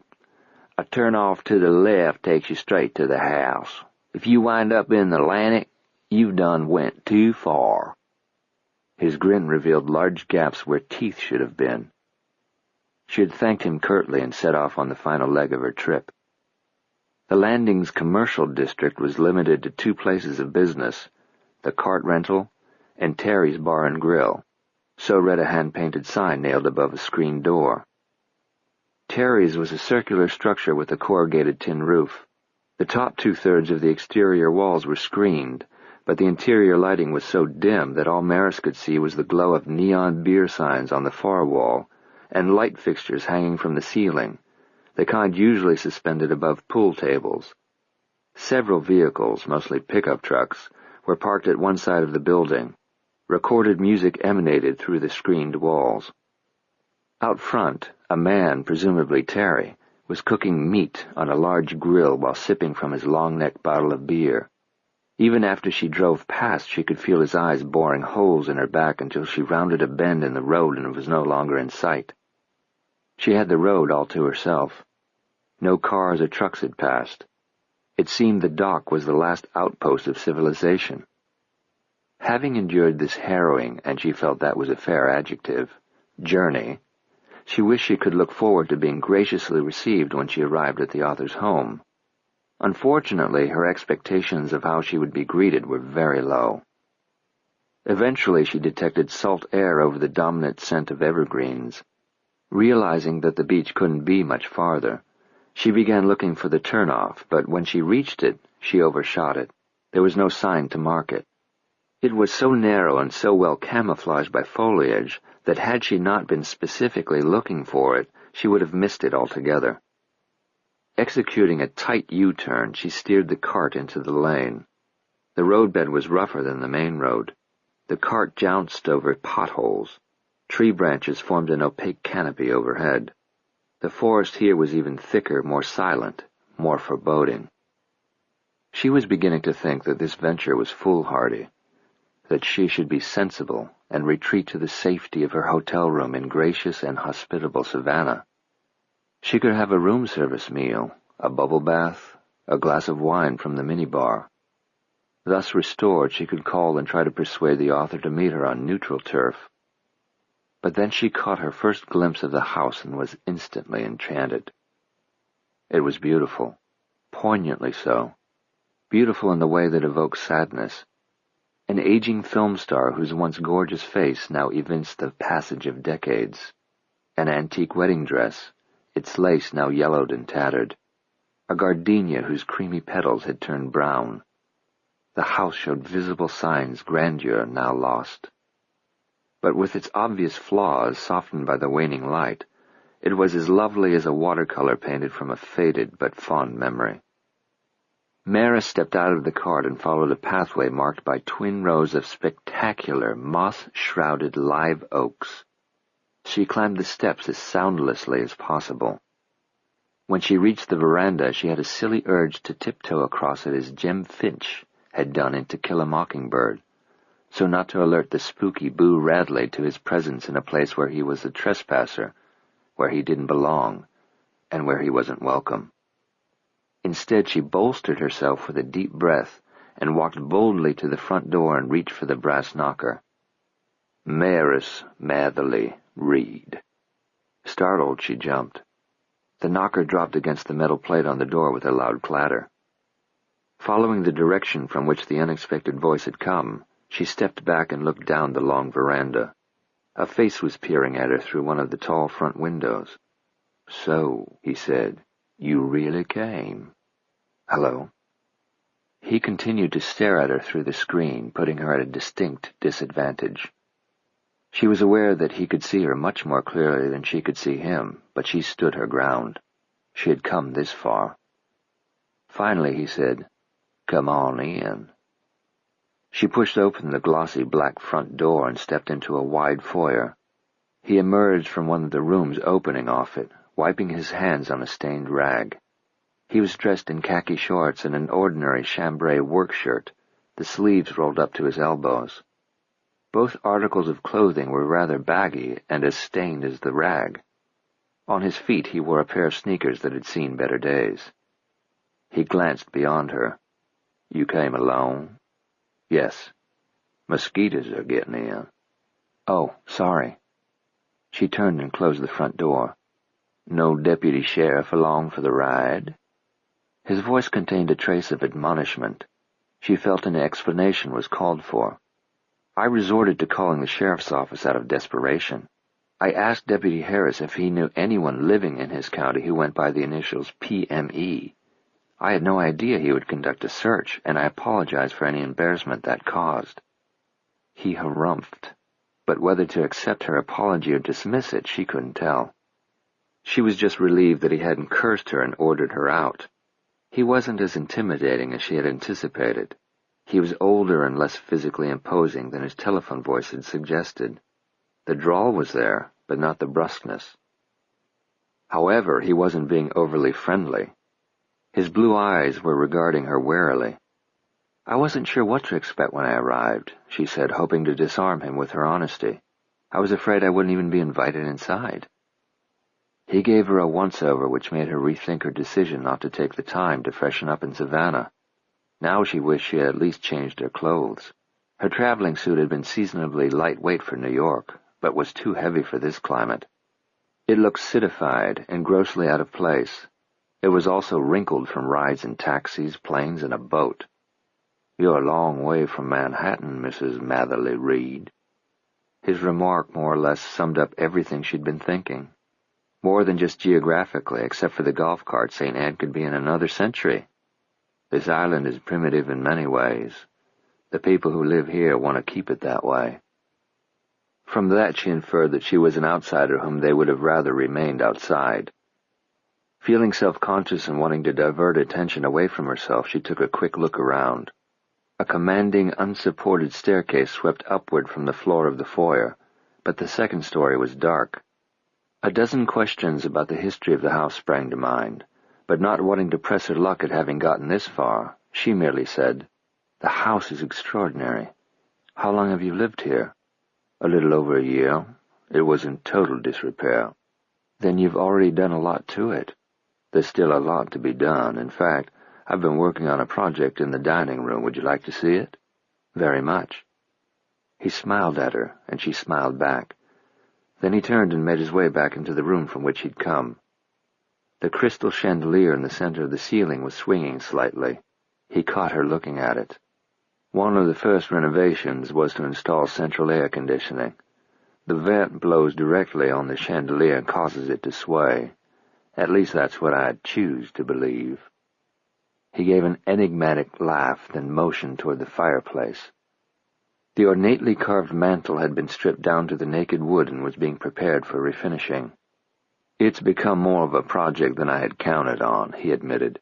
"Had I known how many layers of varnish and paint former owners had applied, how painstaking and time-consuming it was going to be to strip it all off, I would have hired a professional to do it." She moved to the mantel and reached out to touch it, then hesitated and looked back at him. "May I?" He motioned for her to go ahead, and she ran her fingertips over the intricate carving of a flowering vine. "The owner who built the house kept a detailed diary of its construction," he explained. "A slave carved that mantelpiece as well as the balustrade of the staircase. His name was Phineas. It's lovely. I'm sure it will be even lovelier when you're finished. Parker's expecting it to be. He's a perfectionist." "Parker?" "The owner." She dropped her hand and turned back to him. "Oh, I assumed you owned the house." He shook his head in amusement. "I only work here." "That's awfully generous of him." "Generous of who?" "Of Mr. Parker, that he opens his home to you and lets you write here." He stared at her with perplexity for a moment, then began to laugh. "Mrs. Matherly Reed, I'm afraid that you're operating under a misconception here, and it's entirely my fault. Obviously, you've mistaken me for Parker, the man who you've come to see, Parker Evans." It took a second for her to process. Then she smiled with chagrin. "P.M.E. Parker Evans, middle initial, M. You didn't know his name?" "He didn't tell me." "You've never heard his name before?" "Not that I recall. Should I have?" He studied her for a long moment, then smiled and extended his hand. "I'm Mike Strother. Forgive me for not making that clear to you when you arrived. I thought you would know immediately that I wasn't Parker." "I'm pleased to meet you, Mr. Strother." "Mike." She smiled at him, liking the older gentleman and wondering how she could have mistaken him for the abrasive individual that she had spoken to on the telephone. His eyes were kind, although she sensed that he was still taking her measure, sizing her up, appraising her. His wariness of her had diminished somewhat, but it was still there. Of course, there was no telling what his boss had said about her. It couldn't have been flattering. "Are you the contractor in charge of the house's restoration?" "Lord, no, I'm just trying my hand at this refinishing. I've worked for Parker since long before he bought this place." "In what capacity?" "I do a little bit of everything," he explained. "I'm the chief cook and bottle washer, housekeeper, gardener, valet." "Is he a demanding taskmaster?" He chuckled. "You have no idea." Apparently she didn't. Her preconceptions of Parker M. Evans were being dispelled one by one. He certainly hadn't sounded like a man who would have a manservant at his beck and call. "I'm looking very forward to meeting him." Mike's eyes shifted away to avoid looking directly at her. "He's not here." Although she had already gathered that, having it confirmed was not only a crushing disappointment, it was perturbing. "He knew I was coming." "Oh, he knew, Mike said, nodding. "He said you sounded just stubborn enough to travel all this way even after he told you it would be a waste of your time. But nobody on earth can out-stubborn Parker. He didn't want to be sitting around here when you arrived as though he were waiting on you, so he went out." "Out? Where?" Maris angrily marched up to the man who'd rented her the golf cart. "Why did you send me all the way out to Mr. Evans' house?" He smirked. "Knew you was lying about him expecting you." "Why didn't you tell me he was here?" "Don't recollect you asking." She was seething, but he was too coarse and stupid to waste her anger on. She would save it for Mr. Parker Evans. She had a lot to say to him. He had probably known about the wild goose chase she'd been sent on. Terry, the cook, surely had. His charcoal grill had gone cold, but he was tending bar when she pulled open the squeaky screen door to his establishment and went inside. She crossed a bare concrete floor, splashed through a puddle of what she hoped was beer, and strode past the pool table straight to the bar at the back of the room. The man who had rented her the cart followed her inside. Billiard balls stopped clacking. Conversations died. Someone turned off the boombox. The floor show was about to begin, and the angry New Yorker was the featured act. Terry was grinning at her sardonically. "Give me a beer." His grin slipped a notch. He hadn't expected that, but he reached into an ice chest and pulled out a long-neck bottle of beer. He uncapped it and passed it to her. Foam oozed from the neck. Maris shook it off her hand, took a long drink, then set the bottle on the bar with a hard thump. "I'm here to see Parker Evans," she announced. Terry planted his hairy forearms on the bar and leaned across it toward her. "Who should I say is calling?" His customers guffawed. Terry basked in the success of his clever comeback. He laughed louder than anyone. Maris spun around and confronted the room at large. The interior was thick with tobacco smoke despite the screened walls and the overhead fans. Their desultory rotations didn't eliminate the smog, but only stirred it into the warm, humid air. A dozen pairs of eyes were focused on her. There was only one other woman in the place. She was wearing crotch-hugging shorts and a clinging tank top that barely contained her pendulous breasts and the tattooed cobra whose flared head and wicked tongue rose out of her cleavage. One hand was insolently propped on her hip. The other held a smoldering black cigarette. The tavern smelled of beer and grilled meat, tobacco smoke and male sweat. Maris drew a deep breath and tasted those essences in the back of her throat. "Isn't this rather juvenile, Mr. Evans?" No one said a word. There was little movement beyond one man glancing at another, jabbing him in the ribs and winking. Another gave her a mocking salute with his beer bottle. One sitting near a pool table idly chalked the tip of his cue. "To say nothing of rude," she continued. Forcing herself to move away from the false security of the bar, she approached the group of 3 men sitting around a table. She looked at each of them carefully. Judging from their moronic leers, she doubted any of them could read without moving his lips, much less write fiction. "I've come an awfully long way to see you." "You can go back the same way." The voice issued from a shadowed corner and elicited more chuckles. She gazed into the face of a man sitting alone.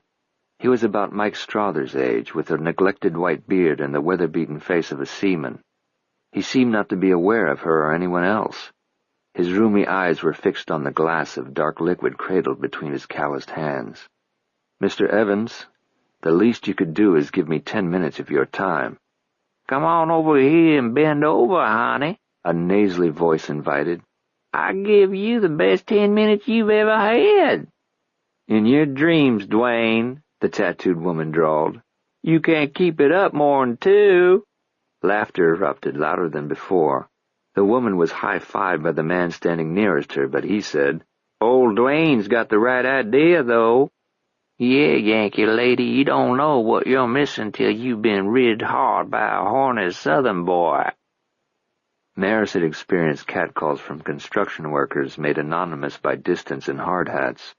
She had received obscene propositions by crank callers and men lurking in recessed doorways on the sidewalks of the city. When she was 17, she had been groped in the subway, and to this day the memory of it made her skin crawl. But having been the victim of crude behavior hadn't made her immune to it. Their vulgarity got to her, but not in the way they expected. It didn't frighten her. It made her angry. In fact, it made her mad as hell. Not even attempting to disguise her contempt, she said, "Whoever you are, Mr. Evans, you're a damned coward." The snickering ceased abruptly. Silence fell like a lead curtain. Any other insult was pardonable, but apparently cowardice wasn't. Name-calling couldn't get more serious than that. Using it as her exit line, she made a beeline for the door. As she passed a billiard table, a pool cue arched down in front of her like the arm on a toll gate. She ran into it, connecting with her pelvic bones hard enough to make a smacking sound. She pitched forward but broke her fall against the stick. She took hold of it in a tight grip and tried to shove it out of her way, but it was unyielding.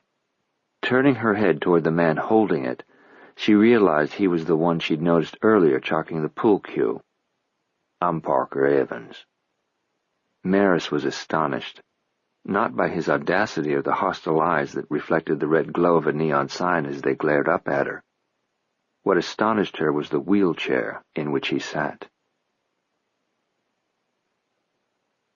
Chapter 8. The contraption was green, a cross between a golf cart and a pickup truck. Maris learned later that it was called a gator, but she had never seen one before Parker Evans nodded her toward the one parked outside Terry's Bar and Grill. He invited her to get in. Still reeling from the shock of finding him in a wheelchair, she did as he requested and climbed into the passenger seat. She kept her head averted as he used his arms to lift himself onto the driver's seat. Then he leaned down, folded his chair, and swung it up in the shallow trailer. The gator had been reconfigured for him. The brake and accelerator were hand-controlled. He handled the vehicle with an ease that comes from practice as he steered it away from Terry's and headed it toward the dock. "I can take you only as far as the ramp," he said. "It's too steep for my chair. I'd make it down okay, but I might have trouble stopping and would wind up in the drink, which you probably think I deserve." She said nothing. "But even if I didn't go hurling into the Sound, I couldn't get back up the ramp on my own." Maris was at a complete loss. "Ramp?" "Down to the dock, where you left your boat." "I don't have a boat. I paid someone to bring me over." "He didn't wait to ferry you back?" "I didn't know how long I'd be here. I told him I'd call." He brought the gator to a stop, looking displeased that he wasn't going to shake her as soon as he thought. His shirt was chambray like Mike's, except that the sleeves had been cut out of Parker Evans, revealing muscled arms that compensated for the limitations his legs imposed. Those muscles went to work as he pulled the steering wheel into a sharp turn. "Shouldn't take a boat long to get over here. Terry'll call for one. You got the number?" "Couldn't we talk for a while, Mr. Evans?" He braked the gator again. "About what?" "Look, be obtuse on somebody else's time. I've come a very long way, without an invitation. You invited me when you sent me that prologue." He registered mild surprise over her snappishness and raised his hands in mock surrender. She took a moment to collect herself, then continued in a more conciliatory tone. "It's been a very long day for me. I'm tired. A hot bath and cool sheets sound wonderful, but I'm here, so I'd like to make this trip worth my time, trouble, and expense by having a civil conversation with you before I leave." He folded his arms across his chest in what she supposed could be viewed as a civil gesture. But it also looked smart-alecky, and that, she thought, was probably closer to his intention. Doggedly, she continued, "You sent me your work. You meant for me to read it or you wouldn't have sent it. Despite your claims to the contrary, you want this book to be published. I publish books. We could work together. You don't even have to meet me halfway. I'll go 3/4 of the way. In fact, I believe I already have by coming here, so could we please have that conversation?" Despite his arrogance, he had a disconcerting way of staring.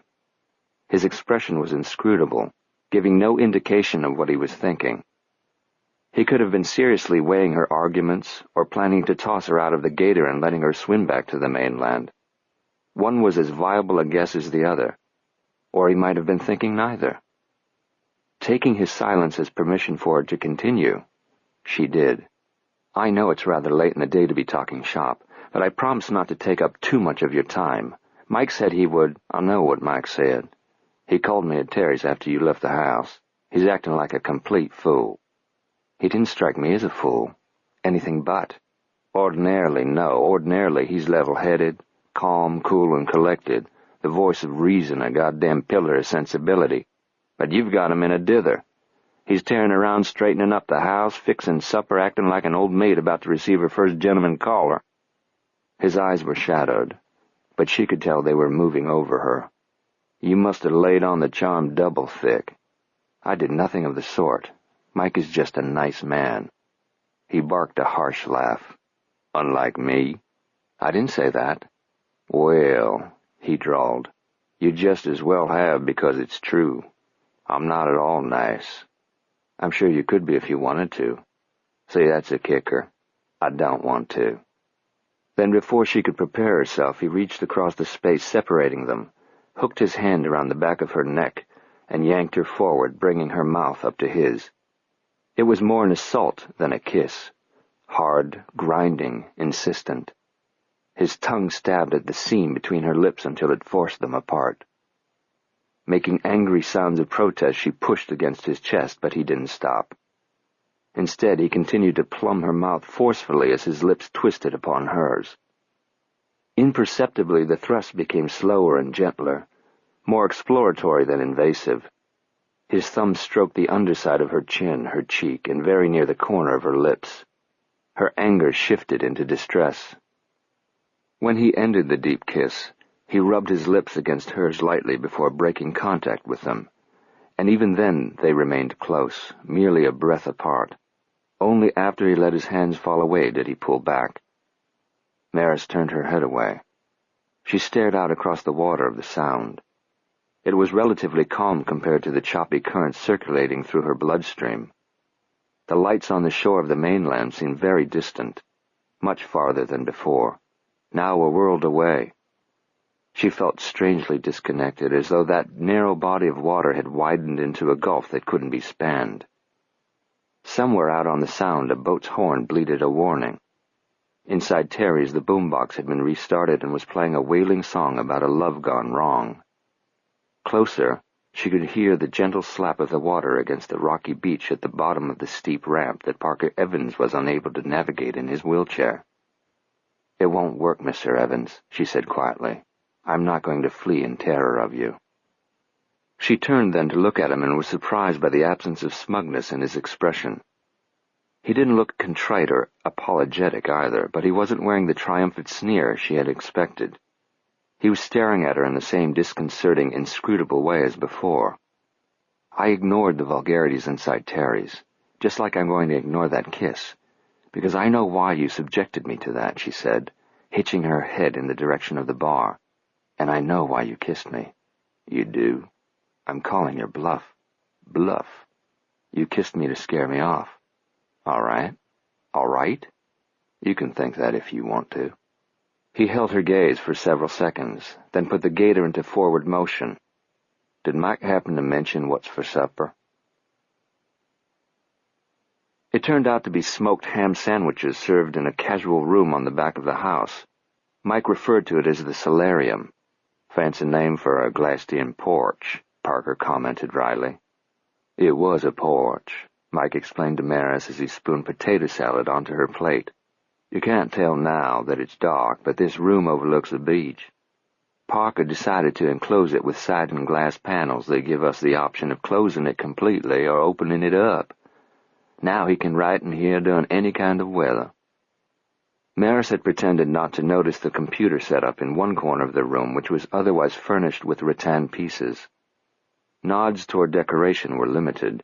A few throw pillows, one struggling potted plant that looked doomed to lose the struggle. That was all. It was a bachelor's room, a writer's retreat. Stacked around the computer terminal on the stone tile floor in shelves on every conceivable surface were books. Reference books, literary novels and classics, mysteries, romances, science fiction, horror, westerns, autobiographies, biographies, poetry, children's books, history, self-help, and inspirational. Every kind of book imaginable, some in hardcover, some in paperback, some of which, she was pleased to see, bore the Matherly Press imprint on the spine. Gauging by the worn appearance of the books, his library wasn't just for show. Parker Evans was well read. Whatever you call this room, I like it, she told them. It's a wonderful place to read and write. She gave Parker a sly glance which he chose not to see as he spread mustard onto his sandwich. After serving them, Mike sat down across the table from her, confirming what she had guessed, that he was as much a friend and companion as he was a valet, the need for which was now sadly apparent. You went to far too much trouble, Mike. No trouble. We plan to have a late supper anyway, and I'm awfully glad to have a guest in the house. Parker isn't always the best company. In fact, when he's writing, he sometimes doesn't speak for hours, and when he does, he can be a real grouch. Parker shot him a sour glance. And you're a perpetual pain in the ass. Maris laughed. Despite the swapped insults, the affection between them was obvious. I've experienced Mr. Evans' grouchiness firsthand, Mike, but I don't take it personally. I'm used to it. I work with writers every day, a gloomy bunch for the most part. I probably don't catch the verbal abuse their agents do, but I get my share. Mike nodded sagely. Autistic temperament. Precisely. I'm not complaining. Based on my experience, and confirmed only yesterday by my father, bad temperament is often an indicator of good writing. She blotted her lips with her napkin and was shocked to realize that they were still tender. She checked her reflection in the framed mirror above the basin, when Mike kindly directed her into the powder room shortly after she and Parker arrived. The only visible trace of the kiss was a slight abrasion above her upper lip. She'd applied powder to the whisker burn and then quickly switched off the light, afraid she would see in her eyes even more telling evidence of the kiss, which she had resolved to deny, a resolve jeopardized by whisker burns and such. She and the author had spoken little on the drive to his home. She had kept her eyes trained on the twin beams the gator's headlights cast onto the road. The darkness within the forest made it easier to ignore, although at one point she couldn't resist taking one furtive glance into the trees. "Oh," she exclaimed. "What?" "Fireflies. They're in the woods." "Lightning bugs," he said. "Down here we call them lightning bugs." "I haven't seen any in years." "Insecticides. Unfortunately. When I was little I used to see them around our house in the country. I'd catch them and put them in a glass and keep it on my nightstand overnight." "I did that too." She turned to him in surprise. "You did?" "Yeah. The kids in my neighborhood used to hold contests to see who could catch 'em most." So he had been able to chase fireflies. He hadn't always been confined to a wheelchair. Naturally, she was curious about the nature of his disability, but was too polite to ask. He wasn't the first person she had known who was similarly incapacitated. She had enormous respect for those individuals who made the best of their misfortune. Some were the most optimistic, upbeat people she had ever had the pleasure of knowing. What they lacked in physical stamina and strength, they made up for with courage and spiritual fortitude. Parker Evans seemed to have the raw power of physically challenged triathletes who competed in the Ironman competitions, men and women who achieved Herculean feats with the strength of their arms and willpower alone. Frequently they were athletes or otherwise active young people whose pursuits had been ended in one fatal second, victims of tragic accidents. She wondered what had happened to Parker to change his life so dramatically. She glanced across the table at him now. He was picking at the bread crust on his plate, but as though feeling her eyes, raised his and caught her looking at him. He gave her a frank, returned stare. He was undeniably attractive, although years of pain or unhappiness or disillusionment or a combination thereof had etched lines into his face, making him appear older than he probably was. His rare smiles were tainted by bitterness. His brown hair was thick and threaded with gray. Grooming it would probably be an afterthought. He was wearing 2 days' worth of stubble. His eyes weren't a definitive color like blue or green or brown. They are best described as hazel, and would have been unremarkable except for the occasional amber spots that flecked the irises. That unique feature, coupled with his amazing ability to remain focused on something for an incredible length of time, made his eyes compelling. Staring at her now, he seemed to know exactly what she was thinking. His eyes were issuing a challenge. "Go ahead," they seemed to say. "You're dying to know why I'm in this chair, so why don't you just ask?" She wasn't going to take up that dare, not now. Not until she knew him better, or not until she got at least a verbal commitment from him that he would finish his book. "Have you written any more, Mr. Evans? Want a refill of iced tea?" "No, thank you." "Another sandwich?" "I'm full, thank you. Have you got more for me to read?" He looked pointedly at Mike, who took the hint. "Excuse me, I need to put some things away." The older man got up and left the room through a connecting door. As soon as Mike was out of earshot, he said, "You're a very determined woman." "Thank you. I didn't mean it as a compliment." "I know." He backed away from the table, turned his chair and stared through the glass as though he could penetrate the darkness and see the surf. Maris gave him this time. If he were balancing the pros and cons of a decision, she wanted to say nothing that might tip the scales against her. After a time he turned back. "Do you really think it's that good? Do you think I would travel to a remote spot on the map if I'd had a lukewarm response to your writing?" "In plain English, please." "Yes, Mr. Evans. It's good." He looked at her with exasperation. "My tongue has been inside your mouth, which makes the Mr. Evans a bit ridiculous, don't you think? My name is Parker. Call me that, okay?" She swallowed, but refused to look away from him. "Okay. And you can call me Maris. I plan to." He seemed determined to provoke her one way or the other, but she was equally determined not to let him. "Where are you from, Parker, originally? The South, I know that." "Shoot, what gave me away?" He spoke in an exaggeration of his natural drawl. She laughed softly. "Well, there is the accent, but Yankees have a hard time distinguishing regional nuances. For instance, Texans don't sound like South Carolinians, do they?" "Texans don't sound like anybody." Again she laughed. "Where did your particular accent originate?" "Why is that relevant?" "Some of the words you use."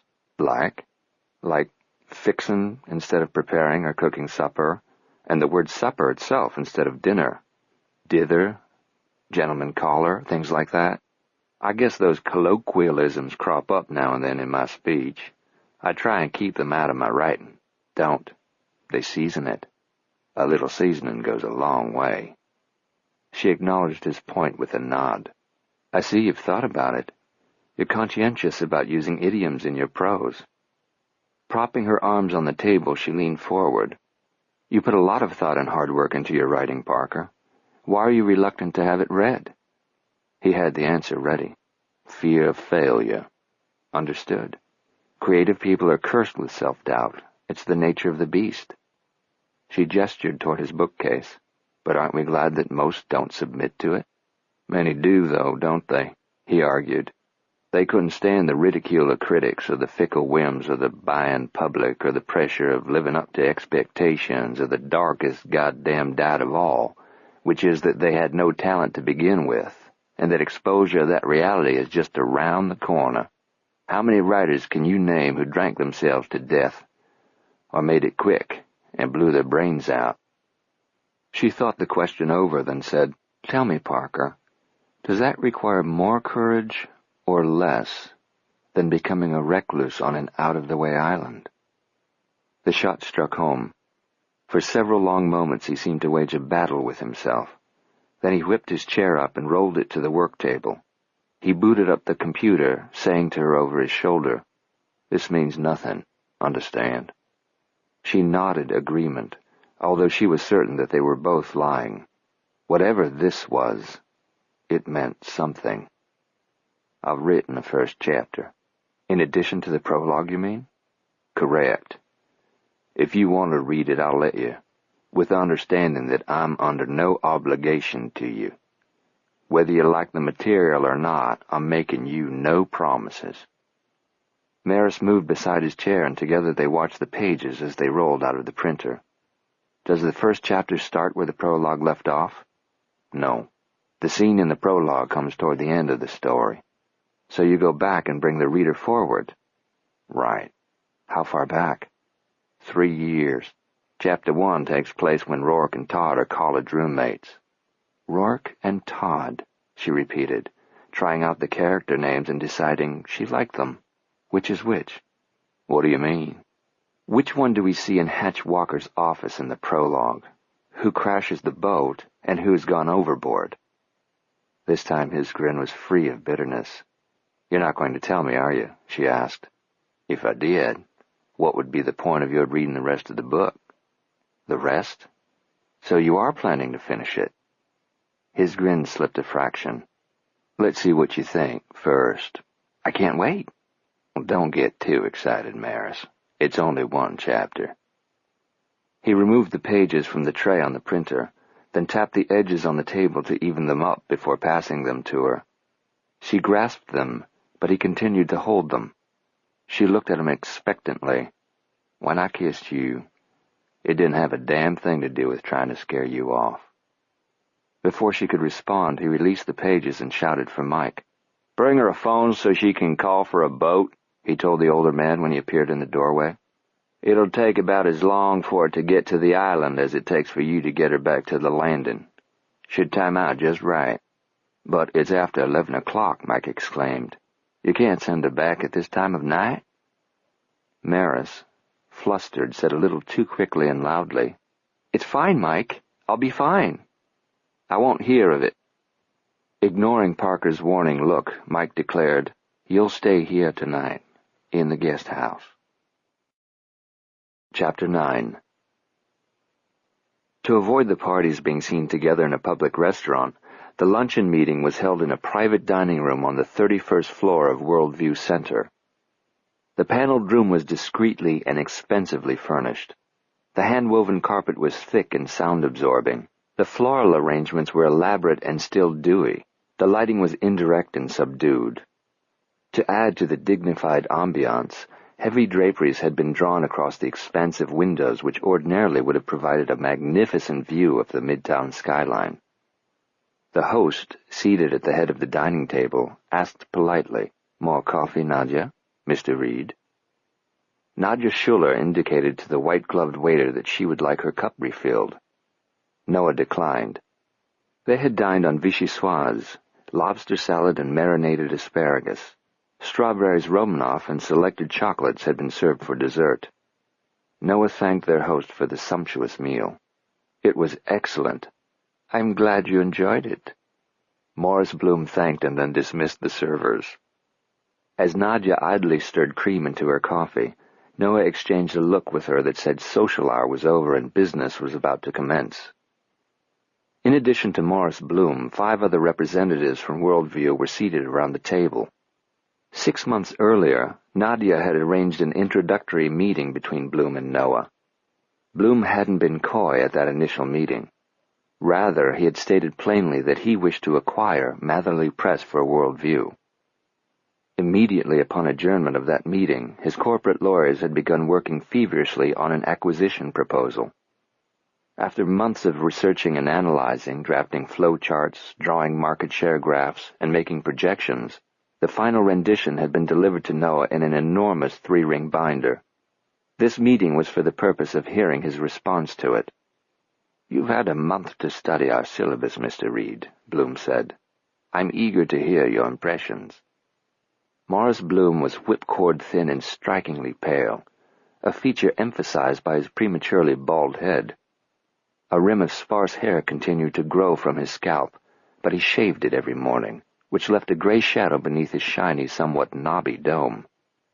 He wore eyeglasses with silver wire frames and dressed in conservative gray, always. The man seemed to have an innate aversion to color. He had been at the helm of the international media conglomerate since his hostile takeover 4 years ago. Only 36 at the time, he had ruthlessly ousted his predecessor along with anyone on the board of directors who adhered to what Bloom termed archaic and unenlightened mindsets. Under his leadership, WV, as it was affectionately known on the stock exchange, had expanded from its base entertainment and broadcast entities into internet commerce, satellite communications, and fiber optics technology. Bloom had catapulted Worldview into the 21st century, increasing its worth from a mere $1 billion to nearly $60 billion in only 48 months. Stockholders easily forgave his brash methods of doing business. So what did a mammoth like Worldview want with a gnat like Matherly Press? That was the question Noah now posed to Bloom. "Because it's there," the pale CEO glibly replied. Everyone at the table laughed, including Noah. He could appreciate the son of a bitch's arrogance because he was an arrogant son of a bitch himself. "You've already acquired a publishing house in the UK, Noah pointed out. The ink is barely dry on that contract." "True." Bloom nodded solemnly. "Platt Powers will be a good investment for us. Their magazine division is the strongest in the British Isles. They distribute everything from a well-respected world news weekly to the sleaziest of sleazy porno." He gave Nadia a smile that was disturbingly reptilian. "I assure you, Nadia, that I'm far more familiar with the former than the latter." She looked at Bloom over the rim of the china cup as she took a sip of coffee. How disappointing. Bloom let the resultant laughter wane before he resumed. "Platt Powers had 12 bestsellers in hardcover last year. 13, one of the bean counters at the table supplied.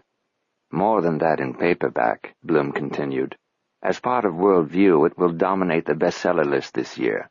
We've got the know-how and the budget to make that happen." "I've already interviewed 2 writers whom you pirated from their former publishers," Nadia remarked. "They're very excited about your marketing strategies, particularly the ones that will give them greater exposure here in the States." "We utilize our media resources," Bloom explained. "All of them. They are vast and unmatchable." He folded his bloodless hands together on the table and assumed an earnest demeanor. Focusing on Noah, he said, "By buying Platt Powers, Worldview acquired a healthy publishing house, but the UK market is smaller than the American market, significantly so. We want one on this side of the pond. We want Matherly Press. You publish books with mass appeal, moneymakers if you will, but you also publish literary works. Without question yours is a profitable house. It's also a venerable publishing institution. It has a cachet of respectability. We'd like that for our little company." The fatuous understatement elicited a twitter from the WV group, but Noah let it pass without even a smile. Bloom seemed to take that as a sign that he would stop and let the other side talk for a while. "I've studied the proposal thoroughly," Noah began. "You did your homework. The research was impressive. The projections are exciting, but within the realm of achievability." "This is sounding very good," Bloom said, throwing grins all around. Noah held up a cautionary hand. "However, before we move forward, there are a couple of points that must be addressed." "That's the purpose of this meeting." "First, what about antitrust laws? Are you going to be in violation? I don't want to become embroiled in a protracted legal dispute with the federal government." "I assure you that we don't either, and we've taken every precaution to avoid it." One of the lawyers was given the floor to explain why the probability of that happening was slim. Noah asked several questions, which he didn't allow to be dismissed with legal double-talk. He kept at the counsel until his concerns were addressed and given the attention they demanded. "Good," Bloom said when explanations had been provided to Noah's satisfaction. "What's your second point?" Noah plucked an invisible piece of lint off the sleeve of his suit jacket, then looked over at Bloom and said blandly, "Matherly Press isn't for sale." "To which he said," Daniel Matherly asked. "Nothing that bears repeating," his son-in-law replied. "Something about stubborn old men who refuse to see the light, I bet. Nothing that blatant, but definitely along those lines." They were having drinks together in Daniel's home study. Maxine had poured them the first round. "One is his limit. He can't have another," she told Noah before leaving them. "I'll see that he doesn't," he called after her as she left the room. But a conspiratorial wink at Daniel nullified his promise to the housekeeper. Now, a half-hour later, they were enjoying their second round. "Fetch me my pipe, will you, please?" Noah retrieved Daniel's pipe from where he'd left it on his desk. He delivered it and a tobacco pouch to the large leather wingback chair where Daniel sat with his feet propped on an ottoman. Methodically, he packed his pipe and put a match to it. "If Maxine smells that smoke, I'll claim it was you who was smoking." He exhaled a plume of smoke toward the ceiling. Thoughtfully, his eyes remained fixed on the crown molding. "The mongrels are closing in on us, Noah. They're mean and they have sharp teeth." Noah sipped his scotch. "World view?" He made a negligent gesture. "I don't know how I could have stated it any more plainly. Matherly Press isn't for sale. They'll persist, particularly that Bloom bastard. It said he'd piss his ice cubes." Daniel chuckled. "I don't doubt it." He puffed on his pipe for a moment. "Even if Morris Bloom falls by the wayside or gives up and goes away, another mongrel, even meaner than he, won't be far behind.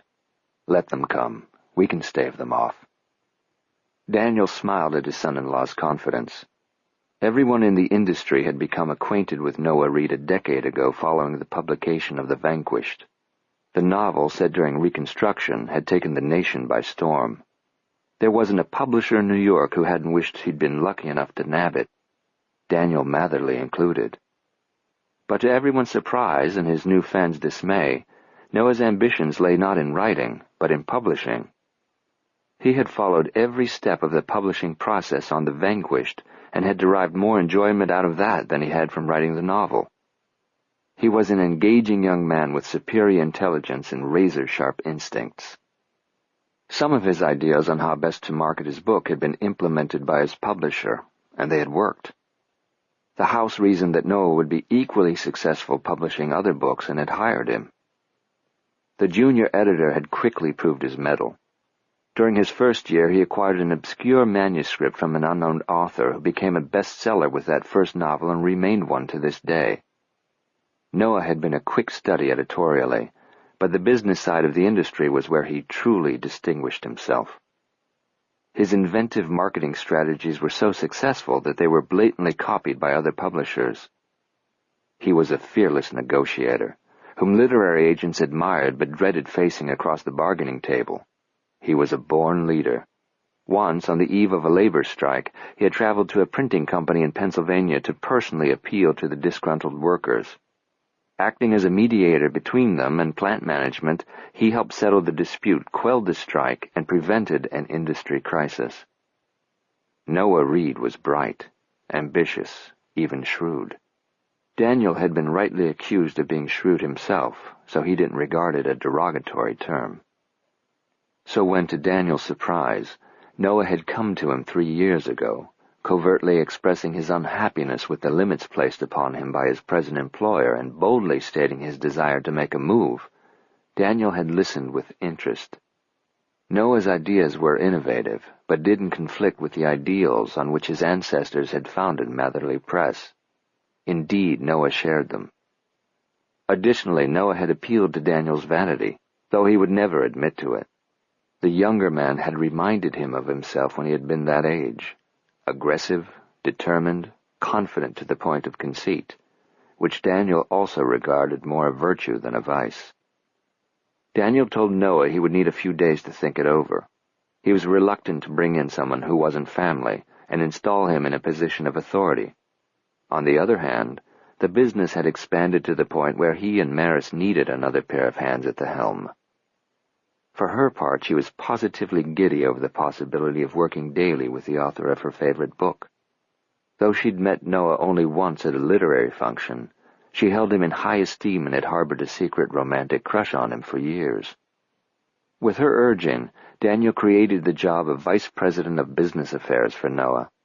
He'd never regretted that decision. "You still agree with it, don't you?" Daniel asked him now.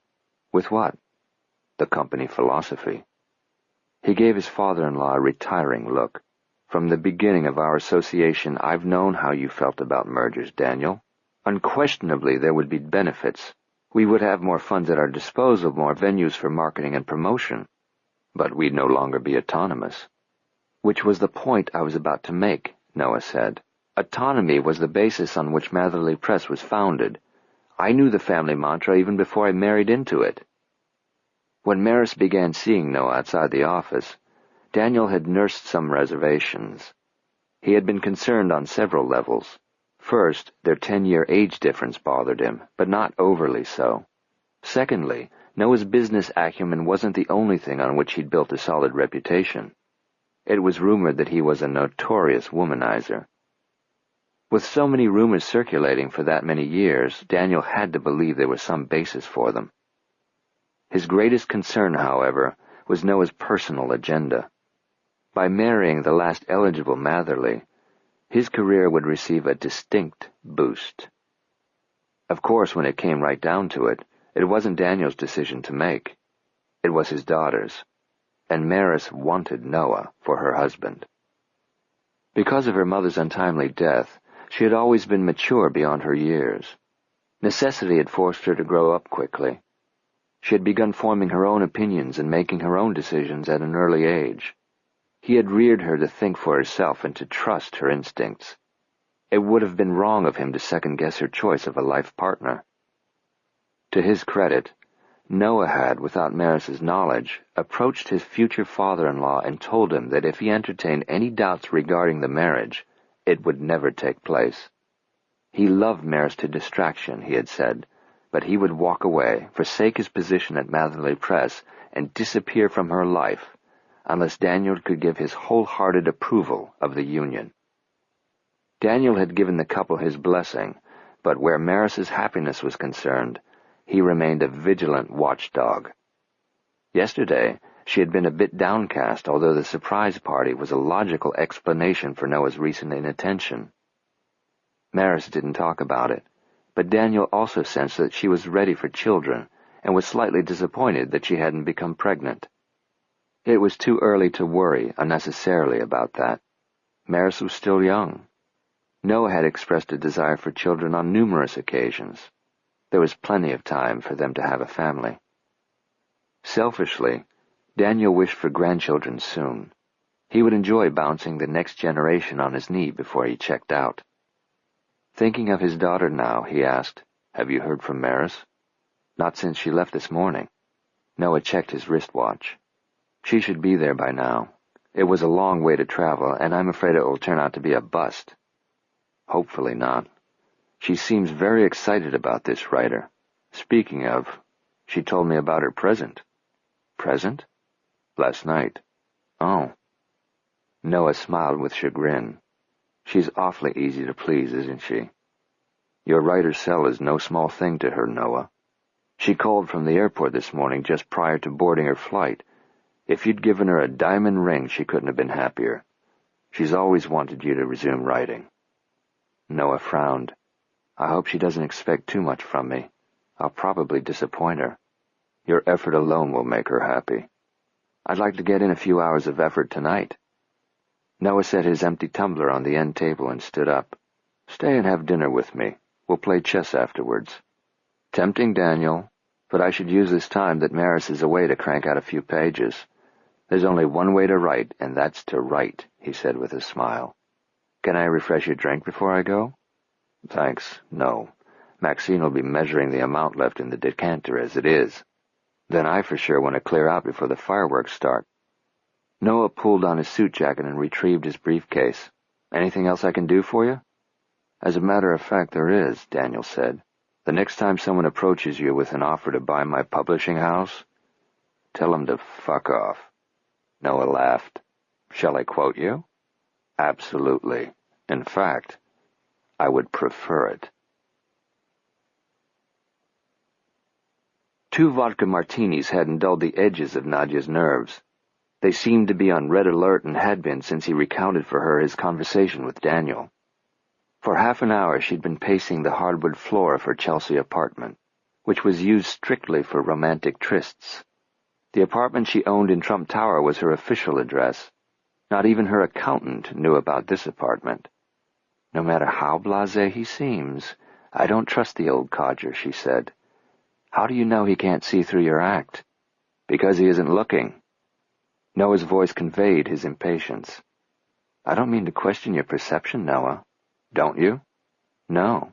I'm just afraid that something might go wrong. I want this deal so badly for you. I want it for us. Her anxiety dissolving, she stopped pacing and moved to where he stood. Coming closer, she rested her hands on his shoulder. Damn you, she said softly.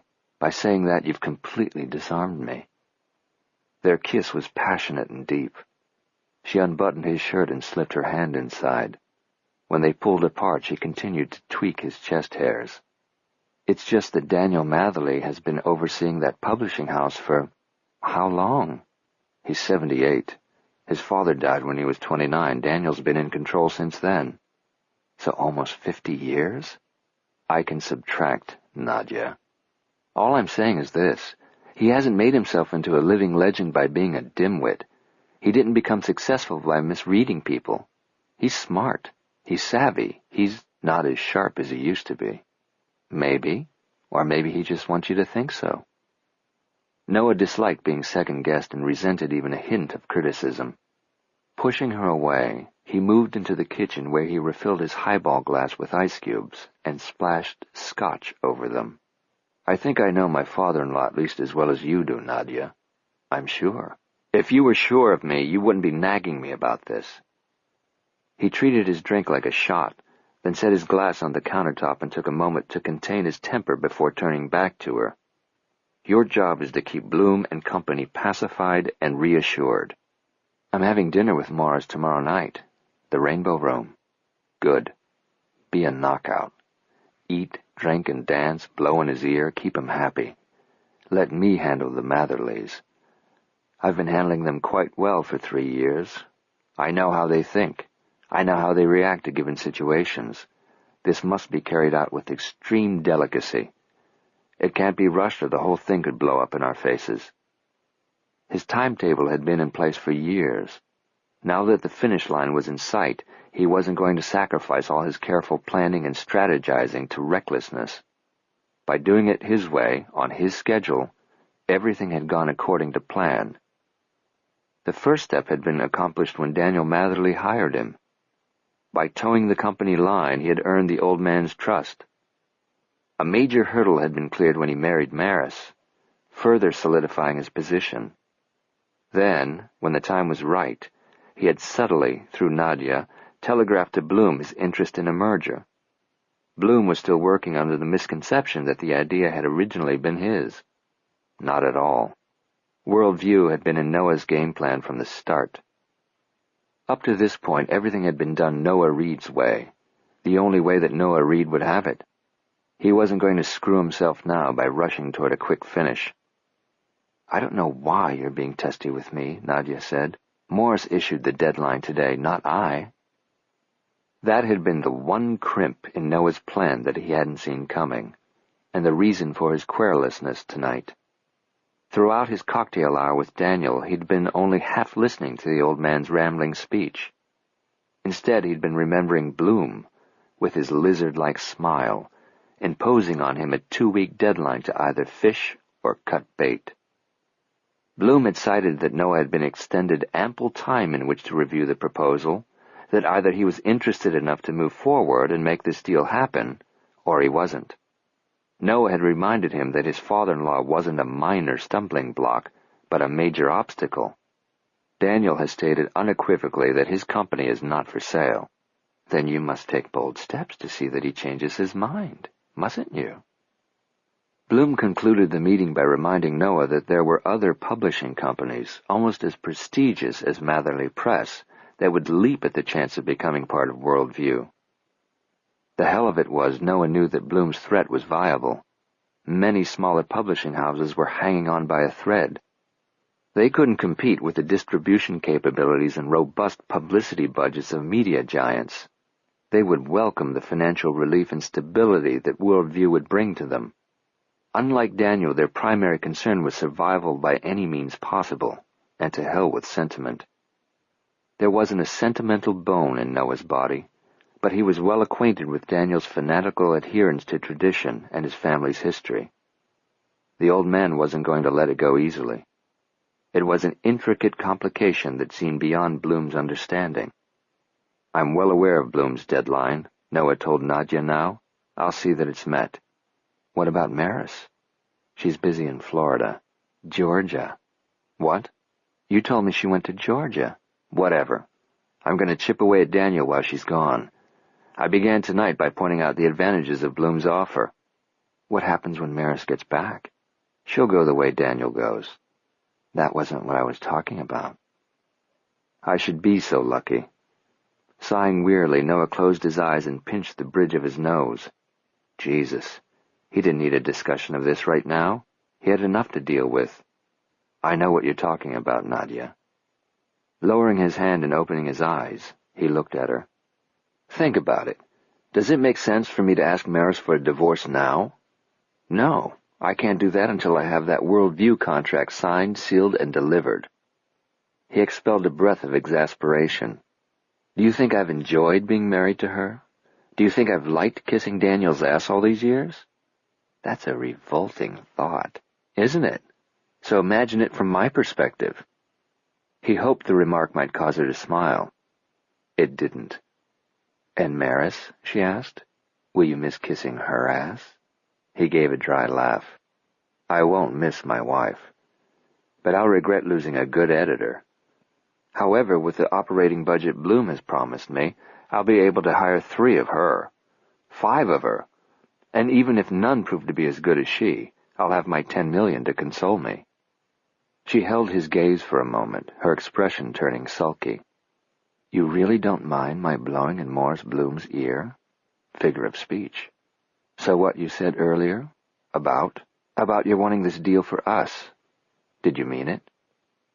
By way of answer, he pulled her against him and kissed her.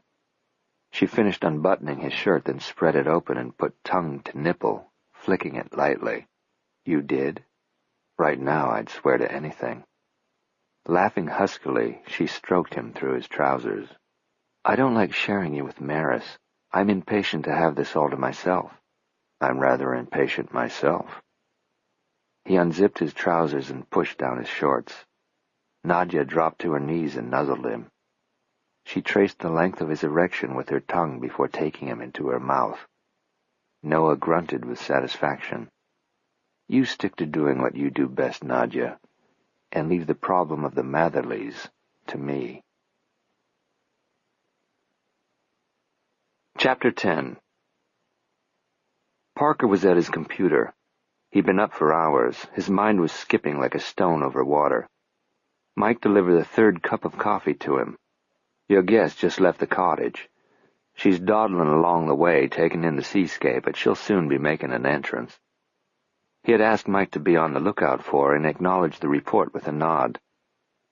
Mike was uncharacteristically careless as he placed Parker's empty coffee mug with the full one. Hot coffee sloshed out. The spill spread across the table and stained several sheets of handwritten notes. Parker stared at the mess, then raised his head and gave the older man a look. Sorry, Mike said. I'll bet. Mike snorted. Look, if you got something to say, why not act like a grown-up and just say it? I think you know what I have to say, Parker. How about congratulations? How about get real? Do you really expect me to congratulate you? She's here, isn't she? Yeah, she's here. Mike looked none too happy about it, though. Parker raised his shoulders in a shrug, asking impatiently, "What?" "The reverse psychology works. She took the bait, which is what we hoped she would do. If you had qualms, you should have thrown away her phone numbers when that deputy gave 'em to you, but you didn't. You passed 'em on to me. I called her and she came, so what's eating you?" Mike turned away and stamped back into the kitchen. "My biscuits are burning." Parker returned to his computer screen, but the interruption had log-jammed his creative flow. He couldn't focus on the last few sentences he'd written. They now seemed a jumble of words and phrases beyond translation. In an effort to assign them meaning, he forced his eyes to stop on each word separately. But no matter how hard he concentrated, he couldn't make sense of them. They could have been written in Sanskrit. And then he realized why reading and understanding his own words had suddenly become a challenge. He was nervous, which was odd, considering that everything had fallen into place more or less as he had planned. He'd made a few spontaneous adjustments to accommodate Maris Matherly Reed's personality, but she was responding to him and his situation even better than he had dared hope she would. Now that he thought about it, getting her here had been almost too easy. He had pulled the strings, and like a puppet she had made the correct moves. He figured that's what had Mike's shorts in a wad this morning. Her innocent cooperation had lent her a certain vulnerability and made her seem almost a victim. But she wasn't, he told himself stubbornly. Yeah, he had tugged some strings to guide her in the direction he wanted her to go, but ultimately she was in control. Everything depended on how well she liked envy, or if she liked it at all. And that's what had his shorts in a wad. Not only from the standpoint of the overall plan, but as a writer. He was nervous to hear what she thought of the pages she had curled up with last night. What if she thought they stunk? What if she thanked him for the opportunity to review more of his work, but declined it and said her goodbyes? His plot would be screwed, and he would feel like shit. Agitated, he turned his wheelchair on a dime. He saw her picking her way along the path between the main house and the cottage. Originally, it had been the detached kitchen of the plantation house. Parker had converted it into a guest house. Not that he entertained a lot of guests. Not that he planned to in the future. Nevertheless, the interior of the structure had been gutted, and he had spared no expense to have it completely and comfortably renovated. Accomplished with only one guest in mind, the one presently occupying it. Maris glanced up and saw him watching her from behind the glass panels of the solarium. She smiled and waved. Waved? He didn't remember the last time someone had waved at him. Feeling rather goofy, he raised his hand and waved back. She let herself in through the sliding door. "Good morning." "Hi." Her skin looked dewy. She smelled like floral-scented soap. Magnolia, maybe. She had his manuscript pages with her. "It's gorgeous here, Parker," she exclaimed a bit breathlessly. "Last night it was too dark for me to fully appreciate the property, but seeing it in daylight I understand why you fell in love with this place." She looked out across the expanse of green lawn, the sugary beach, and the sparkling Atlantic. "It's wonderful. So peaceful. I forgot a hairdryer." Self-consciously, she tucked a strand of damp hair behind her ear. "I searched but couldn't find one. Actually, it's such a warm morning it felt good to leave it wet. A hairdryer is all the cottage lacked, however. You did an excellent job on it. Thanks." He continued to scrutinize her, and as he intended, his scrutiny increased her self-consciousness. "The furnishings are charming. I especially like the iron headboard and the claw-footed bathtub. Mike's ideas. Good ones." "Yeah, he's into all that. Iron beds, bathtubs, mantles. He has an eye for detail, I guess." The conversation lagged for several moments, then they spoke at the same time. He said, "Your blouse is wet." She said, "I read the new pages." "What do you think?" he asked. "My blouse? It's damp." She looked down and saw what had held Parker's attention from the moment she stepped inside. She was dressed in the same skirt and blouse she had arrived in. Following supper last night, Mike had wheedled and pleaded, then insisted that she stay in their guest house. She had finally accepted the invitation, but because of the hour it had been impractical to try and retrieve her luggage from the hotel in Savannah. Consequently, she had dressed in the same clothes this morning, except for her suit jacket, which she'd left off in deference to the climate. A damp pattern had appeared on the front of her blouse in the exact shape of her bra. She rolled the sheets of manuscript into a tube, probably to stop herself from using them to shield her chest. I washed out some things last night. Things. Plural. If she'd washed out things, what had been left for her to sleep in? Surmising made Parker go a little dewy himself. I guess they didn't get quite dry, she explained lamely. The humidity, I suppose. Their eyes connected, but only for a millisecond before she looked away. She was embarrassed, and that was good. In fact, that was excellent. He wanted to keep her rattled and off balance. Too fucking bad if Mike disapproved of this strategy. Leaning forward from the wheelchair, he reached out and took the rolled pages from her. You read 'em? 3 times. He raised his eyebrows inquiringly. I have some comments. His chin went up defensively. Who's ready for breakfast? Mike asked. He appeared in the doorway pushing a wheeled cart on which were platters of scrambled eggs, bacon, and wedges of pastel melons. Fresh from the oven, the biscuits had been wrapped inside a towel and placed in a wire basket. A gravy boat was filled to the rim, and a dish of steamy grits had an island of melting butter in its center. Parker's stomach growled and his mouth began to water, but Mike's timing couldn't be worse, which Parker was sure had been deliberate.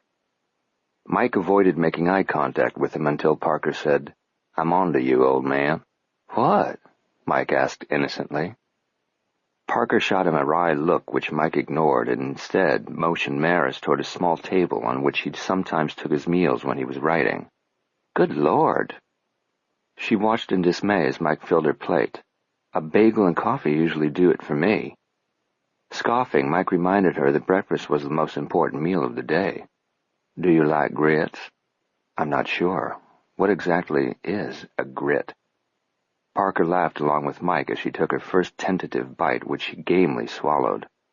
Politely, she said, Maybe it's an acquired taste? Break open your biscuit and let me ladle gravy over it, Mike told her. Bacon gravy was also new to her, but she declared it delicious. Do you eat like this every morning? This is a special occasion, Mike said. He's trying to impress you, Parker told her. It worked. She flashed a smile at Mike that should have caused his heart to melt and made Parker irrationally jealous. He grumbled into his plate. You could have impressed her by remembering to put a hairdryer in the guest cottage. She and Mike took their time chatting about this and that as they ate, but he cleaned his plate in record time. Feeling fidgety, he wheeled himself into the kitchen. No, don't bother, he told Mike when he was about to get up. I'll get it, and returned with a coffee carafe riding on a tray on his lap. He refilled their cups, then impatiently sipped from his while they exhausted the topic of cultivating rhododendrons, as if flower bushes mattered a shit.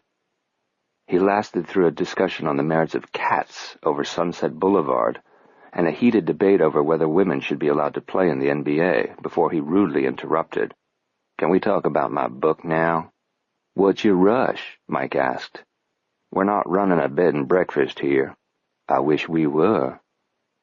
Mike began collecting their used dishes and loading them onto the service cart.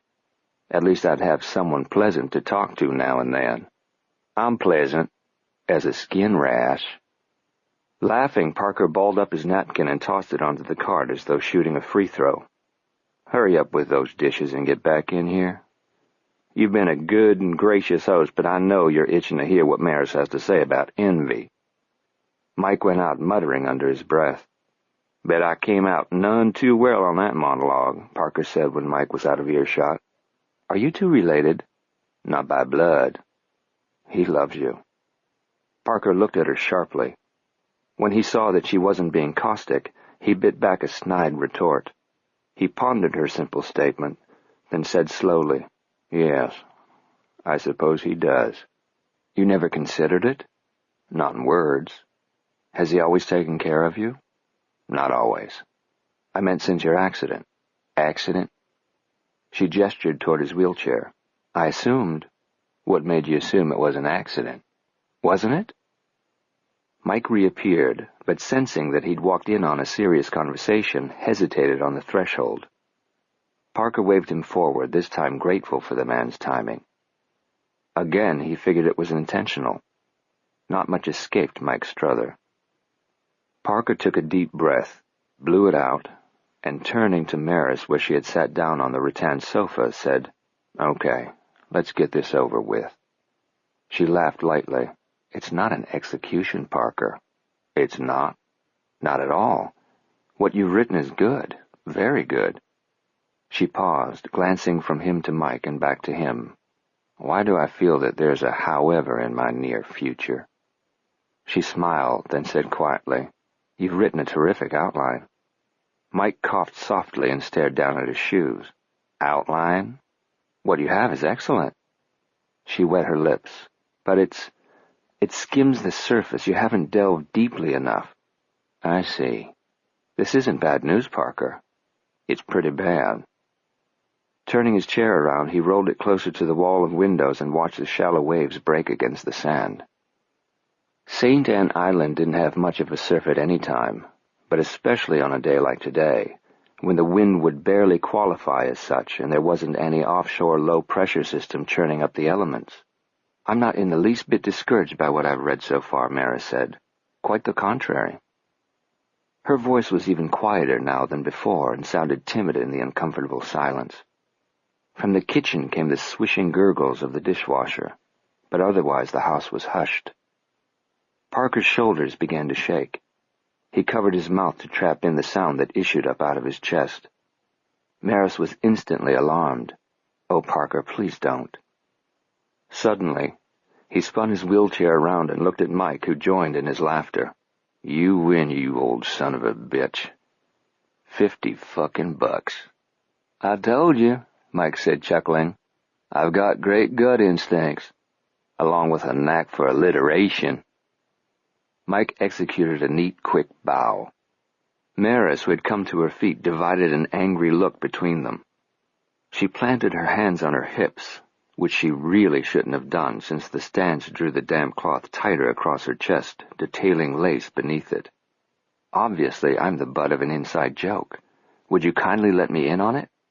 "Not exactly a joke, Maris." Mike curbed his laughter and even looked a little sheepish. "It was more like an experiment. A test." "Test?" "A few months back, we read the article about you in the publishing magazine. To me, you came across as a knowledgeable editor and publisher. But Parker said that your daddy probably paid for the article. I say it bribed. Then commissioned your publicity department to write the piece, which explained why it was so flattering.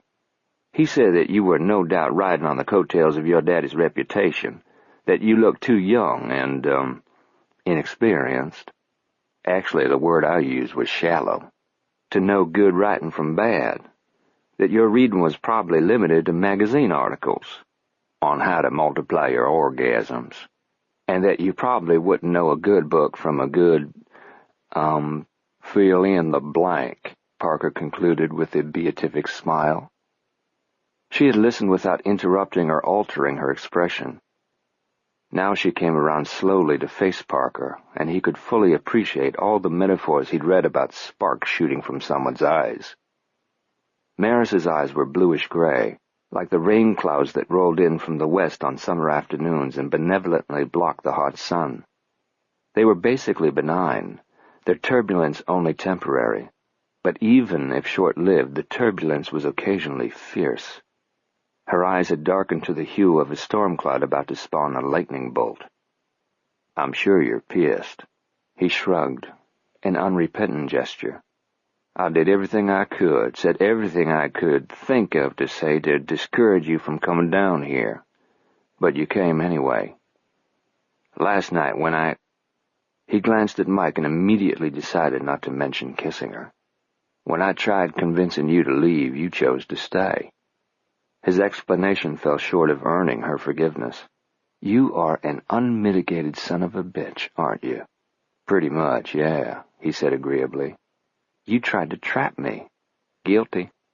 If I had gushed over how good your writing was, you would have known I was insincere, or a lousy editor. But I knew better, Mike interjected. I've read books that you edited, Maris. I told Parker, made a $50 bet with him that his low opinion of you was unfounded and just plain wrong. Maris heard all of this, of course, but she hadn't even glanced in Mike's direction. Her anger was fixed on Parker. He smiled the sly grin of a gator that had just devoured a nest of ducklings, a grin that he knew would only make her madder. Sorry you came. Want to call the boat to take you back now? She tossed back her damp hair. What caused Todd's father's death?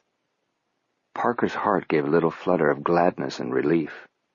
His wicked grin had been a lying indicator of the anxiety he'd been harboring. Was his death sudden, or did it follow a lingering illness? She asked. Does this mean you're still interested? Did Todd take his death hard, or was he glad to see the end of him? Was his father his idol, or did the death release him from years of emotional abuse? She pushed an armchair close to him and snatched the pages from his hands as she sat down. Do you understand what I'm getting at? The characters need to be fleshed out. Precisely. Where do they come from? What were their families like? Rich, poor, middle class? Did they have similar upbringings, or were their childhoods vastly different? We know they want to be writers, but you haven't told us why. Simply for the love of books? Or is writing a catharsis for Rourke, a way for him to vent his anger? Is it a panacea for Todd's unhappiness? Panacea? Are you listening? I'll look it up later. You know what it means, she snapped. He smiled again. Yes, I do. From the corner of his eye, he noticed Mike leaving the room, pulling the door close behind him. Maris was still in high gear. Life in the fraternity house, there's more of that in the next chapter.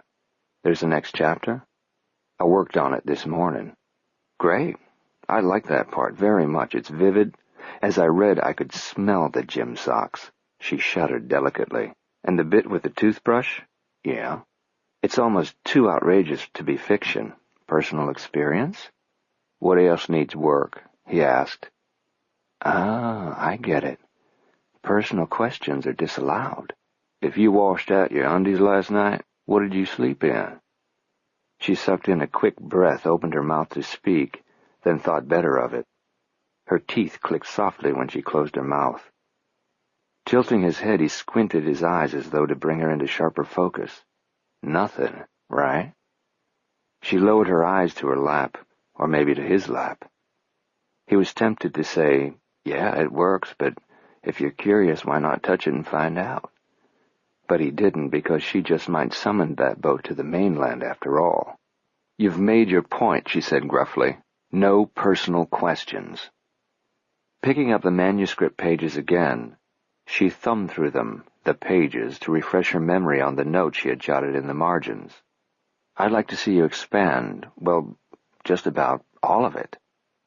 She glanced up at him to gauge his reaction, and when he declined to respond, she sat back with a sigh. You expected this, didn't you? You knew what I was going to say. He nodded. I skimmed the surface, just as you said, to test my competence. You auditioned me? Something like that.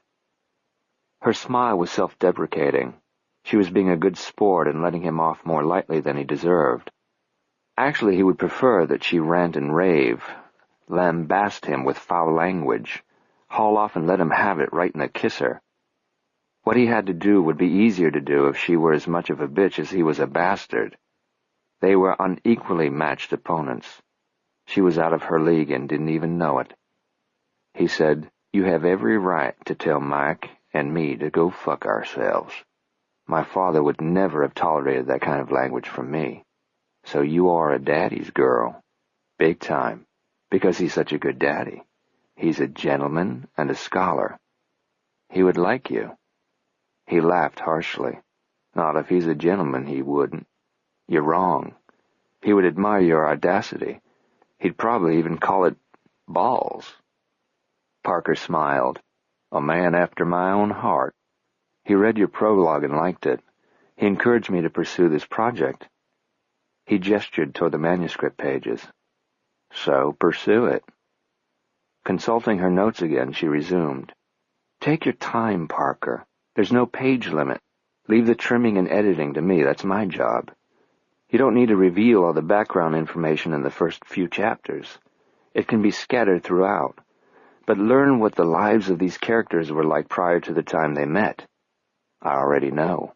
He tapped his temple. Up here. Excellent, but the reader can't read your mind. I understand. That's it for now. She evened up the edges of the sheets, then laid them in her lap. I'm glad I passed that silly test of yours, she said candidly. I've missed being involved in this stage of the process. I didn't realize how much I'd missed it until I began making these notes last night. I love molding the story, brainstorming with the writer, especially a talented writer. He pointed to himself. And that would be me? That would be you. Definitely. Her gaze, so candid and earnest, made him uncomfortable. He looked out toward the ocean so he wouldn't have to see her sincerity, wouldn't have to feel. So he wouldn't have to feel. Period. Maybe he was the one playing out of his league. Leaning toward him, she nudged his knee and lowered her voice to a near whisper. I don't suppose you've changed your mind about letting me know which character. Beat it, will you? He spun his chair away from her and pushed it toward his work table. I've got a bitch of an editor, and she's piled a shitload of work on me. Envy, Chapter 4, 1985. That Tuesday morning, 2 days before Thanksgiving, dawned cloudy and cold. As though on cue, as though roasted turkey and pumpkin pie would be incompatible with mild weather, a cold front lowered the temperature just in time for the holiday. Rourke's alarm clock was set for 7:30. By 7:45 he was shaved, showered, and dressed. By 10 minutes to 8 he was downstairs in the residence dining hall drinking coffee, glancing through his manuscript, and wondering how much abuse Professor Hadley was going to inflict on this creative effort into which he had poured his heart and soul. The quality of his Thanksgiving holiday depended upon the outcome of the conference. He would either spend the long weekend relaxed and comfortable in the knowledge that his work had met with his professor's approval, or foundering in the lake of misery called self-doubt. Either way, he didn't have much longer to wait. The verdict would be read soon. Whether Hadley's remarks were good, bad, or ugly, hearing them would be a relief. This anticipation was hell. Sweet Roe Rourke? He glanced up to see the house mom standing beside his chair. Sure, Mom, thanks. Soon after pledging, Rourke had ordained the fraternity house mother the most long-suffering woman alive. Mrs. Brenda Thompson had given up a peaceful widowhood to voluntarily move into a 3-story house with 82 men who behaved like miscreants sent away to a 9-month summer camp. They respected nothing, neither persons nor property. Nothing was sacred. Not God or country, one's hometown, one's pet, one's sister, or one's mother. It was open season on anything an individual held near and dear. Everything was subject to ribald ridicule. They had the decorum of swine. As male Homo sapiens tend to do when gathered in groups of 2 or more, these 82 had regressed to the level of cavemen, not nearly as refined as Neanderthals. Everything their mothers had forbidden them to do at home they did in the fraternity house. Zealously and with relish they celebrated rude behavior. Mrs. Thompson, a soft-spoken and dignified lady, tolerated their language, which was foul, and their personal habits, which were fouler. Her maternal nature invited their confidences and earned their affection. But unlike a parent, she exercised no discipline over them. She turned a blind eye to the drinking, cussing, and fornicating, in which they participated with wild abandon. Without a complaint from her, they could play their sound systems as loudly as they wished. They could sleep on their sheets for a semester or longer before laundering them. When they shaved the fraternity letters into the fur of a cat belonging to a girl who had jilted one of their members, Mom's only comment was on how nicely they had lined up the letters. In her presence, particularly on Wednesday evenings during their one formal meal of the week, where jackets and ties and some semblance of civilization was required, They apologized for their expletives, belches, and farts with an obligatory and questionably sincere, "Excuse me, Mom." With a patient little smile, she always pardoned the offender, even though a similar offense would be forthcoming seconds later. In her they had the dream mom. Rourke suspected that she favored him over some of the others, although he couldn't imagine why she did. He'd been as crude and badly behaved as any. After a toga party his sophomore year, he had passed out under the baby grand piano in the downstairs parlor and woke himself up choking on Jack Daniels-flavored vomit. Mrs. Thompson appeared in a long flannel robe and slippers, patting his shoulder and asking him if he was all right. "I'm fine," he mumbled, although clearly he wasn't. Without censure and with the dignity of a nun, she removed the blanket that someone had tossed over an inflatable doll, the anatomically obscene, unofficial house mascot, and carried it back to Rourke. She covered him with it where he lay, miserably cold, sick as a dog, and stinking to high heaven. From that night forward, Mom seemed to have a special fondness for him. Maybe because when he had sobered up, he thanked her for the kindness and apologized for disturbing her sleep. Maybe because he'd had the rug beneath the piano cleaned at his own expense. No one else in the house had noticed, either that he had soiled the rug or that he'd had it cleaned. But Mrs. Thompson had noticed. He supposed these nods toward common decency demonstrated to her that he was redeemable, that he had at least some breeding. "You're up earlier than usual, aren't you?" she asked now as she placed a jelly donut on a paper plate beside his coffee mug. Ordinarily, she didn't serve the boys food. They served themselves from a cafeteria-style line, taking what they wanted from the fare a surly cook put out for them in the manner of a farmer filling the feed trough for his herd. "I'm meeting this morning with my senior advisor," he explained. In deference to her, he remembered to use a napkin instead of licking the donut sugar glaze off his fingers. She motioned to his manuscript. "Is that the book you're writing for your capstone?" "Yes, ma'am. What I've got so far." "I'm sure it will be very good." "Thanks, Mom. I hope so." She wished him good luck with his meeting, then went over to say good morning to another boy who had just straggled in. He was the most handsome member in the house and attracted girls like moths to a flame. His brothers wanted to hate him for his unearned good fortune, but he was too nice a guy to hate. Rather than exploit his looks, he downplayed them, seemed almost embarrassed by them. He glanced over at Rourke and raised his cleft chin in greeting. "What's up, Shakespeare?" "What's up, R.B.?" Everyone had a nickname, and the accepted house greeting was "What's up?" to which no one ever replied. That's just what they said. Rourke's nickname, to everyone except Todd, was Shakespeare. His fraternity brothers knew he liked to write, and William Shakespeare was the one writer that most of them could possibly call to mind if a gun was held to his head. He had never tried to explain that Shakespeare wrote plays in blank verse, while he wrote stories in prose. Some concepts were just too complex to grasp, especially for individuals like the fraternity brother who, upon being asked by his English lit teacher to identify the bard by his portrait, had responded, "How the fuck you expect me to know all the presidents?" Rourke was flattered by the nickname, but this morning it seemed particularly presumptuous. Checking his wristwatch, he saw that he had 15 minutes to reach Hadley's office. More than enough time. Nevertheless, he drained his coffee, stuffed his manuscript back into its worn folder, put the folder into his backpack, and left the dining hall. Not until he got outside did he realize the drastic change in the weather that had occurred overnight. The wind chill put the temperature down around the freezing point, not cold enough to freeze the pond in the center of the campus, but enough to make him wish he had grabbed a heavier coat before setting out. The Language Arts Building, like most on campus, was basically Georgian in design. Older and statelier than the newer halls, it had a wide portico with 6 white columns. The aged red brick on the north wall was completely covered in Boston ivy that had turned from green to orange in a matter of days. As soon as Rourke was in sight of the building, he picked up his pace, more for warmth than for fear of being late. Despite his conservative upbringing, which had included church on Sundays, he was ambiguous about the existence, nature, and disposition of a supreme being.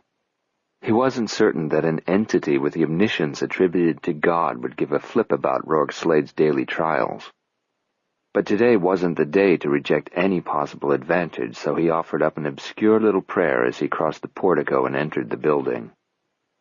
He was assailed by the burning dust smell of old furnaces. Apparently they'd been cranked up to full capacity this morning because the building was uncomfortably warm.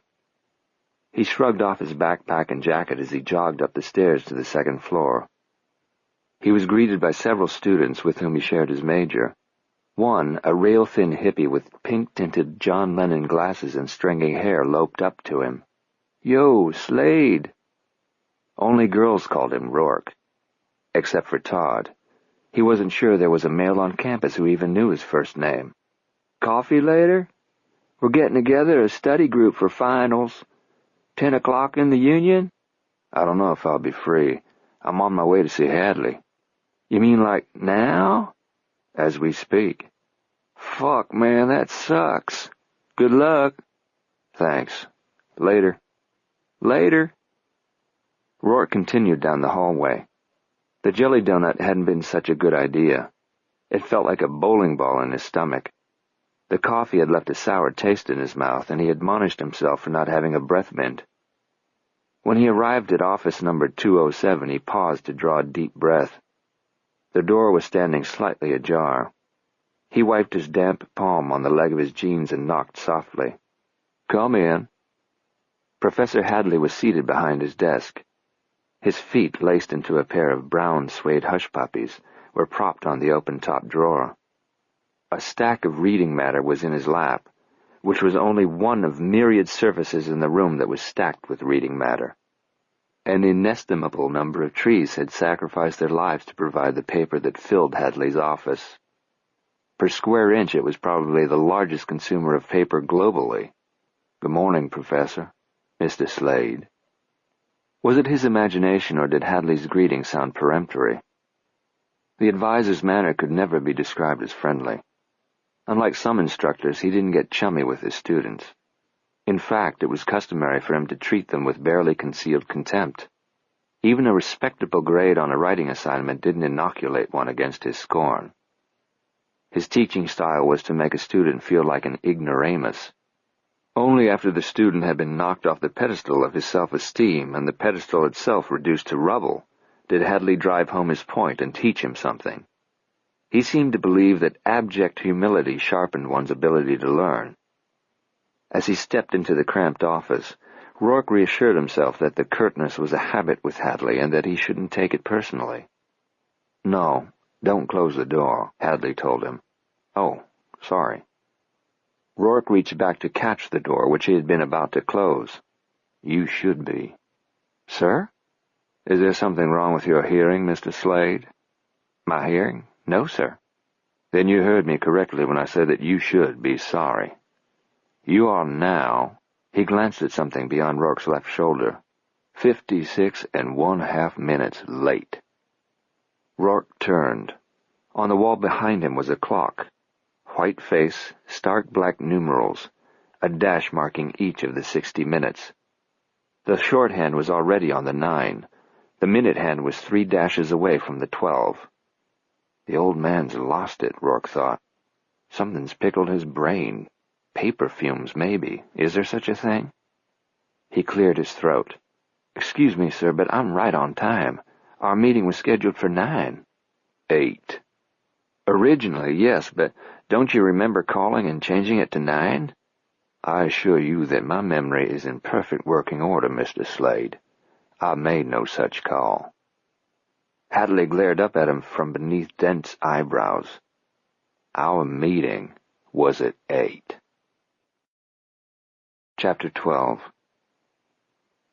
He was an old man.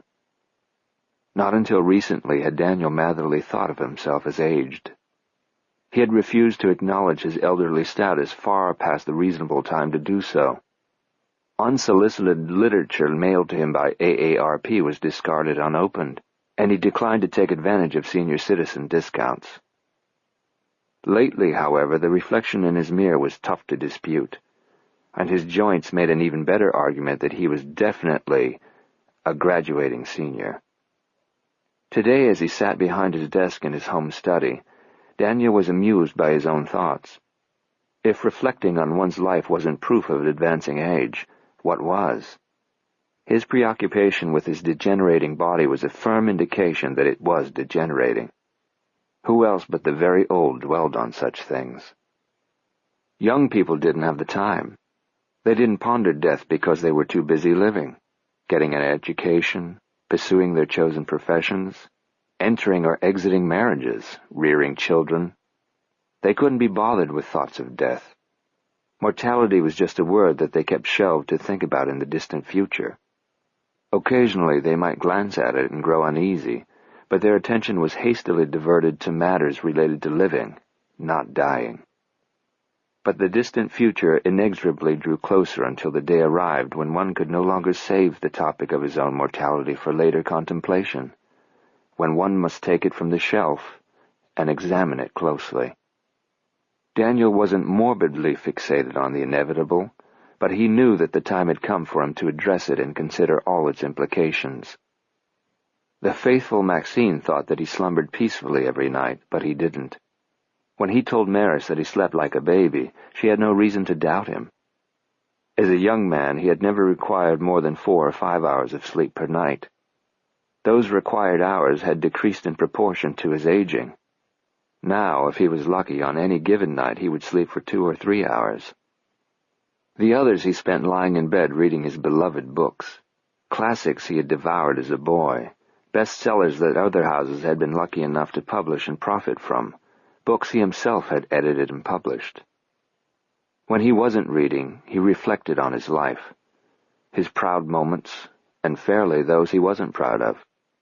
He thought frequently about the prep school friend who had died of leukemia. If he'd been born several decades later, he probably would have been treated and cured to live a long and fulfilling life.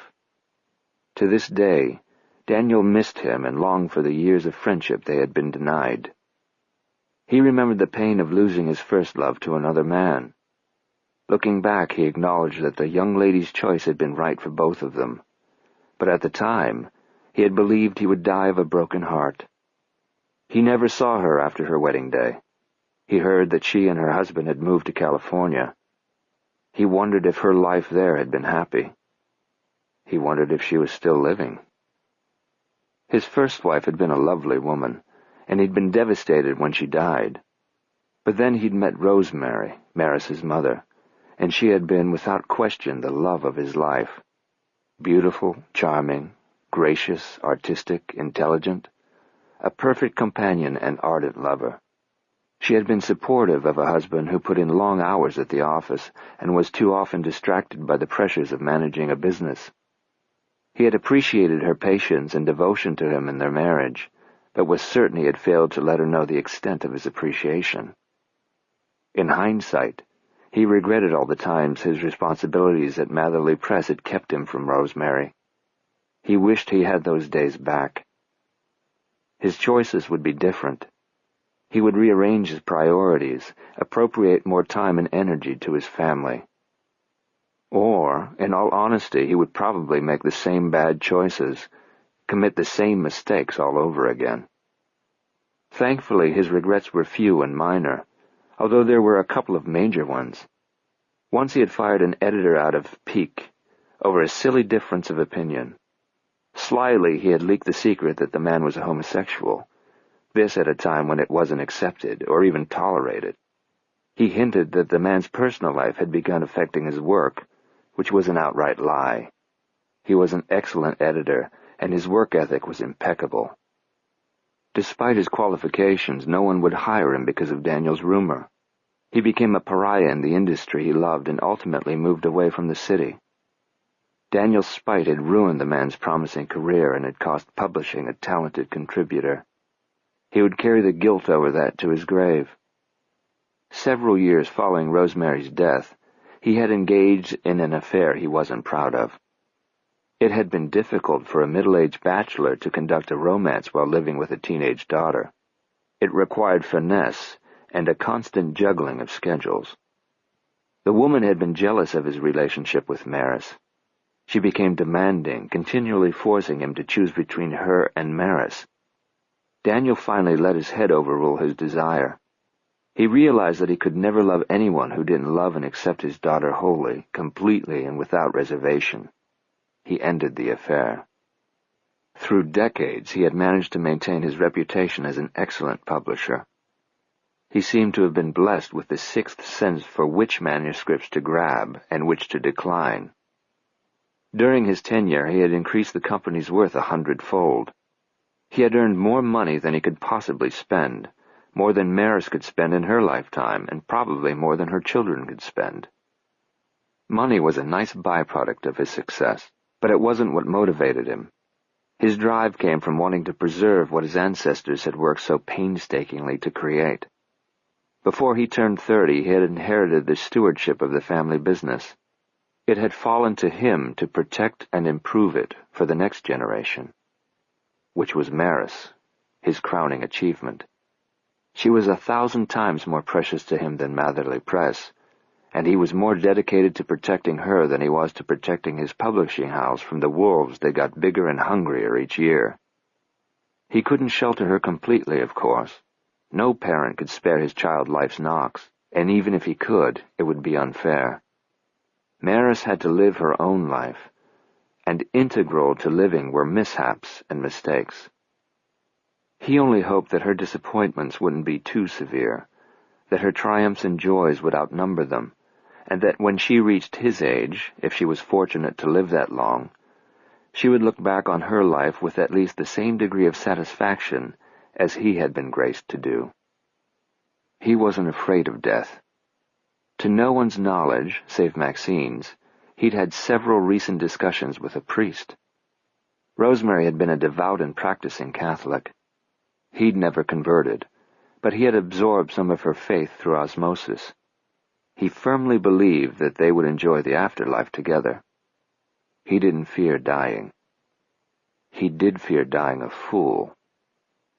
That was the worry that had robbed him of sleep last night. Deeply troubled, he'd been unable to read the nighttime hours away. Morning had brought no relief from this pervasive uneasiness. He couldn't shake the feeling that he was missing something, that a revealing word or deed or demeanor which he would have detected when he was younger and sharper, 5 years ago, even 1 year ago, was escaping him. Was this paranoia valid, or a symptom of encroaching dementia? Before his grandfather's death, Daniel remembered him ranting about his nurse's thievery. One day he accused her of being a German spy on a mission to assassinate U.S. war veterans. With a conviction of the mentally unhinged, he had claimed that the housekeeper was pregnant with his child. Nothing could convince him that the 67-year-old Englishwoman couldn't possibly be with child.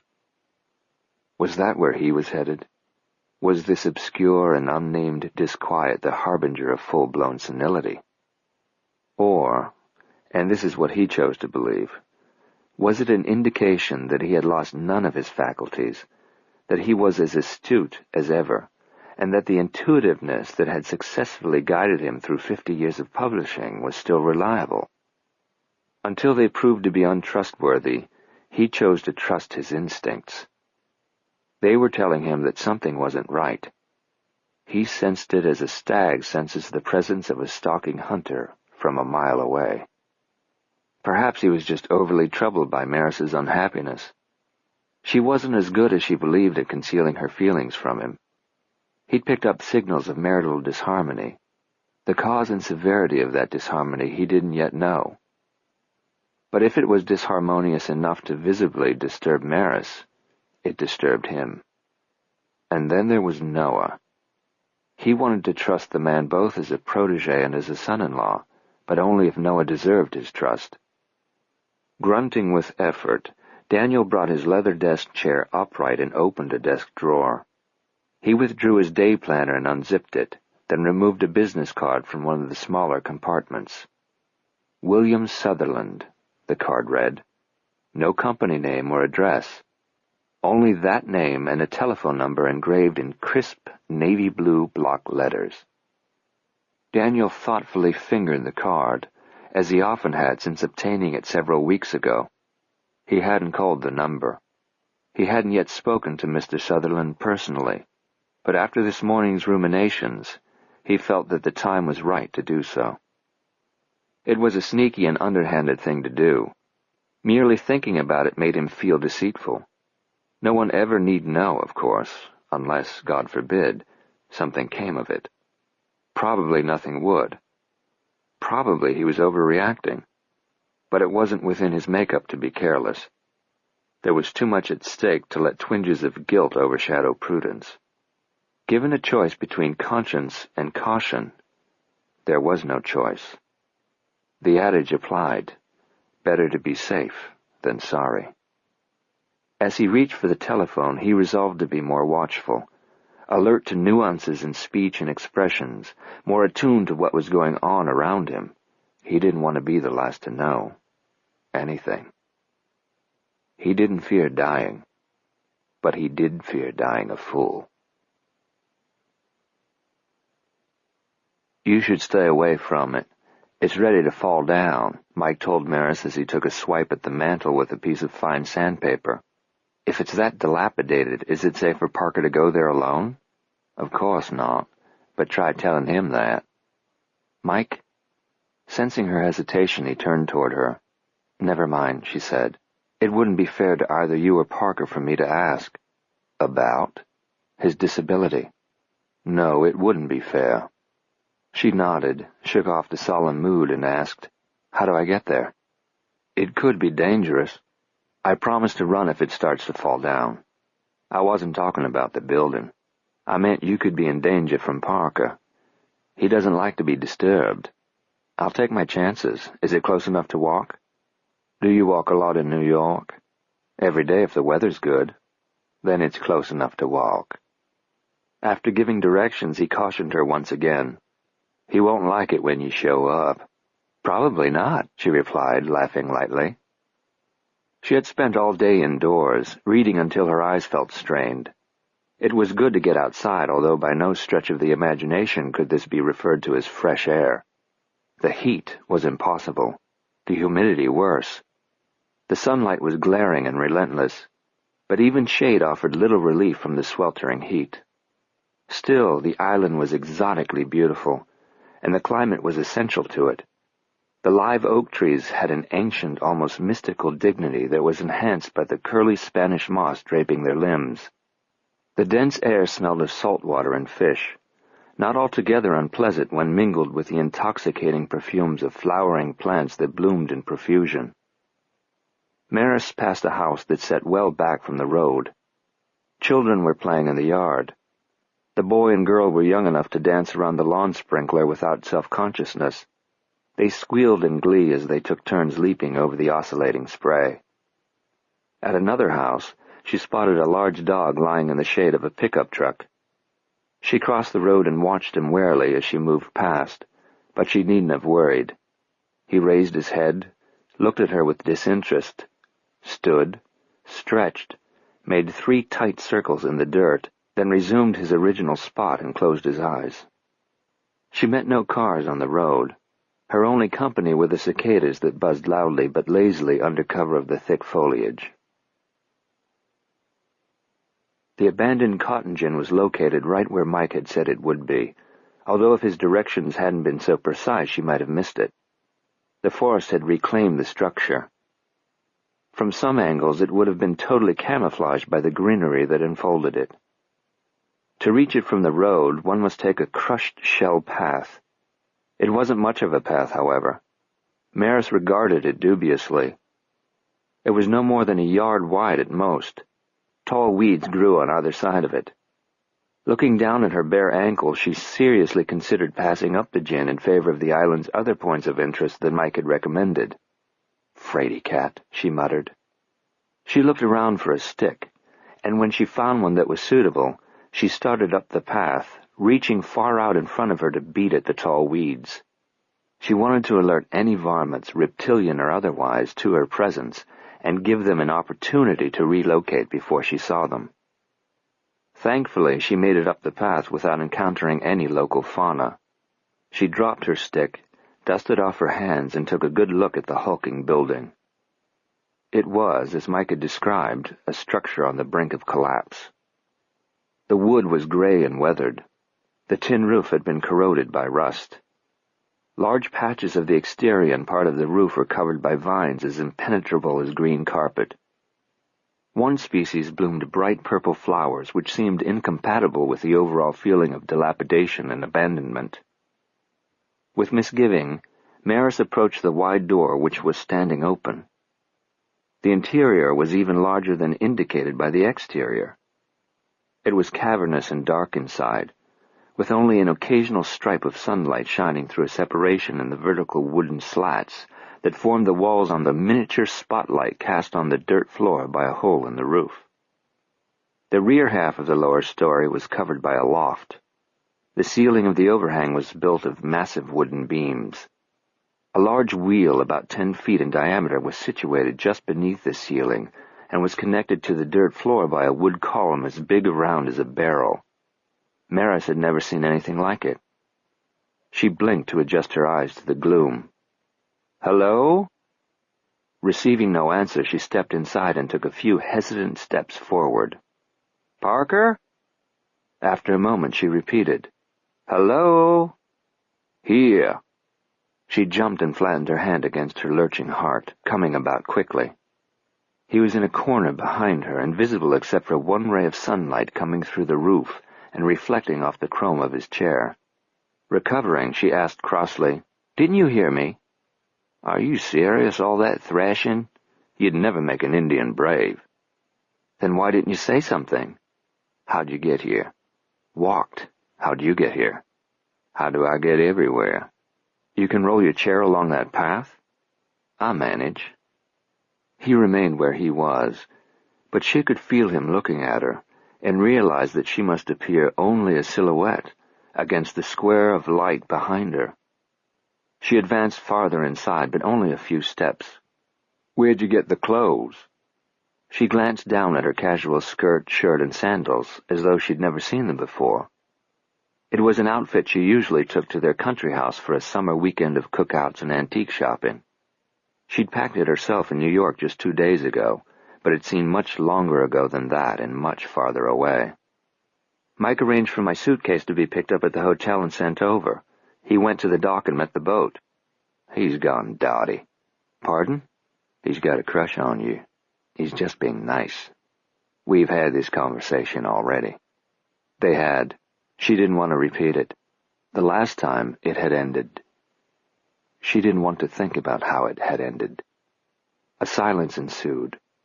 Her eyes had adjusted to the dimness, but she could still barely see him where he remained in the deep shadows of the corner. To fill the awkward silence, she said, "This is a picturesque building." "Which you accidentally happened upon?" "Mike gave me directions." "Mike talks too much." "Not that much. He gives away none of your secrets." "Until a few minutes ago, this building was my secret. I come here to be alone." She ignored the implication that he didn't welcome her company and took a look around. The dirt floor was littered with animal droppings and trash. At one time, someone had built a fire. The traces of ash and charred wood were still scattered about. A staircase attached to one wall led up to the second level, but many of the steps were missing, and those that remained appeared incapable of supporting anything heavier than a beetle. Generally, it was a spooky old place, especially the rear portion with its low overhang and antiquated industrial apparatus that looked to her like something an evil giant might use to physically torture an enemy giant. She couldn't imagine why Parker chose to spend time here. "What's its history?" "Do you know anything about cotton?" Cheekily, she quoted a popular TV commercial. "It's the fabric of our lives." To her surprise, Parker laughed. A real laugh, not that scornful sound that usually served as his laughs. Taking advantage of this rarity, she added, "It's also useful when it comes to removing nail polish." His laughter subsided, making the resulting silence even more noticeable. Then he said gruffly, "Come here." Chapter 13. Parker waited out her hesitation. He didn't repeat the request, figuring she would call his implied dare, and she did. After a moment or two of consideration, She carefully picked her way across the distance separating them. Her hair had been gathered into a makeshift ponytail that subtracted at least 5 years from her appearance. Her white shirt was tied in a knot at her waist. Her khaki skirt was short enough to show a couple inches of thigh, smooth, shapely thighs that invited libidinous speculation. "When this gin was first built," he said, 3 sides of it were left open. The machinery was animal-powered. Animal-powered? Follow me. He wheeled toward the back of the building. As she followed him beneath the overhang, she reflexively ducked her head, causing him to smile. She had cleared the low, spider-infested ceiling, but not by much. "I've never had that problem myself," he said. He then pointed to the faint ring in the hard-packed earth. "If you look closely, you can see a circular depression there in the dirt. That's the path worn by the mules that turned the drive wheel that powered the gin stand. Up there? Right. When cotton was king, it was brought here by the wagon load.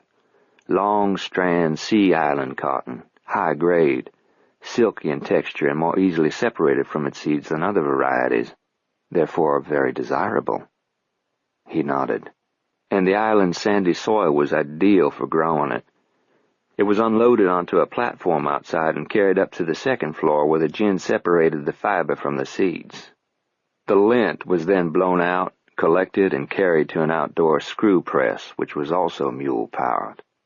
Once it was pressed into bales, they were bagged and hauled cross-island to the dock for transport to the cotton exchanges on the mainland. It sounds very labor-intensive." "You're right. From the time a cotton seed was planted in early spring until the last bale of the crop was shipped out, the process took a year." "Was this the only gin on the island?" "Right again. 1 planter, 1 gin, 1 family. The family that built my house. They had a monopoly that made them rich until the whole market collapsed. They tried to switch to oyster canning, which was being done on other sea islands, but they didn't know anything about it. Went completely broke within a year and cleared out." "So this structure more or less chronicles the island's history." 19th century history for sure," he said.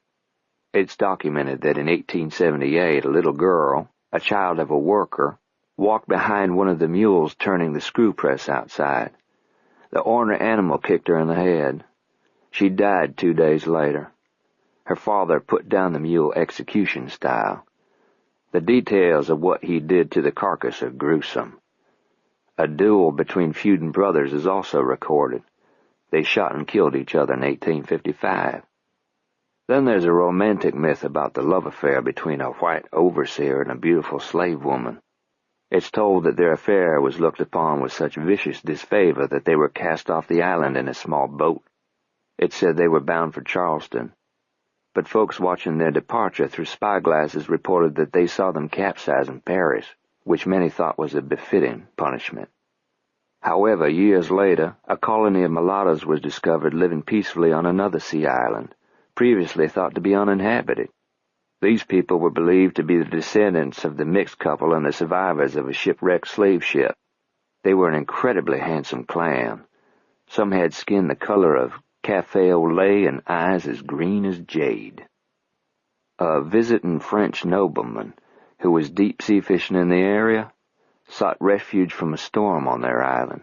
While he was there, one of the nubile young ladies caught his eye and captured his heart. They married, and he took all her family back to France with them, where they lived happily ever after." Maris drew in a long, slow breath. "You tell good stories, Parker." "It's a fable, probably untrue. It's still a good story." "So you're a romantic?" "Unabashed." She smiled and then said, "You know a lot about the gin. Was your family in the cotton business?" "I think my great-granddaddy picked it by hand during the Depression, but so did just about every able-bodied person in the South. Women, children, blacks, whites, all struggling to survive. Hunger doesn't discriminate." "What did your father do?" "Physician. Family practice, the gamut, from delivering babies to lancing boils." "Is he retired?" He shook his head. "He couldn't break a 40-year habit, and he couldn't heal himself when lung cancer caught up with him. He died long before he should have." "And your mother?" Outlived in 12 years. She died several years ago, and before you ask, I'm an only child. So am I. I know. After registering momentary surprise that he knew that, she said, Oh, the article. Yeah. Several strands of hair had come loose from her ponytail and were lying against her nape. The wheat-colored strands appeared slightly damp and curled from the humidity. He caught himself staring at them. He looked away to clear his vision. Yeah, that article was chock full of information about you, your father, your husband. What's he like? Very robust, especially for a man of 78. I meant your husband. Is he also very robust? We agreed not to ask any personal questions. That's personal. What don't you want me to know about your husband? Nothing. It's not that. Then what? I followed you here to talk about envy. Want to sit down? Apparently confused by a sudden shift of topic, she shook her head. There's nowhere to sit. She glanced at the beams overhead. Besides, it's creepy under here. He swept his arm toward the front part of the building, and she preceded him from beneath the overhang. Her attention was drawn to a circle of bricks on the dirt floor. They were stacked 2 deep, forming an enclosure roughly 5 feet in diameter. What's that? Careful, Parker warned as he quickly rolled his chair to her side. That's an abandoned well. Why in here? One of the more innovative patriarchs of the Cotton Dynasty decided to convert the gin to steam power. He began digging this well for the water supply but died of diphtheria before the project was completed. His heir abandoned the idea as impractical. Rightly, I believe. It wasn't economically feasible for the amount of their production. She peered over the rim of bricks into the darkness of the hole. How deep is it? Deep enough. For what? After holding her gaze for a moment, he backed up, then wheeled past her. He hitched his chin toward an upended crate. That'll do for a perch if you're not too particular. After testing the crate's sturdiness, she gingerly sat down on the rough wood. Be careful of splinters, he warned, although my picking them out of the backs of your thighs is a bewitching thought. She shot him a retiring look. I'll take care not to fidget. I'm sure I would enjoy extracting the splinters, but I'm equally sure your very robust husband wouldn't approve. Was that thunder? Changing the subject, Maris? Yes. Grinning, he glanced over his shoulder toward the open door. It had grown noticeably darker outside as well as in. Afternoon thunderstorms frequently boil up during the summer. Sometimes they pass over in an hour or less. Sometimes they linger through the night. You can never tell. Overhead, the first raindrops struck the roof with fat-sounding slaps. She inhaled deeply. You can smell the rain. Smells good, doesn't it? Sounds wonderful, too. Uh-huh. The rain didn't cool the air much, but it had a definite effect on the atmosphere. It became closer, denser. He was aware of it, and so was Maris. She probably couldn't characterize this sudden change any better than he could, but it was distinctly felt. Her eyes moved away from watching the rain through the open door and found his. They stared at each other through the deepening gloom. Oddly, it wasn't an uncomfortable exchange. If he'd been forced to use an applicable adverb to describe the way in which they were looking at one another, he would choose expectantly, a modifier that combined curiosity with caution, wonderment with the undertones of wariness. He felt her gaze like a tug on his chest, drawing him closer, and he was looking at her with the same level of intensity. Given the electricity arcing between them, he was curious to know what she would say. She played it safe by commenting on envy. That was a rotten trick that Todd played on Rourke. Rigging it so he missed his appointment with Hadley? You set me up perfectly. I didn't see it coming. That's good. Now, what is Rourke going to do about it? What do you think he should do? Beat the hell out of Todd. He whistled at her vehemence. Well, isn't that what a guy would do? Probably, he replied. Fury would be his initial reaction, and he would seek a physical outlet, but let's talk about it. Remember, Todd was only paying Rourke back for the toothbrush stunt. But that was a prank, she exclaimed. Gross and disgusting, granted, but college boys do stuff like that to each other, don't they? Did you know college boys who did stuff like that? I attended a girls' school. Right, I read that, he said, as though just reminded of that part of her bio which he knew as intimately as if he'd written it himself. So it's safe to assume that you have no experience of college boys and how they act. No, it's safe to assume that my experience is limited to how they act on dates with girls, which is different from how they interact with each other. Is that how you met your husband? On a date during college? Much later than that. How much later? When he came to work at Matherly Press. Smart move on his part. He married the boss's daughter. That irked her. So much so that Parker knew he wasn't the first to connect those two dots. It had crossed her mind too, perhaps too often for comfort. Her expression turned professional and peeved. Can we get back to your book, please? Sure. Sorry for the digression. While taking a moment to collect her thought, she pulled her lower lip through her teeth a couple of times and absently fiddled with the button on her blouse. Parker wondered when those two insignificant, subconsciously feminine gestures had become so goddamn sexy. A prank is one thing, she said, but Todd's joke had a meanness about it that was unmistakable. It wasn't harmless. It couldn't be undone as easily as buying a new toothbrush. He was tinkering with Rourke's future. This practical joke could damage Rourke's grade, compromise his capstone, affect his writing ambitions, and possibly even crush them. He can't let it pass and do nothing. True. Rourke won't fold. He won't easily forgive this experience, but it'll sure as hell motivate him. Yes, she said excitedly. This will fuel his determination to succeed, to reach a level of success that Todd will envy, she said, finishing the thought for him. He grinned. Per your suggestion, I'll let him blow off some steam, land a few punches, which Todd will concede he deserved. So they remain friends. It wouldn't be a book if they didn't. If their friendship fell apart here, the story would be over. Not necessarily. It could be just as powerful if they became bitter enemies at this point. Wait and see, Maris. What? Give me time. Her eyes widened marginally. You've got it plotted already, don't you? For the most part, he confessed with a negligent shrug. There are some details still to hammer out. She tried but failed to look piqued. You've been stringing me along. To get you excited. I'm excited. Her animation proved it. May I make another suggestion? I don't promise to take it. Agreed. Then fire away. Could we see Rourke falling in love? With the girl who went back to her boyfriend? Yes. You told the reader that he fell in love, but we didn't get to see it. We didn't experience it along with him. You don't even give this girl a name. I think it could be very poignant, as well as useful toward developing his character.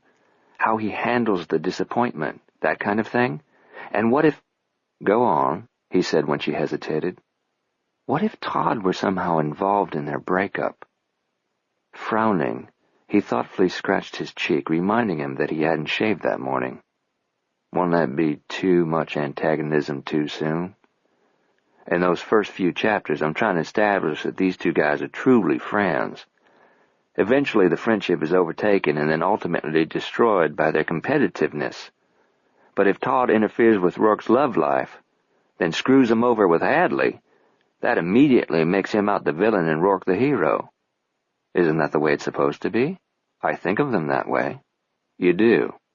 You're surprised? Well, the story isn't over yet. By the time you get to the ending, you might change your mind. Her eyes probed his, as though trying to see the denouement behind them. I really don't have a choice, do I? Nope. Okay. In the meantime, what do you think of my suggestion about Rourke's love life? I repeat, Maris, give me time. She leaned forward eagerly. You've already changed it, haven't you? There's more, isn't there? Same girl? Why don't you have your navel pierced? I beg your pardon? If you're going to wear hip-riding skirts and shirts that tie at the waist, why don't you I heard you.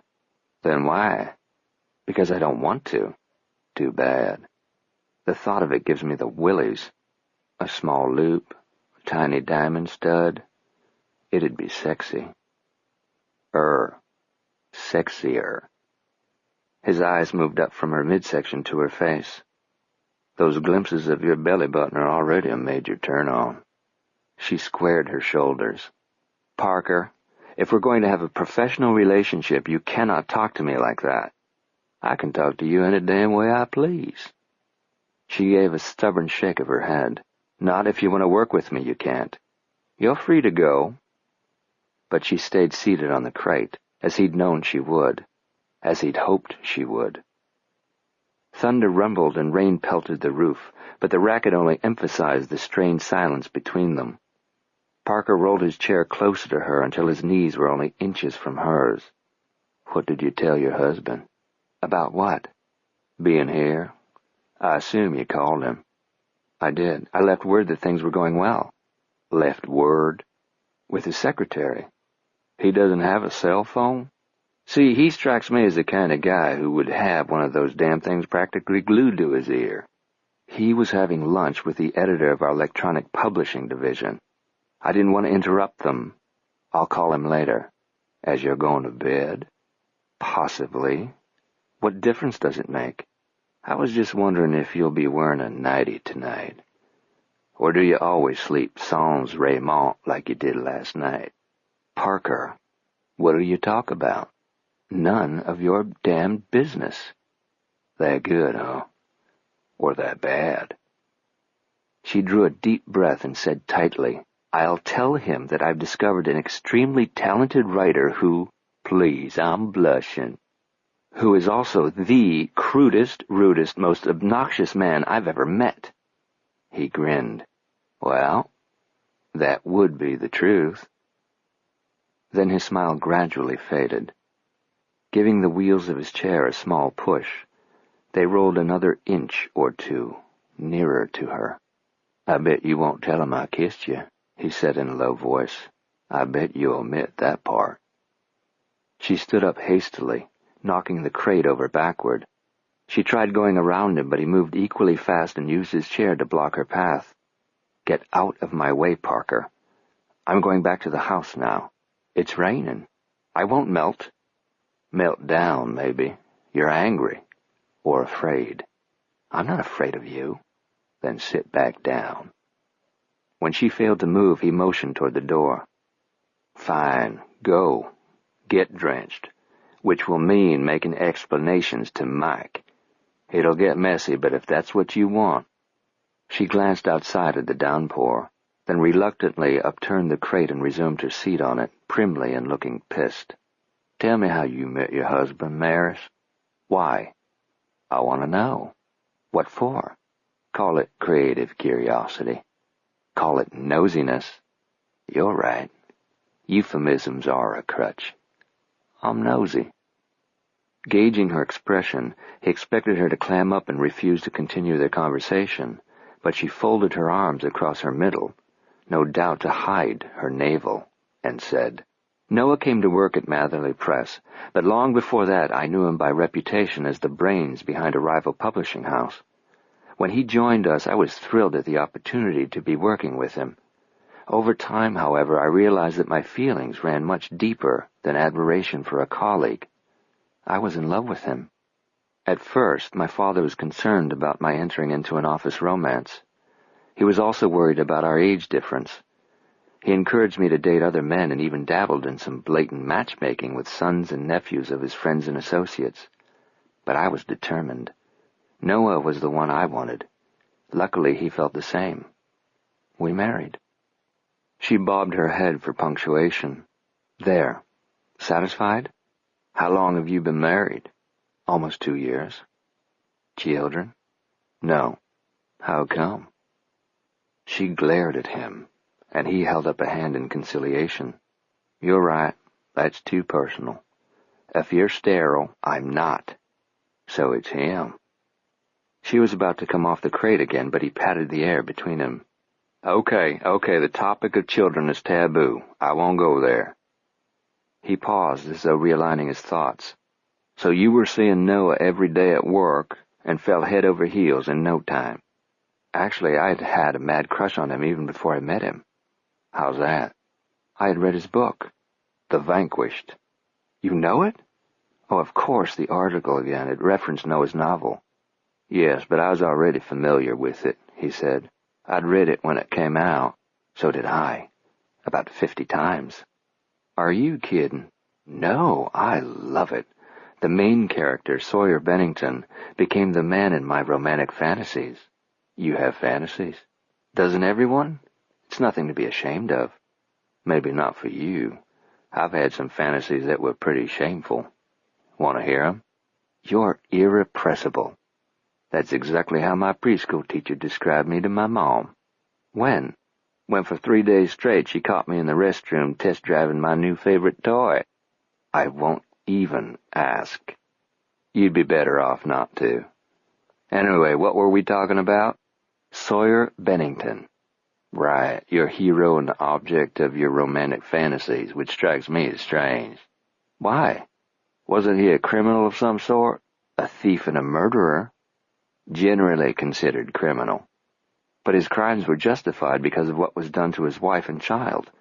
When he discovered their bodies, I cried buckets. I still cry every time I read it. Her expression turned dreamy and wistful. Sawyer is such a hard man. With everybody except Charlotte. They loved so passionately, and it was the kind of love that even death couldn't destroy. When they hanged him for his crimes, he was thinking about... Her voice trailed off. Embarrassed, she gave a slight shrug. Forgive me, Parker. I guess you can tell how much I love this novel. You talk about the characters as though they're real. Noah did such a fantastic job of drawing them that sometimes I forget they're fiction. I actually start missing them. When I do, I open my copy to any page and read a few paragraphs, and it's like I visited them. Didn't they make a movie? It was junk that didn't do the book justice. But to be fair to the movie makers, I don't think any movie could have. Some critics touted The Vanquished as the best historical novel since Gone with the Wind. Strong praise, but in my opinion, warranted. So what did he follow it with? He didn't. Her exuberance waned considerably. Noah got very involved with publishing The Vanquished and decided that his calling was in that arena, not writing. And I suppose when your debut novel receives such critical and popular acclaim, the thought of following it with something equally good is daunting, even terrifying. He never wrote again, not until recently. Parker's gaze sharpened. He's writing again? He set up an office specifically for that purpose. I'm very pleased. But she didn't look very pleased, or even moderately pleased. A shallow but distinct vertical line had formed between her eyebrows. Parker doubted she realized how revealing her facial expressions were, or she would school them better. After a quiet moment, he asked, "What other fictional characters have played key roles in your fantasies?" "Several," she admitted with a light laugh, "but none to the extent of Sawyer Bennington."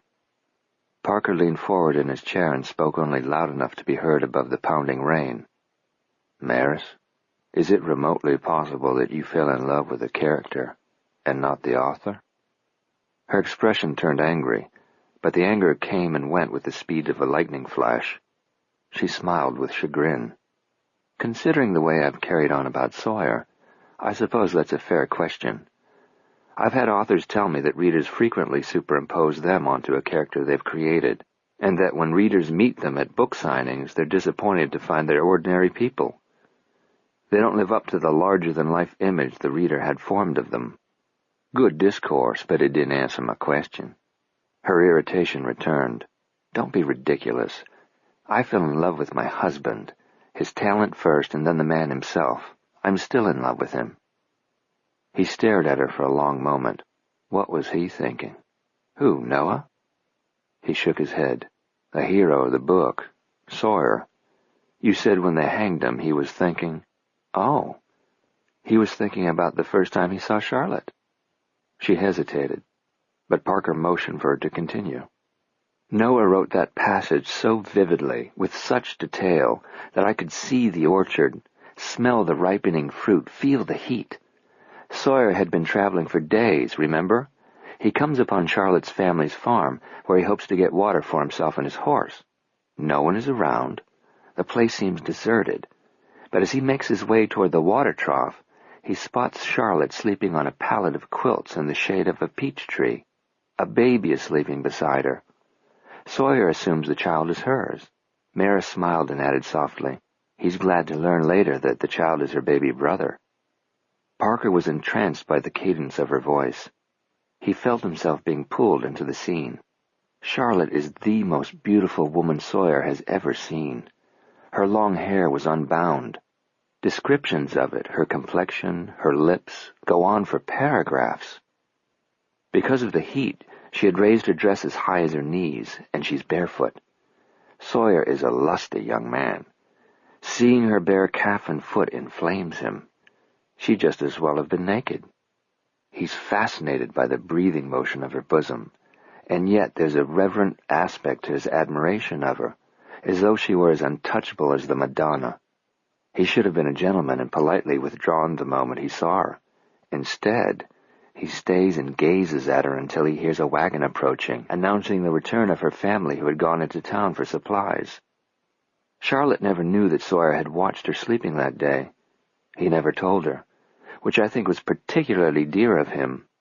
It was too special a memory to share even with her. It was so special that he called it forward on the day of his execution. He was reliving it when the trapdoor of the gallows dropped open beneath him. Because it was the most pivotal day of his life. He died reliving his first sight of Charlotte. Parker had listened, motionless, intent on every word. For several moments after she stopped speaking, they just looked at one another. Neither was capable of or willing to dispel the mood. When he finally spoke, his voice was abnormally husky. "You should have been the writer, Maris." "Me?" "No," she said, shaking her head and laughing softly. "I envy the gift. I can recognize it in those who've been blessed with it, but I'm a facilitator, not a creator." He pondered that for a time, then said, "Do you know what made that scene so erotic?" She tilted her head inquisitively. It was his having that much access to a woman, his having cerebral intimacy with her, without her knowledge. Yes. His eyes and mind had touched what his hands and lips wanted to. He hadn't seen much, but he felt guilty for looking at all. The forbidden. He nodded and said in an even lower voice, "The strongest sexual stimulant of all. What isn't good for us. What we can't have. What we want so badly we can taste, but can't touch." Maris drew in a shaky little breath and exhaled it slowly. For the first time becoming aware of the loose strands of hair on her neck, she raised her hand to them, but repair seemed beyond her. She lowered her hand back to her lap, but not before it made a brief stop at that button she had fiddled with before. This time, she merely brushed it with her fingertips as though to reassure herself that it was still there. But Parker's gaze fastened on it and remained. Suddenly she stood up in the narrow space separating them. "I'm going back now. The rain has stopped." That wasn't altogether true.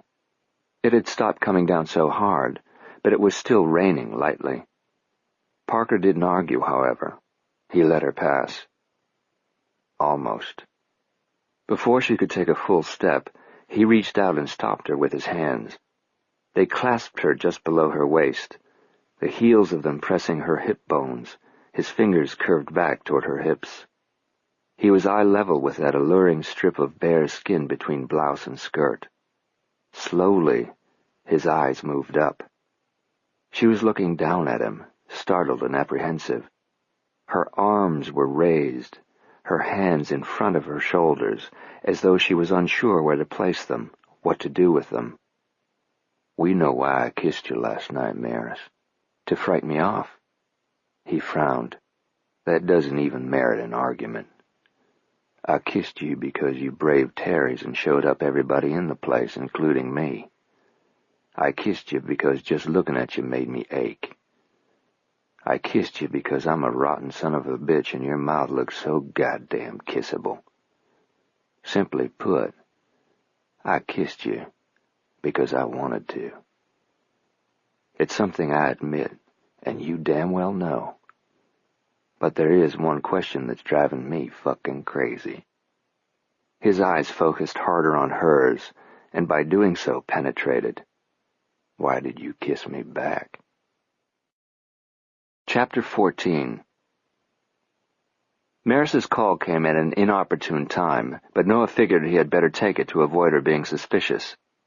Even though he had a meeting scheduled in 10 minutes, he asked his assistant to put her call through. "Darling, I'm so glad to hear from you." "It's nice to finally talk to you, too," she said. "It's been so long, your voice sounds strange." "Strange?" "My ears have become attuned to a southern drawl." "God help you." "Even worse, I've actually slipped and said y'all a few times, and I've acquired a taste for grits. The secret is lots of salt and pepper and drenched in butter. Keep packing down a diet like that and you'll return to me fat. Don't be surprised if I do. What the Southerners don't cook in butter, they cook in bacon grease, and it's all delicious. Have you ever had fried green tomatoes? Like the movie title? And the book, both named after the real thing. Dredged in cornmeal, fried in bacon grease, they're scrumptious. Mike taught me how to make them. The author extraordinaire also cooks? Mike's not the author. Mike does just about everything around here except the writing. Noah checked the sterling Tiffany clock on his desk and wondered when he could gracefully break this off. "Is the book coming along? How is it working with the author?" "He's talented, Noah. He's also opinionated, difficult at times, and impossible at others, but he's a challenge I can't resist." "So the trip has been productive?" "Yes, and unless there's something that requires me to come home, I'm going to stay here through the weekend and spoon-feed him constructive criticism and encouragement. There's no reason for me to rush back, is there? Besides my missing you? No. Your missing me is no small thing. I wouldn't selfishly have you return strictly on my account. I can tell by the enthusiasm in your voice that you're enjoying being a hands-on editor again. Very much. Are you writing?" "When I can. I've been busy going over second quarter reports, but I've managed to put in a couple hours writing each evening." After a short pause, he asked, "You aren't going to start nagging me about my output, are you?" "I wouldn't call it nagging. Just remember it's a part-time job, Maris. It can't take precedence over my responsibilities here." "I understand. It's just that I'm eager to read something new by my favorite author." "Don't hold your breath. It might take a while and the process can't be rushed." "Has your idea gelled?" "It's getting there," he replied evasively. "Whatever you write will be well worth the wait. If you've got that much time for leisure reading, we're not keeping you busy enough." "No worry there," she laughed. "I've got my hands full with this project, in addition to the other manuscripts coming due in the next few months. I'll be editing in my sleep." He liked the sound of that. If she were distracted by work, he'd be freer to devote more time to finalizing his deal with World View. He was feeling the pressure of the deadline unexpectedly set by Morris Bloom. While it was uncomfortably compressing, he welcomed having a definite goal, a finish line toward which to make a final push. He wasn't panicked, but he definitely experienced an adrenaline rush every time he thought about it. He was confident he would meet the deadline. If for any reason he didn't, he was equally confident that he could persuade Bloom to extend it. The CEO coveted Matherly Press too much to relinquish it over a matter of days. Meanwhile, this was a perfect time for Maris to be out of town. Her absence made it more convenient for him to manipulate Daniel. The old man had to be carefully finessed. Subtlety was key. Hit Daniel over the head with something, and he would fight it to his dying breath. Stroke him lightly, and his mind could be changed. Perhaps not as easily as most, but Noah didn't doubt his ability to eventually whittle down all of his father-in-law's objections to a merger. Maris's absence also allowed him more time with Nadia. She could be a harpy if she was unhappy, and she was unhappiest when deprived the time and attention she felt she deserved. "I can't wait for you to read this book, Noah," Maris said, drawing him back into their conversation. What had she been talking about for the last few minutes? Lost in his own thoughts, he hadn't retained a word of what she'd said. He couldn't see that his inattention mattered much. "The author hasn't shared with me the whole plot," she went on, "but I think it's going to be good." "If you think it's going to be good, then it will be. Listen, darling, I hate to cut short our conversation, but I'm due down the hall in 2 minutes. So what else is new?" She posed the question tongue-in-cheek and without rancor. Their exchanges during work hours were typically brief. "I have a meeting with Howard, and you know what a stickler he is about punctuality." Howard Bancroft was Matherly Press's chief counsel and head of the legal department. If I'm a nanosecond late, he'll stay miffed for days. "What's the meeting about?" "I can't recall off the top of my head. Something to do with one of our foreign licensees, I believe." "I hate to get on Howard's bad side," she said, "but there is something else I wanted to talk about." He had to work at keeping the impatience out of his voice. "Then I'll take the time. What's on your mind? Is Dad all right?" "Seems to be. I saw him last evening and talked to him again this morning." "He came into the office?" "No. He called to ask if I could muddle through without him today. I urged him to take off not only today, but the remainder of the week. You're not here, so we don't have any meetings scheduled that I can't handle alone. It's an ideal time for him to take it easy." "He'll get bored." "Actually, he's got a fairly heavy schedule. He said he planned to spend the morning at his desk at home to handle some personal chores. Then he was having a late lunch with an old crony. They're meeting at the Four Seasons." "Lunch with an old crony," she repeated absently. "I hope he doesn't drink too much wine." "He's certainly earned the right to have a few glasses of wine at lunch if he wants them, Maris." "I know, but I worry about him negotiating the stairs at home, with that weakness in his joints. He needs full command of his equilibrium. I see your point. When someone his age falls and breaks a hip, they sometimes never completely recover. He couldn't abide being bedridden. I'll ask Maxine to keep a closer eye on him." "No, that would start World War III, she exclaimed. "He'll get mad at her for babying him, and then he'll get mad at me for asking her to." "Another good point," he said. "How about—" "What?" "Well, I was going to suggest that I talk to him about it. Caution him confidentially. Man to man." "Yes," she said, sounding relieved. "I like that plan much better." "Then I'll go over this evening and have a chat with him." "Thank you, Noah." "You're welcome. Anything else?" "Why?" "Howard's waiting on me." "Oh, I'm sorry, I forgot. I shouldn't have kept you." "Nonsense. This was important." He wanted to end the call quickly, but he didn't want to leave her worrying over Daniel. Concern might bring her rushing back. "Maris, don't worry about Daniel," he said tenderly. "He's a tough old bird, stronger than we give him credit for.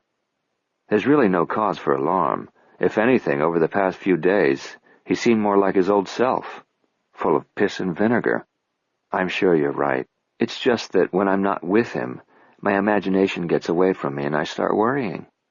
"Unnecessarily, I assure you. Now, forgive me, but I really must run. Apologize to Howard for me. Tell him it's all my fault that you're late." "Don't worry. I will," he chuckled. "Bye now." "Noah," she added just before he disconnected, "I love you." For a moment he was taken aback. Then, in the absent-minded way of a devoted but preoccupied husband, he replied, "I love you too, darling." Professions of love meant nothing to him. They were sequences of words without any relevance. He told many a woman that he loved her, but only when trying to woo her into bed. He'd vocally expressed his love for Maris when they were courting because it was expected. He'd vowed his love for her in order to win her father's blessing on their marriage, and he'd played the expressive newlywed husband to the hilt. But in the last several months, his avowals had become increasingly infrequent. By contrast, Maris had an affectionate nature. She was touchy-feely to an irritating degree. She declared her love at least once a day, and while he'd become accustomed to hearing it, he still felt no connection to the sentiment. But this most recent profession gave him pause. It wasn't the words themselves that had been curious, but the manner in which she'd spoken them. It had sounded to him almost as though she were trying to re-establish, either in his mind or her own, that she loved him. Had the surprise anniversary party failed to reassure her of his devotion? Did she still suspect him of infidelity? As he breezed past Bancroft's assistant with barely a nod and entered the consul's private office, the exchange with Maris lingered on his mind. It had raised questions which required further thought. Her "I love you" had been declared with an undercurrent of desperation. He must determine what, if anything, that signified. One thing was certain. She would not be proclaiming her love for him if she knew the contents of the folder he carried into the lawyer's office with him. "Hello, Howard. Sorry I'm late." He barged ahead to prevent Bancroft from remarking on his tardiness. "I was on the telephone with Maris, informing her that she would be receiving this document either tomorrow or the day after at the latest. She's in the boonies on the outskirts of nowhere, but she assured me that the parcel carriers deliver." Without invitation, he sat down on an upholstered love seat and spread his arms along the back of it, a study in nonchalance. Looking through the windows behind the attorney's desk, he remarked, "You know, Howard, I don't know what you did to rate this office. It's got an incredible view."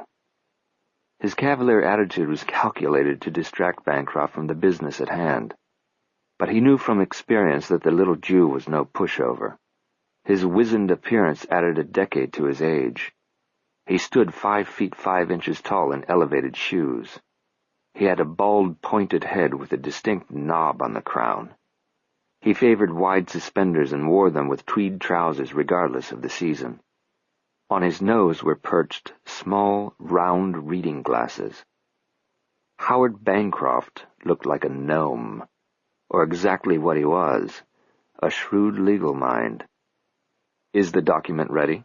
Noah asked, even though the reference document was lying in plain view on the lawyer's desk. "It's ready," Bancroft replied.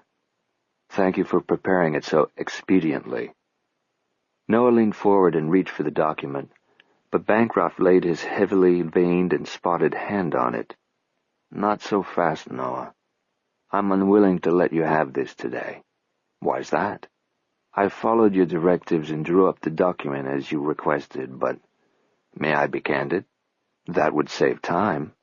I was reluctant to write the document as you specified. Its content is troubling." The lawyer removed his glasses and began polishing them with a large white handkerchief which he took from his pants pocket. Shaking it out, it looked to Noah as though he were waving a flag of surrender, which he'd just as well do. Howard Bancroft could not win this fight. "Oh? How is it troubling?" Noah gave his voice just enough edge to caution the attorney that his reasons for requesting the document were not open for discussion. They weren't even to be questioned. Bancroft, however, did not take the hint. "You're certain that Maris approves of this?" "I made the request on her behalf, Howard." "How does she feel that such a document is necessary?" "You know as I do, as Maris does, that publishing isn't the gentleman's cottage industry it was a century ago. It's gone cutthroat like everything else. If you stand still in this marketplace, you'd just as well be backing up. If you're merely maintaining the status quo, your competitors will pass you by, and before you can blink, you're in last place. We don't want Matherly Press to be choking on the heel dust of others, do we?" "That's a stirring speech, Noah. I suggest you deliver it at the next sales conference to rally the troops. However, I fail to see how the valid points you made relate to either my question or this document." "That document," Noah said, pointing to it where it still lay on his desk, "is our safety net. Publishing is changing constantly and swiftly. Matherly Press must be prepared for any contingency. We must be able to operate with fluidity, so that if an opportunity arises, it can be immediately seized." "Without Daniel's consent?" Noah assumed a sad expression. "Ah, Howard, that's the hitch. It breaks Maris's heart as it does mine that Daniel is getting on in years. That's a sad fact we've been forced to accept. If he should take a sudden downward turn, say a stroke that renders him incapable of making business decisions, this power of attorney guarantees a smooth transition and protects the company from being pitched into chaos. I wrote the provisos, Noah. I know their purpose. I also know that similar documents are already in place and have been for years." Daniel's personal lawyer, Mr. Stern, drew them up when Maris turned 21. I've got copies in my file, so I know that these documents include a living will, and as you say, cover every contingency. Should the unforeseen happen, Maris has been granted full power of attorney to make all Daniel's decisions for him, personally and professionally. I'm aware of the previous documents. This one's different. Indeed it is. It supersedes the others. It also grants you power of attorney to make Daniel's decisions for him. Noah took umbrage. Are you suggesting that I'm insinuating myself? No. Bancroft raised his hands, palm out. Both Daniel and Maris have mentioned to me the need to amend their power of attorney documents to include you. But that responsibility should fall to Mr. Stern, not to me. You're more convenient. To whom? Noah glared at him. What else do you find so troubling, Howard? The lawyer hesitated as though knowing it was ill-advised to continue, but apparently his convictions won out over caution. It feels sleight of hand. I get the impression that this is being done behind Daniel's back. He's authorized it. You said so yourself not 30 seconds ago. Obviously frustrated, Howard ran a hand over his knobby head. It also bothers me to release such an important document when it hasn't been signed and witnessed in my presence. I told Maris that I refused to sign it until she has, Noah said. I was adamant about that. She'll have her signature notarized in Georgia. When the document is returned, I'll sign it. As soon as she gets back, we'll meet with Daniel. Frankly, I think he'll be relieved that it's a fait accompli. No one likes to think of himself as vulnerable to incapacity or death.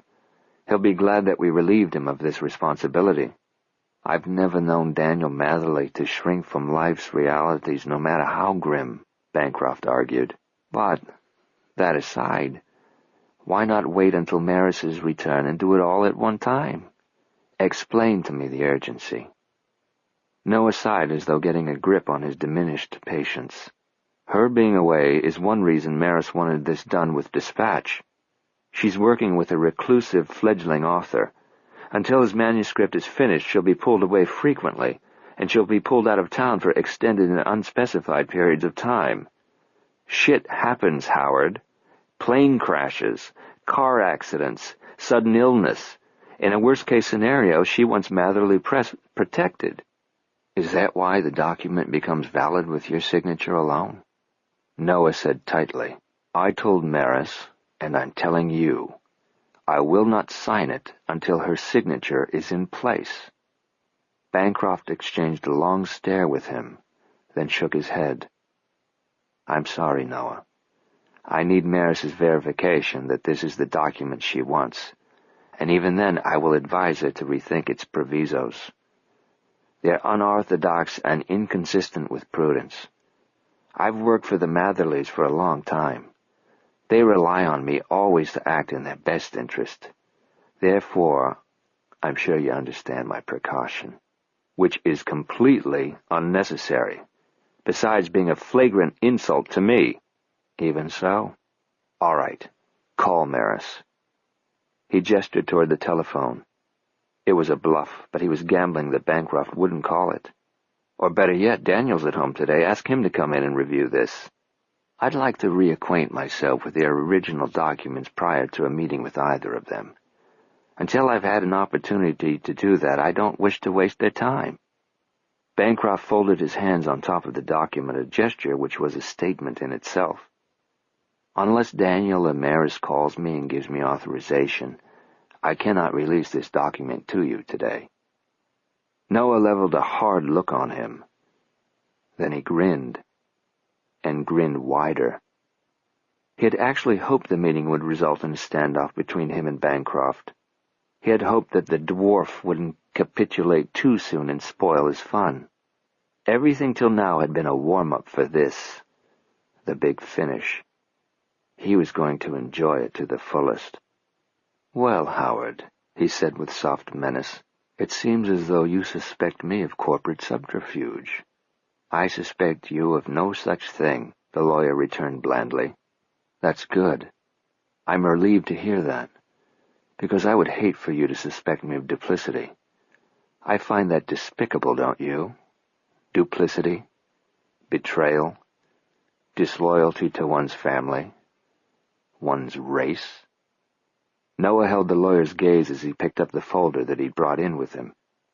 Gently he set it on the desk and slid it toward Bancroft, who stared at it with the misgivings of one who must remove the lid from a basket, knowing that a cobra was coiled inside. After a full minute of palpable silence and dread, the attorney opened the cover and began to scan the printed material inside. "Who would have thought it, Howard?" Noah said.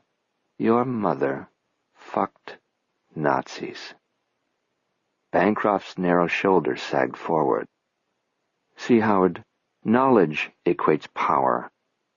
I make it a point to learn all I can about the people around me, especially those who could be a hindrance. Investigating your background cost me a lot of money and took up valuable time, but I must say it yielded more than I bargained for.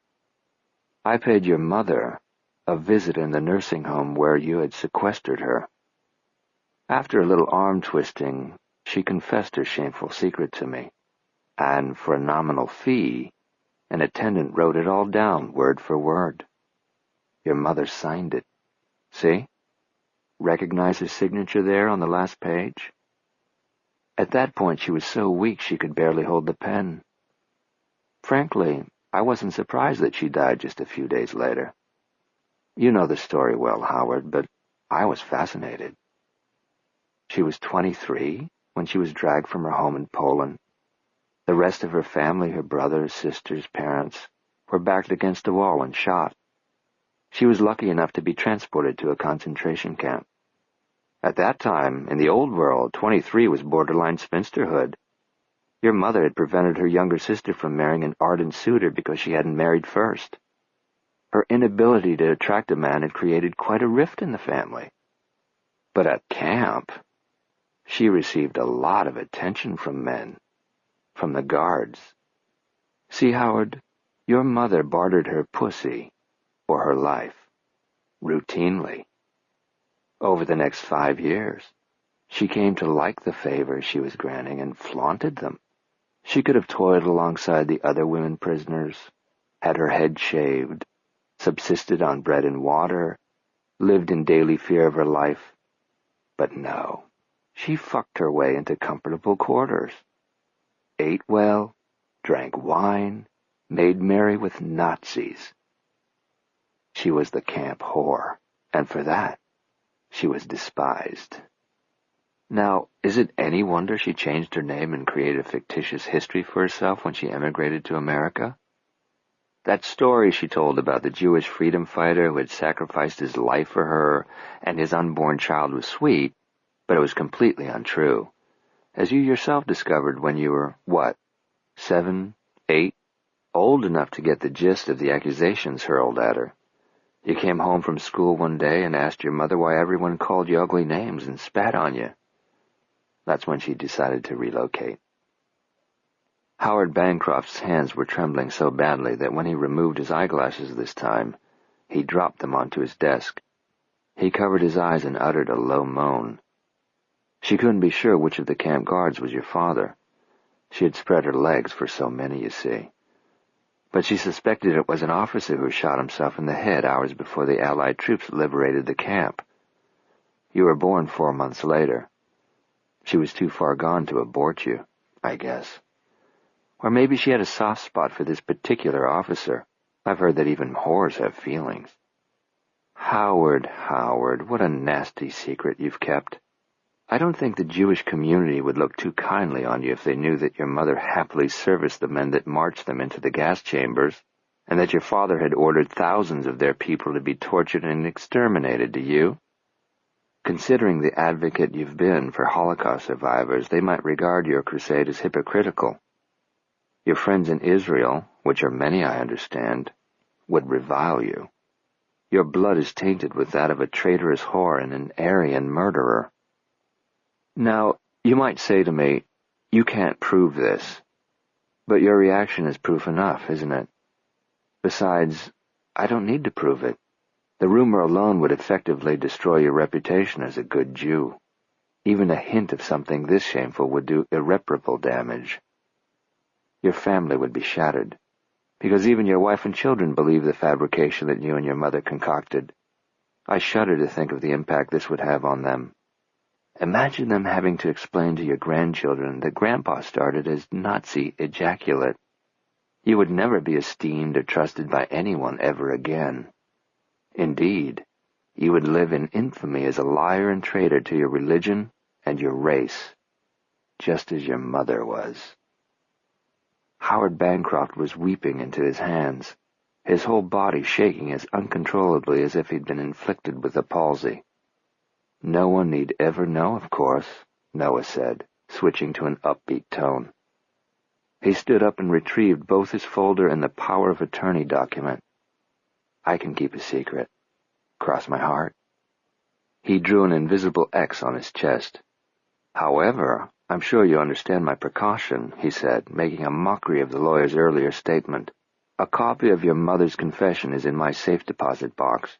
Another is with an attorney I retained solely for this purpose. He's an oily, unscrupulous, litigious individual with strong anti-Semitic leanings. Should anything untoward happen to me, he's under strict instructions to distribute your mother's signed statement to all the synagogues in and around the 5 boroughs. It would make for very interesting reading, don't you think? Especially the accounts of her sucking off the SS officers. Some were too fastidious to have intercourse with the Jewess, but apparently fellatio didn't count." Noah crossed to the door. Although the lawyer had made no effort to move but continued to cry into his hands, Noah said, No, Howard. Don't bother seeing me out. Have a nice day." Chapter 15. "You're leaving tomorrow?" "In the morning," Maris replied.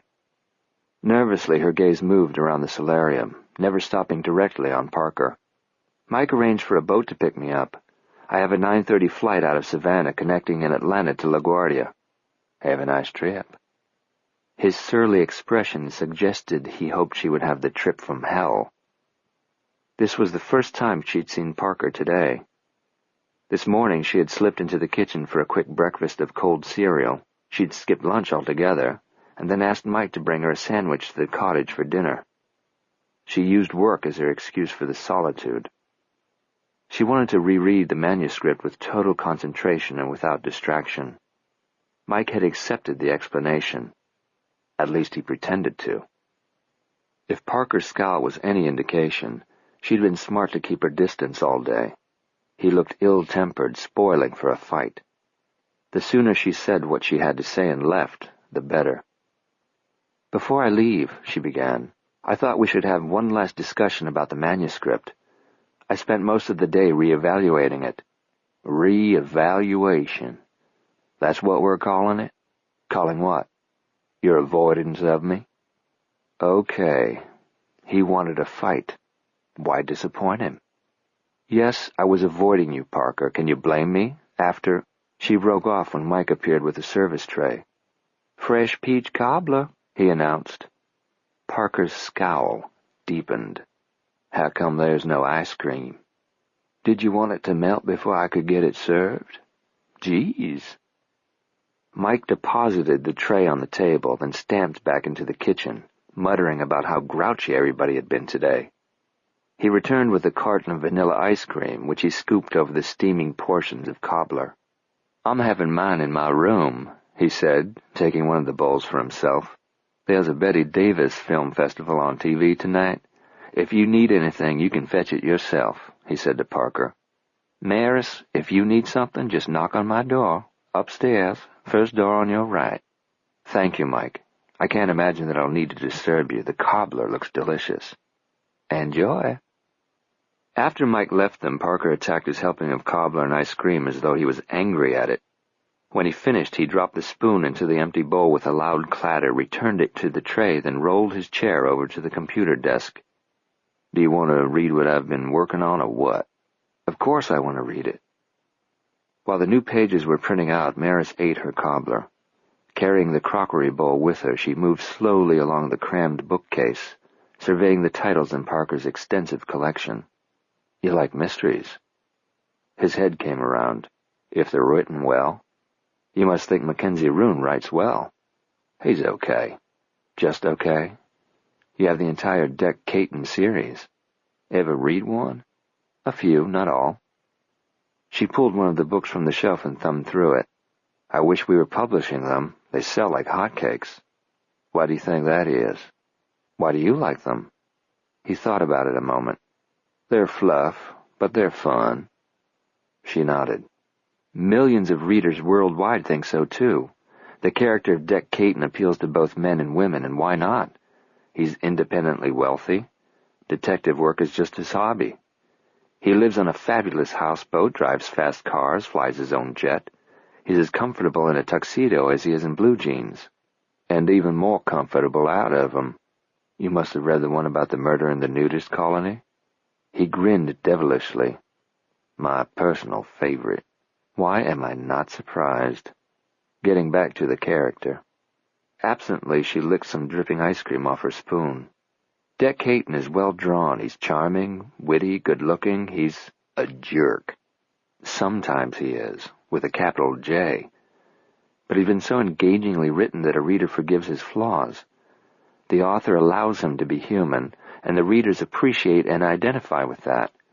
And even though he's armed and dangerous and tough-talking, Dick has an underlying vulnerability, because his wife's death. Right. It's referred to, but I haven't read that particular book. First of the series, he explained. Skiing accident. He challenged her to a downhill race. She crashed into a tree. Autopsy revealed she was several weeks pregnant. They hadn't known. You should read it. I definitely will. She tapped the spoon against her front teeth. Do you see how the author built in a reason for Dick's vulnerability? Readers can empathize with him because of that tragic and fatal accident. You're sounding like an editor. She laughed. Habit, I guess. You've given it a lot of thought. I analyze every bestseller, especially the competitions. I need to know why Dick Caton strikes such a positive chord. Part of my job is trying to predict what the buying public wants to read. She polished off her cobbler. But that doesn't make me any less a fan. Character motivation notwithstanding, Dick is your basic larger-than-life action hero who never fails to solve the mystery, nab the bad guy, bed the babe, and make her come. Maris closed the book with a decisive snap and replaced it on the shelf among the others. He'd only said that to provoke her, and it had worked, but damned if she would let it show. As I said, he appeals to men and women alike. Her understatement made him grin, but he let it pass without comment. Which was your favorite of the series? Loose Change? He grimaced. Seriously?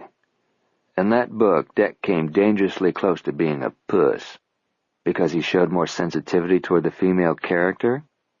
Scornfully, Parker placed his hands over his heart. He got in touch with his feminine side. But he soon reasserted himself as a real cad. By the end of the book, he was back to being the smooth operator that every man fantasizes being. Did he live up to your fantasy? Dick Caton? Your husband. His book acted like a spark plug to your fantasy life. Did his performance in bed, does it, live up to your expectations? She faced him squarely. Parker, that is an inappropriate question. That means it doesn't. That means it's none of your business. Your curiosity over my personal life is out of line, which is precisely why I avoided being alone with you last night and all day today. What happened in the gin made me uncomfortable. I'm married. What happened in the gin? I don't remember anything happening in the gin that would compromise you as a married woman. His feigned innocence infuriated her, but she wouldn't give him the satisfaction of showing it.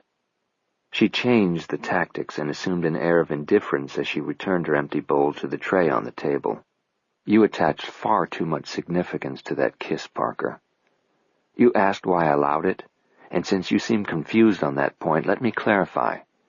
I allowed it because fighting you off would have been undignified and embarrassing for both of us. A glorified golf cart is no place to conduct a wrestling match to protect my virtue. And don't for a moment delude yourself into thinking I was afraid of you. She shot him an arch look.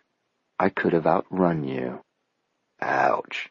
That won't hurt, Maris. Now you're fighting dirty. Which is the only kind of fighting I think you understand. It's the only kind of fighting, period. In other words, what's the point of fighting if you don't fight to win? Damn straight, he said tightly. Win, at all costs. No matter what it takes, no matter what you have to do. I learned, or rather was taught, that lesson. If you want to come out on top, you must be willing to go the distance. Although his intensity on the topic intrigued her, there was a dangerous glint in his eyes that warned her against probing any further. I wanted to work with you on envy. If one meaningless kiss bought me that opportunity, it was a small enough price to pay. Can't we put that juvenile episode behind us and concentrate on what brought me here in the first place? Your book and my desire to buy it. For how much? The subject of money had never been broached, and she was caught off guard by the introduction of it now. I haven't thought about it. Will do. It's premature. Maybe for you, not for me. I haven't seen a complete manuscript, Parker. I won't go to contract until I have. And I won't bust my balls finishing a book that you might ultimately reject. I'm sorry, that's the way the system works. Not my system. The recently printed sheets were neatly stacked in his lap. She was itching to read them. But his jaw was squared, and he was just ornery enough to stick to his guns. We could compromise. I'm listening, he said. I would be willing to offer you a moderate advance once I see a detailed outline. No sale. I don't want to do an outline. Why? Because I enjoy the spontaneity of writing without one.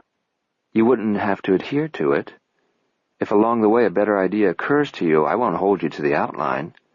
All I require is a general idea of where you're taking the story, a synopsis of the plot. That would spoil the surprises. I'm your editor. I don't need to be surprised. Of course you do. You're a reader first and editor second. You're the first barometer of whether the book is good or it's crap. Plot twists are essential to its being good. Besides, I'd rather channel my energy into the story than to write a stupid outline. I urge you to take the time, Parker, for your benefit as well as mine. I ain't doing it. You sound like Todd. Todd? She moved to the table where she had left her copy of the NV manuscript. Let's see. I think it's in chapter 6. No, 7. It's a scene between him and Rourke. He's telling Rourke that Professor Hadley had suggested changes in his character's attitude toward his father, and Rourke thinks the suggestion is a valid one. She scanned the pages of text. Here, page 92. Todd says, when our esteemed professor writes a book, he can do with his characters whatever he likes. You can do with yours what you want, but these are my characters. I created them. I know what makes them tick. I won't change them to suit Hadley. No, sir, I ain't doing it. She looked over at him. He shrugged. Okay, so I'll let Todd speak for me. God, you're stubborn. They stared at one another until he finally asked, Do you want to hear what I wrote today while you were busy avoiding me? Ignoring his sarcasm, she said, Of course I want to. Did you say hear it? I thought I would read it to you because it's very sloppy. I was writing fast, didn't bother with capital letters, punctuation, stuff like that. Have a seat. She sank into the deep cushions in one of the wicker armchairs, slipped off her sandals and tucked her legs beneath her. He rolled his chair near hers, engaged the brake, and adjusted the shade of a floor lamp so that the light was directed down onto the pages. Except for that small pool of light, the room was dark. I took your advice, Maris, and enhanced the girl's role. She's interwoven into other scenes, but this one between her and Rourke takes place on the night following his snafu with Hadley. The professor rescheduled their appointment for after the Thanksgiving holiday. Rourke returns to the frat house, pulls Todd off his sleeping loft, and as you suggested, commences to beat the hell out of him. Some frat brothers break up the fight. Rourke inflicts no more damage than a busted lip and a bloody nose. Todd apologizes. He does? He does. He says he thought it would be a good, practical joke, but didn't think through the ramifications of screwing Rourke with Hadley. Says he hadn't counted on Hadley being so severe when Rourke turned up late. He had figured Rourke would get the equivalent of a slap on his hand, and then Hadley would proceed with his consultation. Is Todd sincere? We have no reason to believe otherwise, do we? No, I suppose not. Okay, so Rourke has accepted Todd's explanation and apology, but he's still mad as hell, forlorn, in a crap mood. He calls up the girl and makes a date with her for that evening. He tells her that he really wants to see her, that he's had a shitty day, stuff like that. He's in need of some TLC. Exactly. Scanning as he went, Parker flipped through the top several pages, letting them drift one by one to the floor at the side of his chair. You can read this transition on your own. Oh, I've named the girl Leslie. I like it. Parker sent that page sailing over the armrest of the wheelchair. To paraphrase, Rourke takes her to a Sonic drive-in. They have chili tater tots and cherry limeades. Big spender? Hey, give him a break, okay? He's a kid on a budget. Besides, he happens to like chili tater tots and cherry limeades. Sorry. Go on. After they eat, Rourke drives them out to the lake. He parks. He leaves the radio off. Somehow the silence seems appropriate. Let's see. Yeah, here. The silence that enfolded him was as calming and comforting as a mother's breast. His day had been a chain of chaotic events, a jarring series of starts and stops. Between outbursts of anger, he'd suffered bone-crushing disappointment in his friend, in himself. Good. Thanks. He returned absently as he continued to scan the pages. Throughout the evening, Leslie had been unusually subdued, not her effervescent self. Rourke figures that his dour mood must have been contagious, that it had rubbed off on her. Over the tater tots, they'd carried on a desultory conversation about blah, blah, blah. You can read this for yourself. He ran his finger down the page until he located the passage he sought. Okay, listen. I'm listening. A full moon hovered just above the horizon, and was reflected in the water at such a severe angle that its wavering spotlight spanned the entire breadth of the lake. But it shed a chill light. On the far shore, towering pines and denuded hardwoods were unmoved in the windless night, stark and still, like India ink etchings against the sky that had turned wintry just that day. I like it. To encapsulate, their conversation has been forced, stilted. Leslie hadn't asked Rourke where they were going when they left the Sonic. On the drive to the lake, she hadn't uttered a peep. Jesus, did I write that? He took a red pencil from his shirt pocket and made a slash through that line. But by now, her silence is beginning to wear on Rourke's nerves. He wants to know what she's thinking. He began to read again from the text. Rourke withheld asking until his chest felt tight enough to crack. What are you so quiet for? His tone of voice should have pissed her off. It would have pissed him off if somebody who had been as glum as an undertaker all evening had implicitly accused him of being the source of some unacknowledged complication. But when Leslie turned toward him, he saw only kindness in her expression. Instead of rebuke, understanding. And Rourke was suddenly struck by how beautiful she was. Oh, the first time he saw her, he thought she was pretty. Eye candy. He and the guys he'd been carousing with that night had picked her out of a crowd of co-eds. Among themselves they had appraised her, lewdly remarking on the physical attributes that men lewdly remark upon. She had scored high. But tonight she was beautiful to him in a way that had nothing to do with the pleasant arrangement of her features or the proportions of her figure. She exuded a beauty that was deeper than her flawless complexion, and rarer even than her extraordinarily blue eyes. She radiated a beauty that wasn't particularly appreciated. By contemporary society standards, it didn't have much value.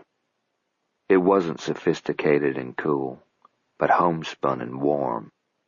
It made you feel loved and accepted despite your shortcomings, despite everything. Tonight Leslie was beautiful like you hoped your life partner would be. When Parker stopped reading and glanced up at her, Maris managed only a slight nod and a motion for him to continue. Leslie asked him what had happened that day to put him in such a funk. Words to that effect. Parker sent that page sailing over the armrest of the wheelchair and found the spot on the following page where he wanted to resume reading. Rourke talked for 10 solid minutes. The words gushed out in an uninterrupted stream, as though all day his subconscious had been choosing them and arranging them into an order that would give them the most impact and would most eloquently express the level of his despair. But eventually his dejection turned to outrage. He articulated the fiery internal argument he'd been having with himself, the argument that justified his anger toward Todd. Fuck his apology. He closed his hand into a tight fist. You can't undo the damage he's done that easily. When he finished venting about Todd, he cursed the pompous professor for being such an unrelenting bastard. At the same time, it bit into his fear of never reestablishing a rapport with Hadley and thereby guaranteeing a dismissal grade on his capstone. The words finally ebbed, then stopped altogether. Rourke fell silent again and hunkered down into his jacket, not for the warmth it provided, but from the shame for sounding like such a goddamn crybaby. Again Parker raised his head and looked at Maris. Well, should I trash it or continue? Continue, please.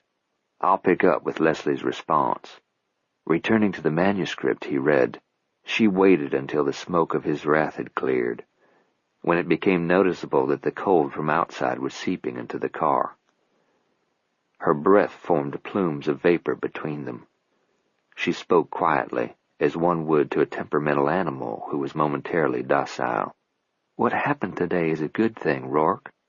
He snorted, looked over at her. Good? How in God's name is it good? Not that I believe in God. He knew she wouldn't like the atheistic remark. She was a devout believer who took offense at jokes made over anything religious. Ordinarily she admonished him for making them and asked him to kindly keep his irreverent comments to himself. This time she elected to overlook it. The reason you're taking this so hard is because your writing means so much to you. It was a good point. He wanted to hear more. And because it means so much to you, you'll succeed. If you were able to shrug off the misunderstanding with Professor Hadley, or laugh about it, then I would advise you to rethink your choice of career. You could dismiss this incident only if you had no passion for writing. What happened illustrates the depth of your passion. Your despondency over this, what really amounts to a hiccup in the grand scheme of things, demonstrates the level of your desire to write and write well. It hit you where it hurts most, which affirms that you're doing what you're born to do. She smiled. I didn't need it affirmed, but perhaps you did. And if you did, then this experience was worth all the anxiety it caused. She reached for his hand and pressed it between hers. Think about it, Rourke, and you'll realize that I'm right. When Parker paused, Maris said, She's a very intuitive young woman. You think? She nodded. Noticing the sheet still lying in his lap, she asked, How does Rourke respond? The way most men respond to any emotionally charged situation. Which is? Well, depending on if we're stimulated to feel bad or good, we either want to strike something or fuck something. Chapter 16. Maris cleared her throat. I don't suppose Rourke feels like striking something. Wasn't it you who suggested that I enhance their relationship? It was. Okay, then. They kiss, and it gets predictably slippery. Rourke opens her coat, cuddles up to her chest. She gives him access to some skin. Velvety, warm, fragrant woman skin, it says here. I'll work on that. He made a notation. He caresses her breasts. For the first time since they began dating, he uses his mouth. He kisses her nipples, teaching her something about arousal and the pleasurable possibilities that are available to a man and a woman who are willing to explore them. Maris's heart bumped inside her chest. Her scent. Her breath. the texture of her against his tongue, combined with the day's frustration. The foreplay just isn't hacking it. The guy's dying here, so he guides Leslie's hand inside his jeans, and to put it delicately, she gives him a hand job. That's putting it delicately? The huskiness of her voice brought his head up, and he looked across at her. Compared to some optional phrases, that's pretty delicate, yeah. Okay. Rourke tells her he loves her. Does he mean it? At that moment, with all his heart. Parker's somber face caused her to laugh. I'm sure. How does Leslie respond?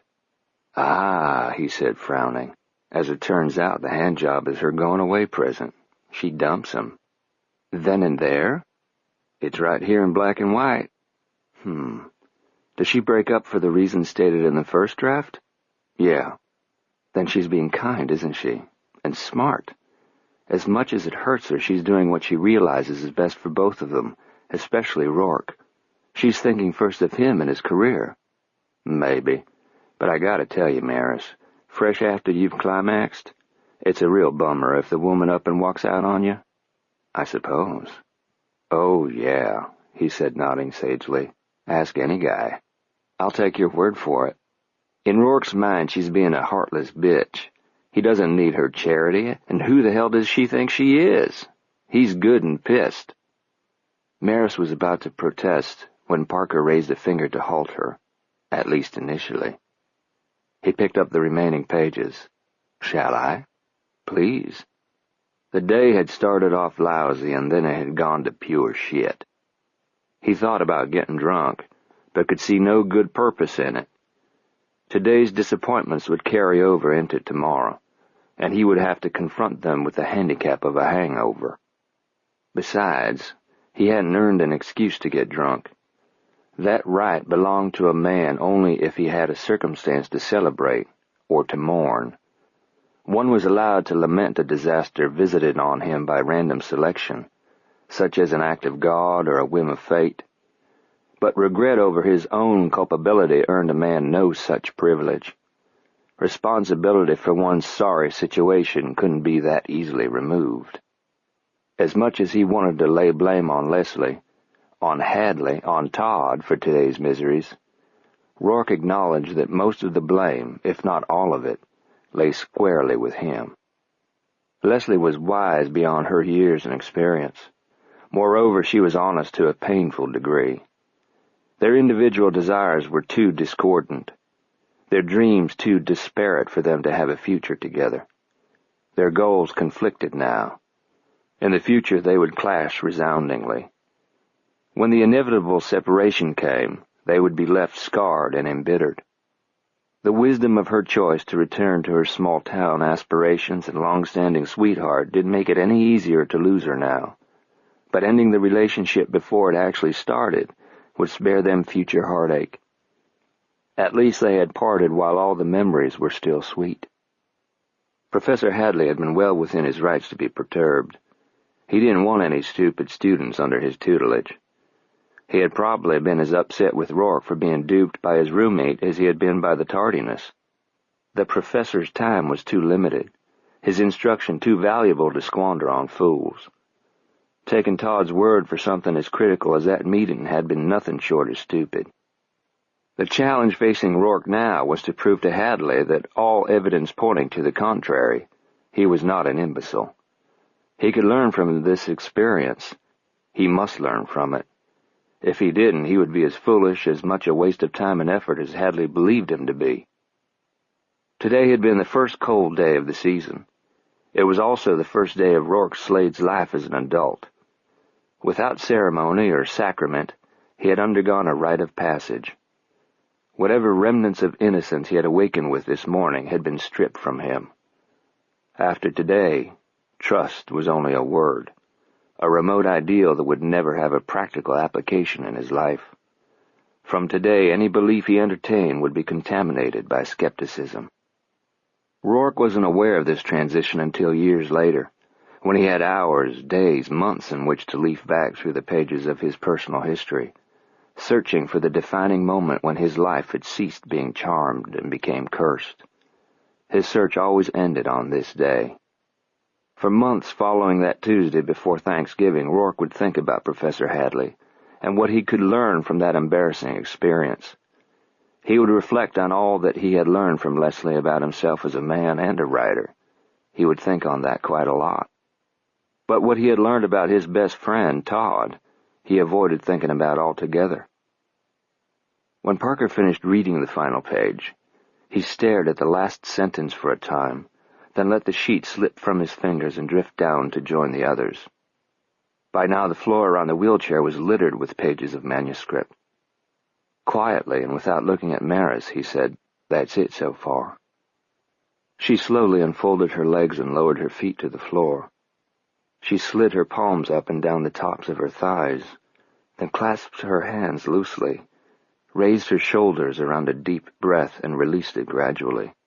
"All right, Parker. It goes against the company's policy as well as my own, but I'll give you a $10,000 advance just to finish the manuscript. When it's completed, we'll negotiate the terms of a contract. If you decline our terms and sell the book elsewhere, the $10,000 must be repaid from the first proceeds you receive from the other publisher. If you accept, that initial $10,000 will be applied to the advance we ultimately agree upon. In the meantime, I suggest you get an agent. I suggest you get a grip on reality." "That's a no." $25,000, which barely covers my expenses. I've got to buy cartridges for my printer, paper." "Mighty expensive paper," she said drolly. 15. That represents an act of good faith, considering that I don't even have an outline. He mulled it over for several seconds. 15. No first proceeds clause, and the 15 is not applicable to the advance finally agreed upon. In other words, the 15's mine no matter what. If Matherly Press can't afford to gamble 15 grand, you should padlock the doors tomorrow." He was right, of course, and except for saving face, she saw no point in arguing it further. The fierce deal-making could be reserved for the final contract negotiations. "Deal. As soon as I return to New York, I'll have our legal department draw up a letter of agreement. For now, we have a gentleman's agreement." She stuck out her hand. He took her hand and used it to draw her closer to him. "By no stretch of the imagination are you a gentleman." She leaned even farther forward, bringing her face very close to his and whispering, "Neither are you." Laughing, he released her hand. "Got that right. Do you want to take the rest of this with you?" He indicated the pages scattered over the floor. "Please, I'd like my father to read it." "What about your husband?" "Noah usually handles the business concerns and leaves the editorial to me, but since I've become so personally involved in this book, I'm sure he'll want to read it too." Parker wheeled his chair backwards so she could kneel down and gather the manuscript pages. "I'd help, but no bother. I like it this way. I've actually entertained fantasies of you on your knees in front of me." "Groveling?" "That too." She looked up at him, but wished she hadn't. He wasn't smiling, wasn't teasing. The remark went beyond his typical innuendo. "Dirty fantasies. In some states I could be arrested." "Stop it, Parker." "Okay, I will. Thank you. When you stop looking like that." "Like what?" "Thoroughly fuckable." "That's not a word." "Thoroughly?" "Is too. I should have you charged with sexual harassment." "I'd deny it." "That's the only reason I don't." She continued to gather the pages with quick, angry motions. Then she noticed the scar. He wasn't wearing socks, so his feet were bare inside a pair of Docksiders that, sadly, looked new and unscuffed. The scar crossed the vamp of his right foot and crawled up his ankle to disappear inside the leg of his trousers.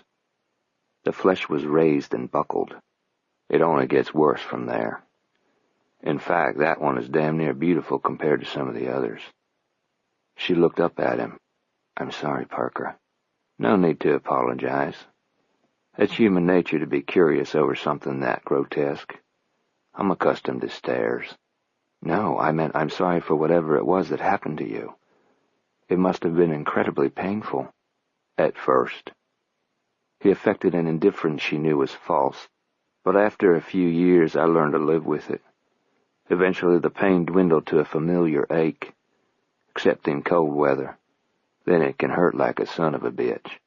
Is that why you moved to St. Anne? To escape harsh winters? One of the reasons. He wheeled his chair around. I'm going to get more cobbler. Want some? With all the sheets now in hand, she came to her feet. No thanks. I need to get to bed. I left an early wake-up call with Mike. Right. In a matter of seconds, his attitude had turned frosty.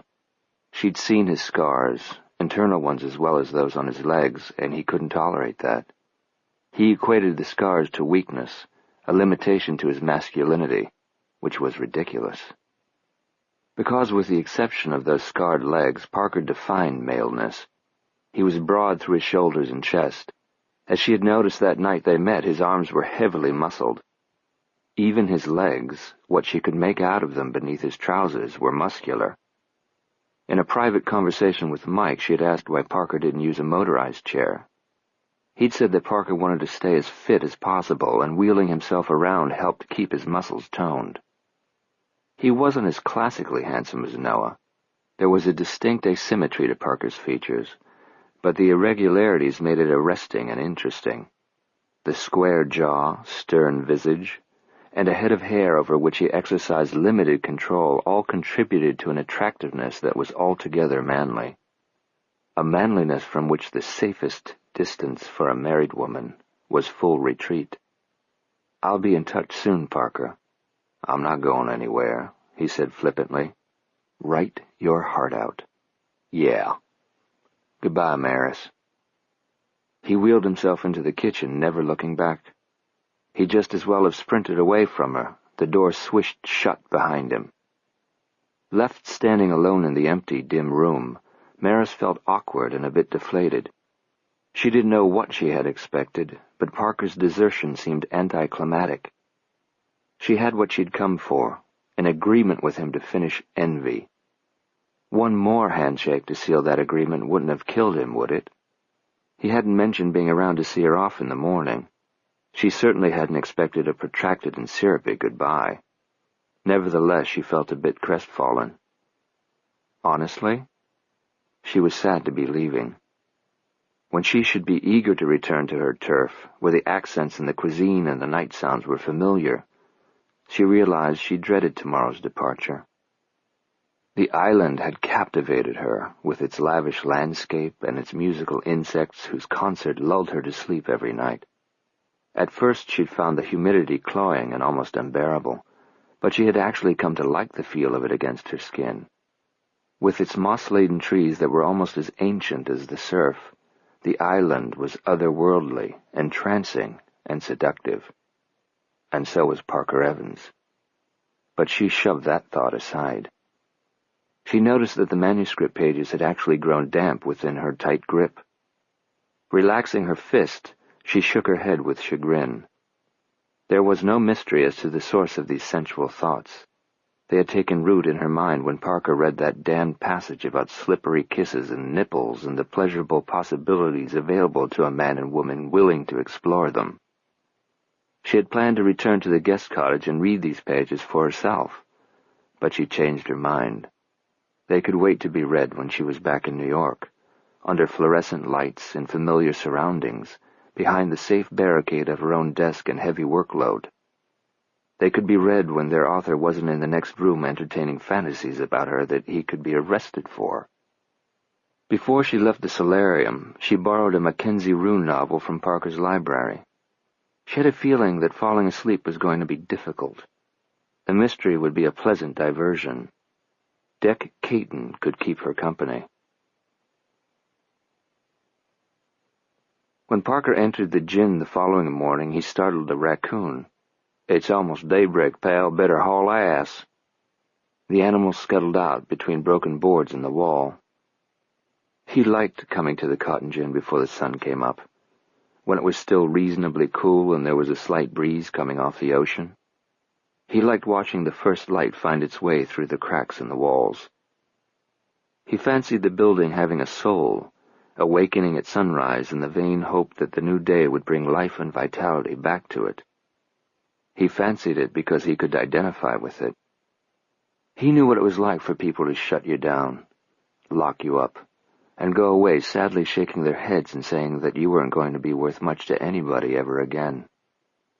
Countless mornings he had awakened like that. Before he had time to remember his circumstances, he would experience a flicker of anticipation for what the day would bring. Then pain would bring him fully awake, and with consciousness came the cruel realization that the day would bring nothing except the same desolation and hopelessness as had the day before, and the one before that. Thank God he had clawed his way free of that self-defeating miasma. By an act of will, he had given his day's purpose. He had set himself a goal. Although it had cost him excruciating physical pain, and many times had beaten his persistence almost into surrender, he had clung to it. Now he was mere weeks away from achieving that goal. A bird sailed into the building from the open doorway, startling Parker out of his reverie. The brown, spotted thing, Mike was the bird watcher who could probably identify this one from 30 yards, perched on the edge of the loft and tilting its feathered head, regarded Parker curiously. "Bet you're wondering what I'm doing here." He wondered what the hell he was doing talking to the animals this morning, but it didn't worry him over much. He had once screamed invectives at a whole battalion of imaginary rats that were scaling his motionless legs, crawling over his groin and belly and up his chest to attack his neck and face with their long, sharp teeth. So he wasn't too concerned now about rationally addressing something as harmless and real as a common bird. He came here to the emptiness of this ruin to rethink his plot and look for holes in it. He came here to check on his preparedness and to ask himself repeatedly what he could have possibly overlooked. He came to anticipate how sweet it was going to be to have his revenge, to see an end to it, to bring it to closure after 14 years. Sometimes he came here simply to escape Mike. Two opinionated bachelors sharing a house had the potential of becoming one opinionated bachelor too many. When tempers sparked, it was always Parker's fault. Compared to him, Mike had the disposition and patience of a saint. He couldn't do without Mike, and couldn't bear to think about the day when he would be forced to. Mike wouldn't fess up to his actual age, but Parker knew he must be past 70. Thank God he appeared to be in good health and had the energy of a man half his age. He was really fond of... No. He loved that old man. But there were days when even the long-suffering Mike Struther grated on him, when he needed complete solitude, when one room didn't provide him enough space in which to battle his demons. This morning he'd come here to think specifically about Maris. Within these weathered walls he had hatched the plan to get her to St. Anne Island, under his roof and under his influence. He hadn't planned on her getting under his skin. He couldn't go feeling sorry for her, though. If he was to treat Noah Reed to a taste of hell on earth, utilizing Noah's wife was necessary. She would get caught in the crossfire that was sure to come, but that was too damn bad. She would get no better than she deserved for marrying the cocksucker. She looked and talked smart, but she couldn't be very bright. I mean, come on, marrying a guy because she fell in love with a character in a book? How stupid can you get? He asked the sparrow. No, he couldn't let himself get mushy over Maris Matherly Reed. So what if she made him laugh, and gave good dialogue, and looked up at him with woeful watercolor eyes and felt compassion for his scars? He didn't want her pity. He didn't need it. And she damn well wouldn't be pitying him if she knew what was in store for... You son of a bitch. Parker spun his chair around barely in time to duck the hardcover book hurled at his head. Chapter 17. Parker batted the book away a nanosecond before it could connect with his temple. It landed in the dirt beside his chair, sending up a puff of dust. He recognized the cover. It was the first volume of the Decaton series. Maris was standing just inside the open doorway. The first time she came to the deserted cotton gin, she'd been apprehensive and hesitant to enter. This morning her aura was glowing as red-hot as a new star. If the threshold on which she was standing had been the gateway to hell, Parker doubted she would have been intimidated. Given that he could see the outline of her legs, all the way to the top, through her skirt, her fury was ineffectual. At the very least, it was compromised. His eyes were drawn to that vaguely defined delta, but he concentrated on keeping them in a neutral zone above her waist. God knew he didn't need to provoke her any more than she was already provoked. Unflappably, he asked, "You didn't like the book?" "Fuck you." "I guess not." With her hands clenched into fists that she held stiffly at her sides, she walked toward him, quoting, as she came, "At least they had parted while all the memories were still sweet." She came to a stop within a yard of his chair, and he noted that she was wearing eyeglasses. "You're either a plagiarist or a consummate liar, and either way you're a son of a bitch." "So you said. I got it the first time." "Which is it? Just so I'll know. One's as despicable as the other." "I believe you quoted from chapter 17, page 243. Dick is at his late wife's grave." He feigned puzzlement. "I'm not sure if one can plagiarize oneself." "Can one?" She was too angry to speak. "Dick is grief-stricken but grateful that he'd had her in his life for even a short time," he continued. "It was rather good, I thought." "Good enough to use again? In envy? After Leslie broke up with Rourke?" At what hour of the day had she discovered the telltale passage, he wondered. Had it been late last night as she lay in the guest cottage bed, or had she been reading over her morning coffee? The circumstances really didn't matter. She knew his secret, and she was pissed. "Why did you lie to me, Parker?" "I never lied about it," he countered calmly. "You never asked me if I was Mackenzie Roon. You never asked me if I wrote a mystery series featuring Dick Caton. Even when we were talking about him last night, you never once said, 'Don't be obtuse, Parker.' You lied by omission. Otherwise you would have volunteered that vital piece of information." "Vital?" "Hardly. It wasn't even important. It wasn't relevant. If you'd have asked, I would have invented some bullshit story, like this has been from the very beginning. If I hadn't wanted to be found out, I wouldn't have deliberately used that sentence in envy, and then recommended that you read the first Dick Caton book, which was another of your games to test how sharp I am," she shouted. Her hair was tousled and her cheeks were pink, as though she'd run all the way here from the house. Truth be told, she looked adorably disheveled and smelled of the vanilla in freshly baked tea cakes. But she wouldn't welcome the compliments. "I've never seen you wearing glasses. Do you ordinarily wear contacts?" Impatiently, she raked her hair back. "What I want to know is why." She had lowered the timbre of her voice, although it appeared to have been an effort.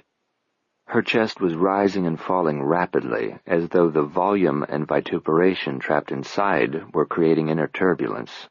"Why did you play this ridiculous game with me, Parker? Or Mackenzie, or whatever the hell your name is." "Parker, Mackenzie, Evans.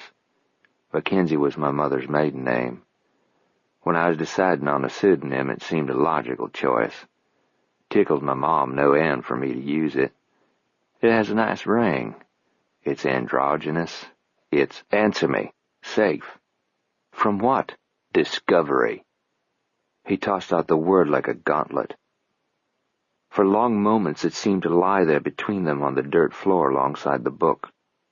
Finally, he said, "When I sold the Dick Caton series, I wished to remain anonymous. I still do. The series has been enormously popular. Why hide behind a pseudonym?" He folded his arms across his chest and gave her a pointed look. "Why do you suppose, Maris?" Her lips parted as though to speak, but then realization dawned, and her lips closed. She looked away, embarrassed. "Right. Dick Caton is every man's fantasy, every woman's too, according to you. He's agile and quick. He can chase the bad guys and carry a woman to his bed. Why would I want to dispel his dashing image by showing up at personal appearances in a wheelchair? No author photographs on the book jackets," she mused out loud. "No book signings or personal appearances. I often questioned your publisher's marketing strategy and wondered why it didn't include you. They were protecting you. Wrong. I was protecting myself. Even my publisher doesn't know who Mackenzie Roon is. My editor doesn't know my real name or whether Mackenzie Roon is male or female. No one knows anything about Mackenzie Roon's true identity. My agent tells me the speculation has run the gamut from, "Of course," Maris interrupted on a soft cry. "Mackenzie Roon has an agent." "I know her." "You didn't go through her when you submitted Envy." "Why?" "She doesn't know about it." "Why?" "Because I haven't told her. She'll get her percentage of anything Envy earns because I'll bring her in to negotiate the final contract. But until that time, I chose to go this one alone." "Why? Is there an echo in here?" "Before I kill you, I want to understand this, Parker." Despite the first half of that statement, she appeared more befuddled than angry now, although he sensed he was being granted only a temporary reprieve. If he knew her at all, and he felt he was coming to, once she had time to think about all this at length, she was going to get as mad as hell all over again. "Explain yourself, Parker. Why the secrecy?" "I wanted to write a different book. Totally different from the snappy dialogue and fast-paced action in the Dick Caton books. Don't get me wrong, they're not easy to write." He grinned ruefully. "Frankly, it surprises the hell out of me how popular they've become. But because they're so popular and Dick is so well known to the fans, to some, he's like a member of the family who's merely away from home between books. They expect a lot from me. They want the same, but different. They want each book to take Dick into a new and exciting adventure, but they'd turn vicious if I deviated too far from the formula. It's hard to deliver every time out of the chute. Each successive book has outsold the previous one, and I'm glad. But that also raises the stakes and the standard, and makes each book harder to top." "That's a refrain I've heard from other successful novelists," Maris remarked. "They say it's difficult to top themselves. Noah has said that about The Vanquished." Parker didn't want to talk about Noah and his goddamn success story. "I've come clean with you, Maris. Now be truthful with me. If my agent had called you up one day and said, 'Guess what I've got? Lying on my desk as we speak is a new novel by the author of the Dick Caton series, something entirely different from the mysteries, very hush-hush, and he wants you to see it first,' you'd have creamed, right?" She blinked at the offensive expression, but she didn't want to shy away from his eyes as they bore into hers. "I wanted you to cream over Envy, Maris, but without knowing anything about me or my past successes." She looked away, readjusted her eyeglasses, absently brushed a gnat off her arm. When she looked at him again, she said, "All right, yes. I wouldn't put it in the crude way you have, but I would have been excited by such a call." "Why would that have been such a terrible thing?" "Because I wanted an unbiased opinion of the writing." "Which entitled you to make a fool of me?" "No, damn it. That wasn't—" He felt his own ire rising, and he suspected it was because her argument had merit. He began again. "I sent the prologue to you unsolicited because that was the only way to guarantee an impartial reading. I wanted you to approach it without preconceptions.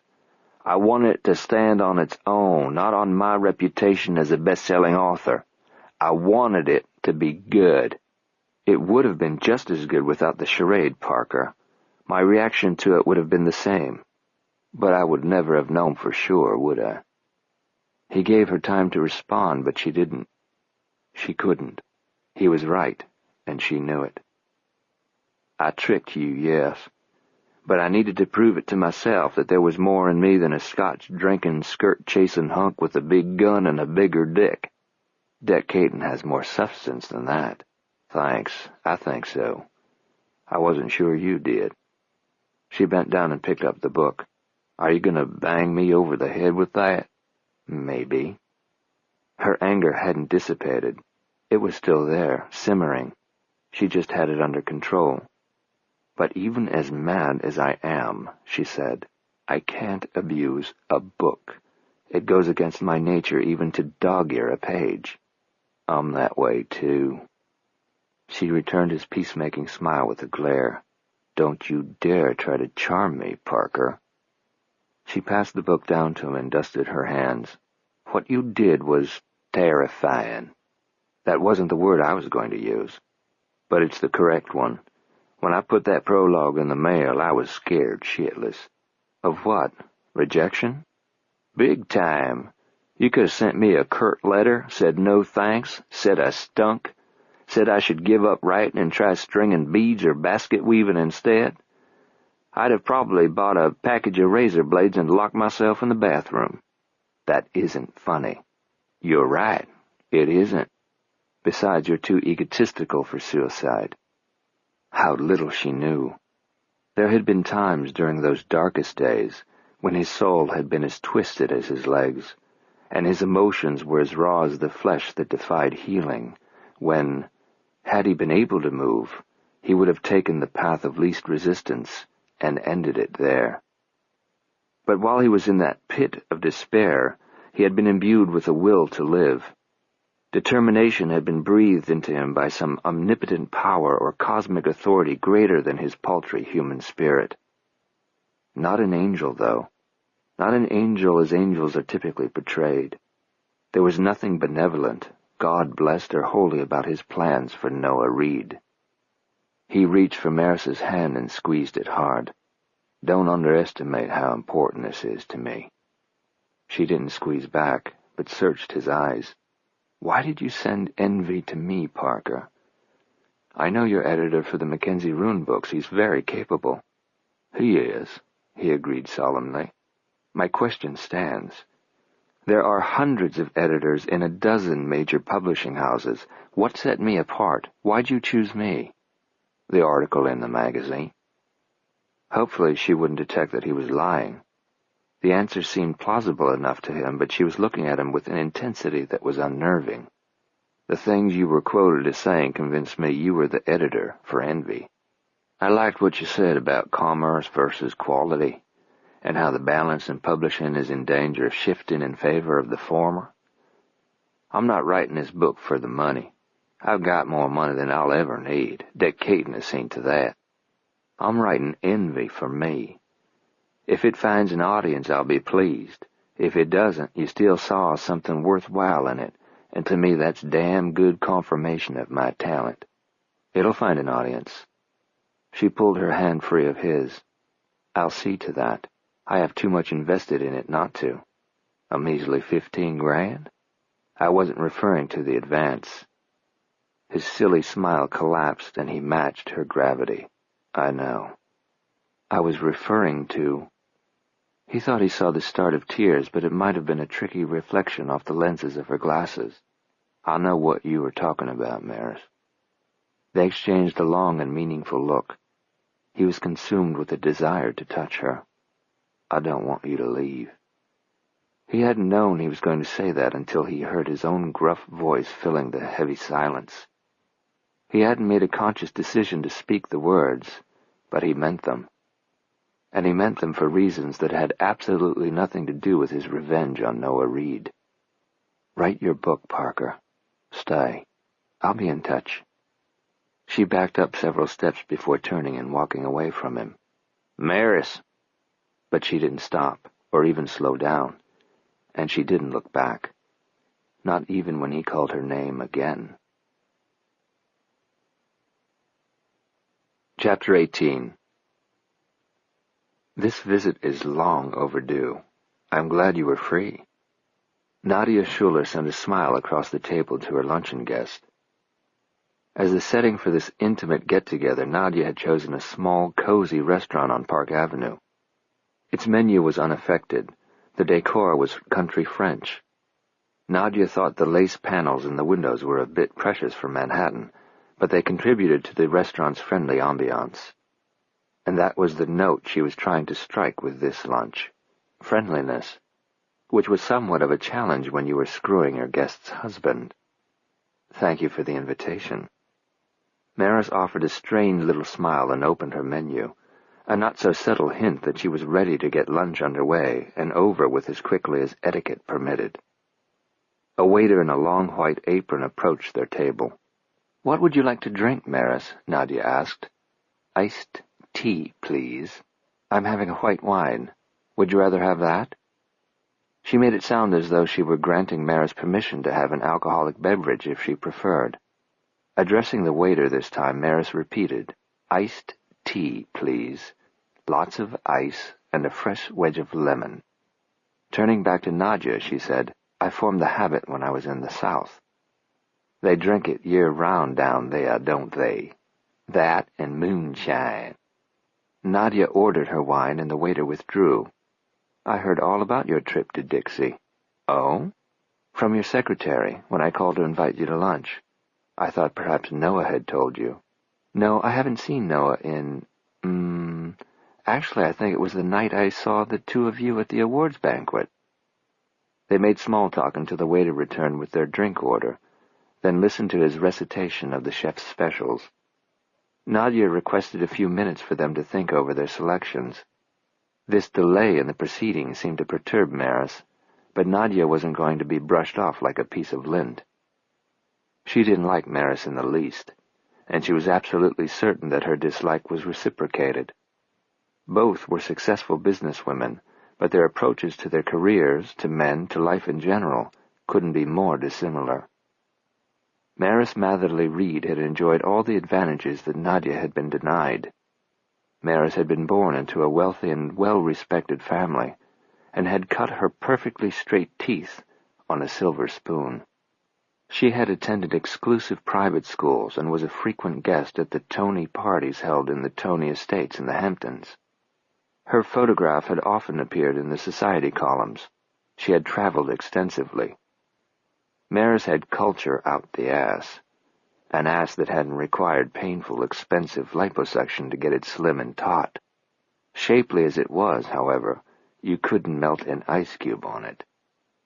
Nadia, née Nadine, had been born poor. Her family's poverty was forgivable. It was their ignorance and uncouthness she had found intolerable. As early as pre-adolescence, she determined not to remain in Brooklyn and marry some boorish loser of a husband with whom she would fight over how they were going to house and feed their ever-increasing brood. She was destined for far better things. She lost her virginity at 13 to her first employer, the manager of a novelty store where she'd clerked in the afternoons after school. He caught her stealing nail polish and lipstick from the store's stock, and had given her a choice between his sweaty coupling or arrest in juvenile court. Besides the discomfort of being screwed on top of shipping crates in a dank stockroom by someone with clumsy, damp hands and garlic breath, it hadn't been that bad a trade-off. That was only the first of many times Nadia bartered sex to get something she wanted or to avoid something she didn't. She perceived high school as a sentence she must serve, but amused herself by stealing her classmates' boyfriends. She didn't give a fig about the broken heart she caused. It didn't worry her that she didn't have a single girlfriend.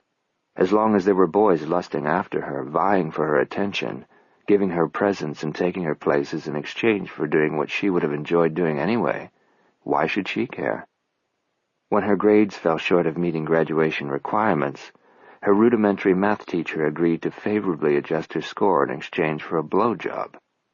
Her world history teacher, a pathetically homely woman, had been tearfully grateful when Nadia professed a secret affection for her.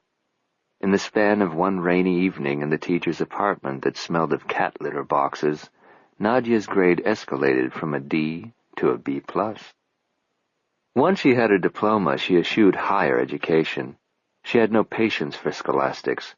Instead, she plowed straight forward into the workforce, moving from job to job at 6-month intervals, until she was hired as a copy editor for a local neighborhood weekly newspaper.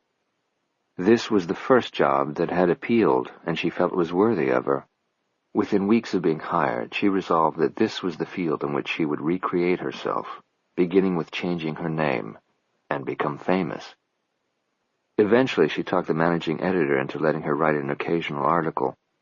The negotiation took place in the back seat of his car in the shadow of the row house where he lived with his wife and 4 children. Nadia had straddled his lap, and working him into a state of near delirium, got his gasping promise to give her idea a trial run. The Nadia Schuller pieces were gossipy, chatty, anecdotal stories about the lives and loves of people who lived in the neighborhood. It soon became the most popular feature of the newspaper. Nadia was on her way.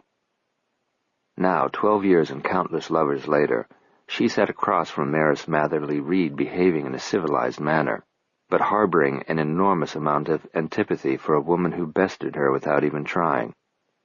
Were Maris to hate her more, Nadia would hate Maris less. What she couldn't tolerate was Maris's seeming indifference toward her, as though she merited no notice at all. For instance, when they met at the entrance to the restaurant, Nadia had remarked on the light tan Maris had acquired while she was in Georgia, and rather cattily reminded her how damaging sun exposure was to the complexion. Maris's cool comeback had been, "Next time I go, I'll be sure to take a hat." They placed their entree orders with the waiter.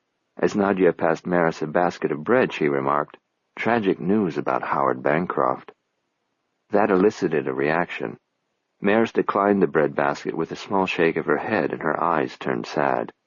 "Very tragic. I didn't learn of it until I returned late yesterday afternoon." "How many years had he been at the helm of your legal department?" "Since before I was born. We were all shocked." "Has anyone speculated on why he killed himself?" "Nadia, Oh, this isn't for book chat.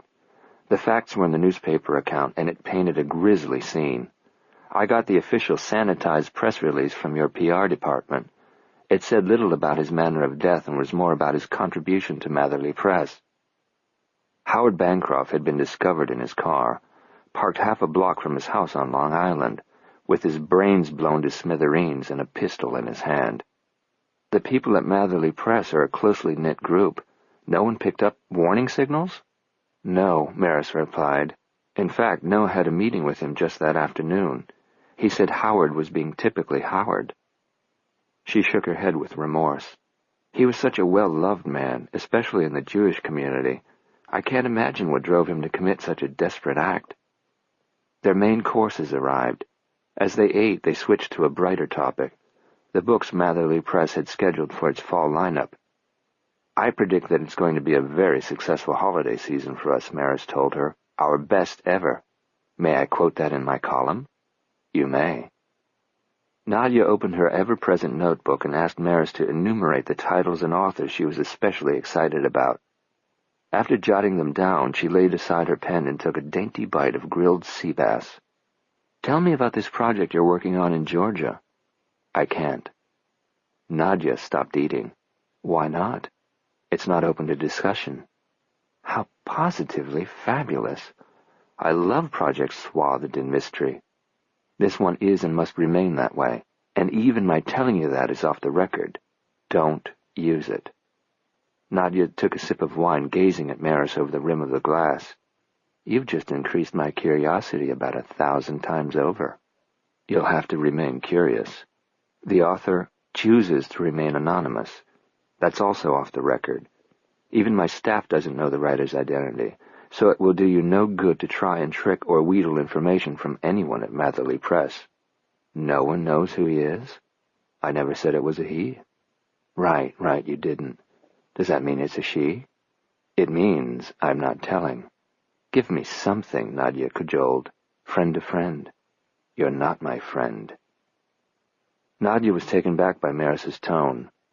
Suddenly, with that terse statement, they were no longer talking about the unnamed writer in Georgia.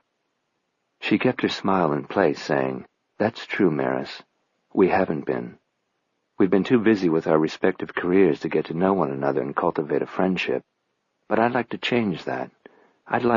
We will never be friends, Nadia." Again, Nadia was taken off guard by Maris's candor. "Why do you say that?" "Because you want to sleep with my husband." In spite of herself, Nadia was impressed. Miss Goody Two-Shoes wasn't so goody after all. She had more grit than the girls' school polish suggested. Dropping all pretense, she met Maris's level gaze. "You can't wonder why. Noah is an attractive man." An attractive, married man. A distinction that has never stopped me. That's what I hear. Rather than being insulted, Nadia laughed. Good. I love being the topic of scandalous conversation. She took another sip of wine, then ran her index finger around the rim of the glass as she continued to study Maris with a new appreciation. She admired directness, but never would have believed the former debutante capable of it to this degree. But she wondered how cool Maris would remain if she confessed to her affair with Noah. What if she gave Wifey a blow-by-blow, pun intended, account of what they had done in bed last night? She would bet that for all Maris's composure, that would rattle her right down to her Manolo-Blahniks.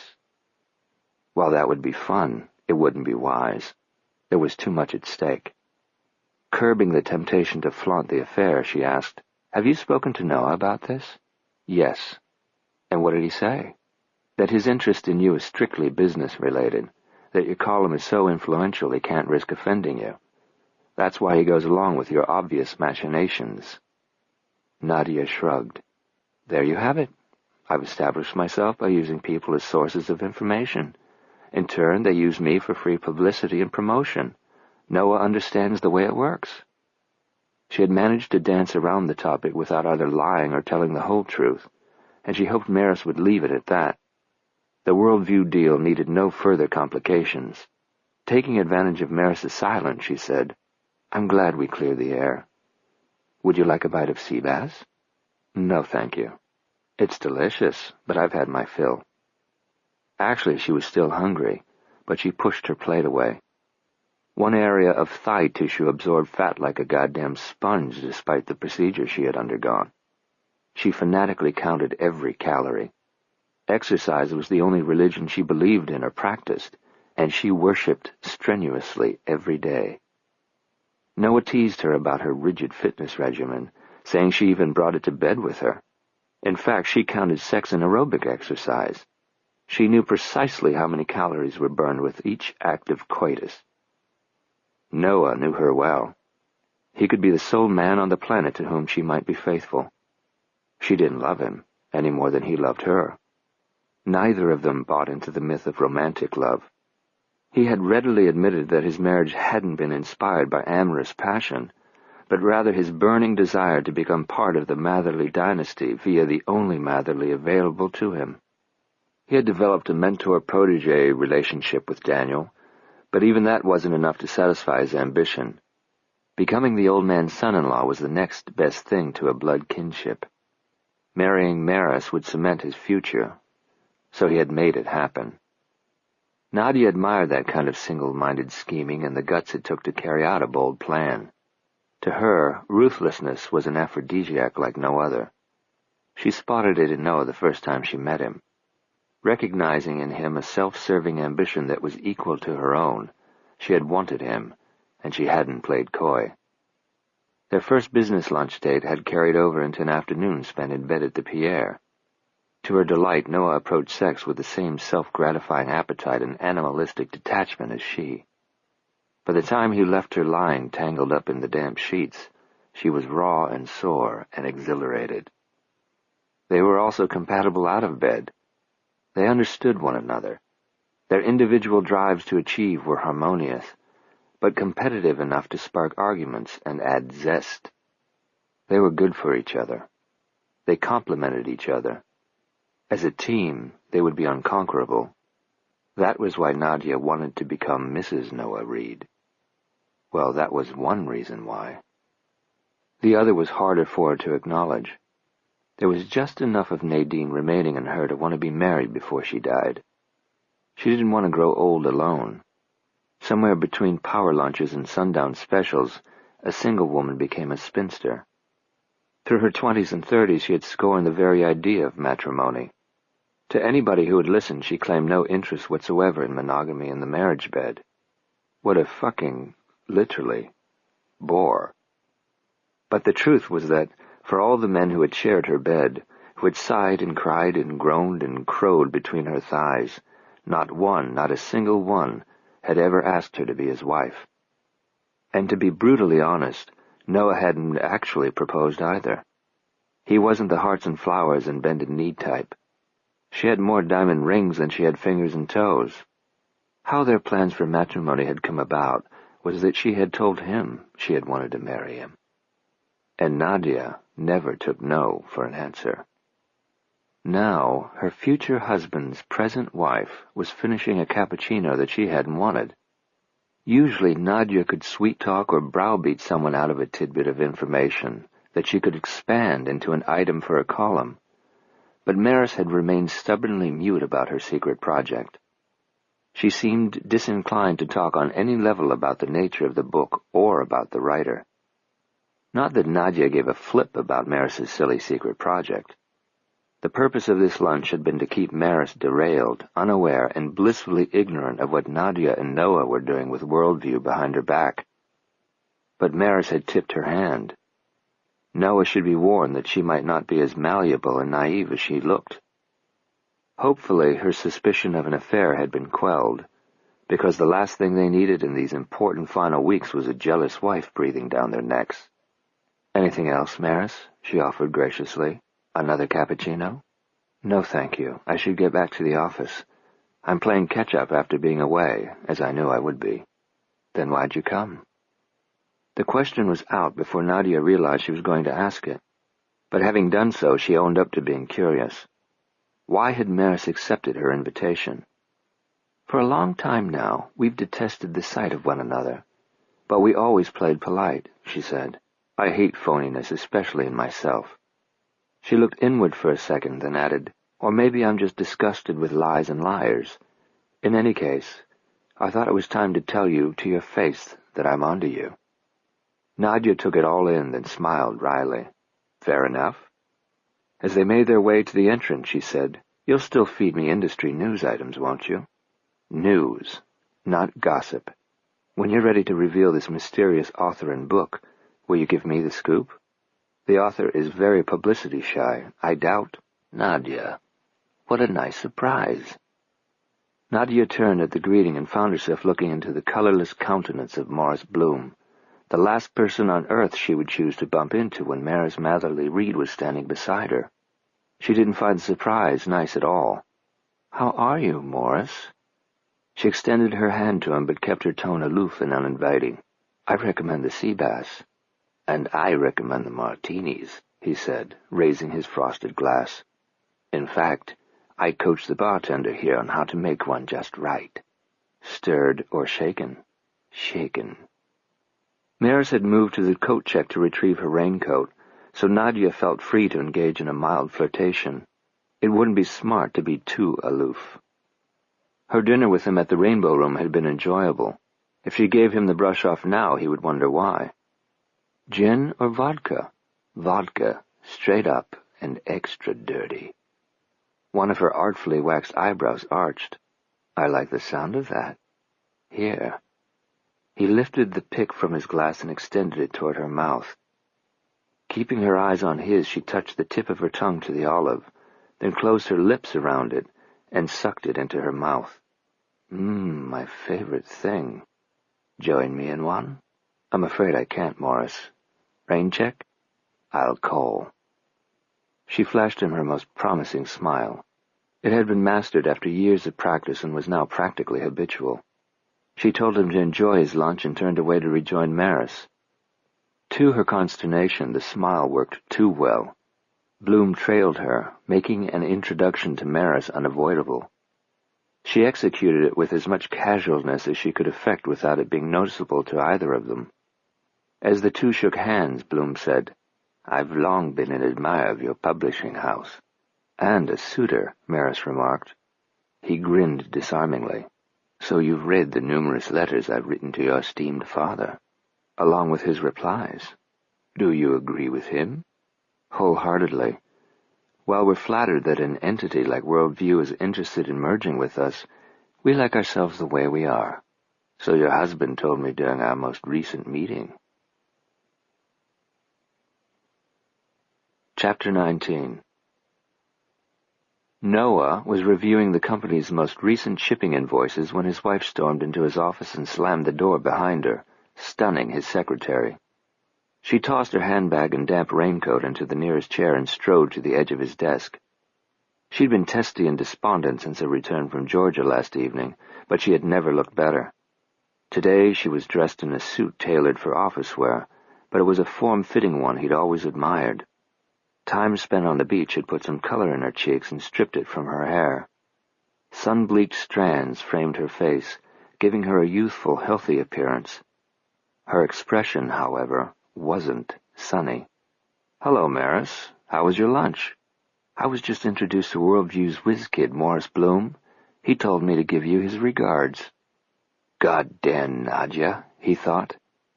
Why hadn't she called to warn him of this? Then he remembered. He had given Cindy strict instructions to hold his calls until after he'd had time to review the financial statements stacked on his desk, ironically because of Worldview. He'd been going over the charts and columns entry by entry, becoming intimately familiar with them, seeking potential trouble spots which might cause Bloom and Company concern. Should they pose any questions, Noah wanted to have an explanation ready. Remaining as unflappable as possible, he said, "How nice of Mr. Bloom to remember me. Apparently it wasn't that much of a stretch for him, Noah, given you had a recent meeting with him." She braced herself on his desk with stiff arms and leaned toward him, her eyes flashing. "What meeting is he talking about, Noah? And why wasn't I informed of it? What meeting?" He stood up and came around the desk. "Maris, kindly calm down." "Don't tell me to calm down." "All right, then. I'm asking you to. Please."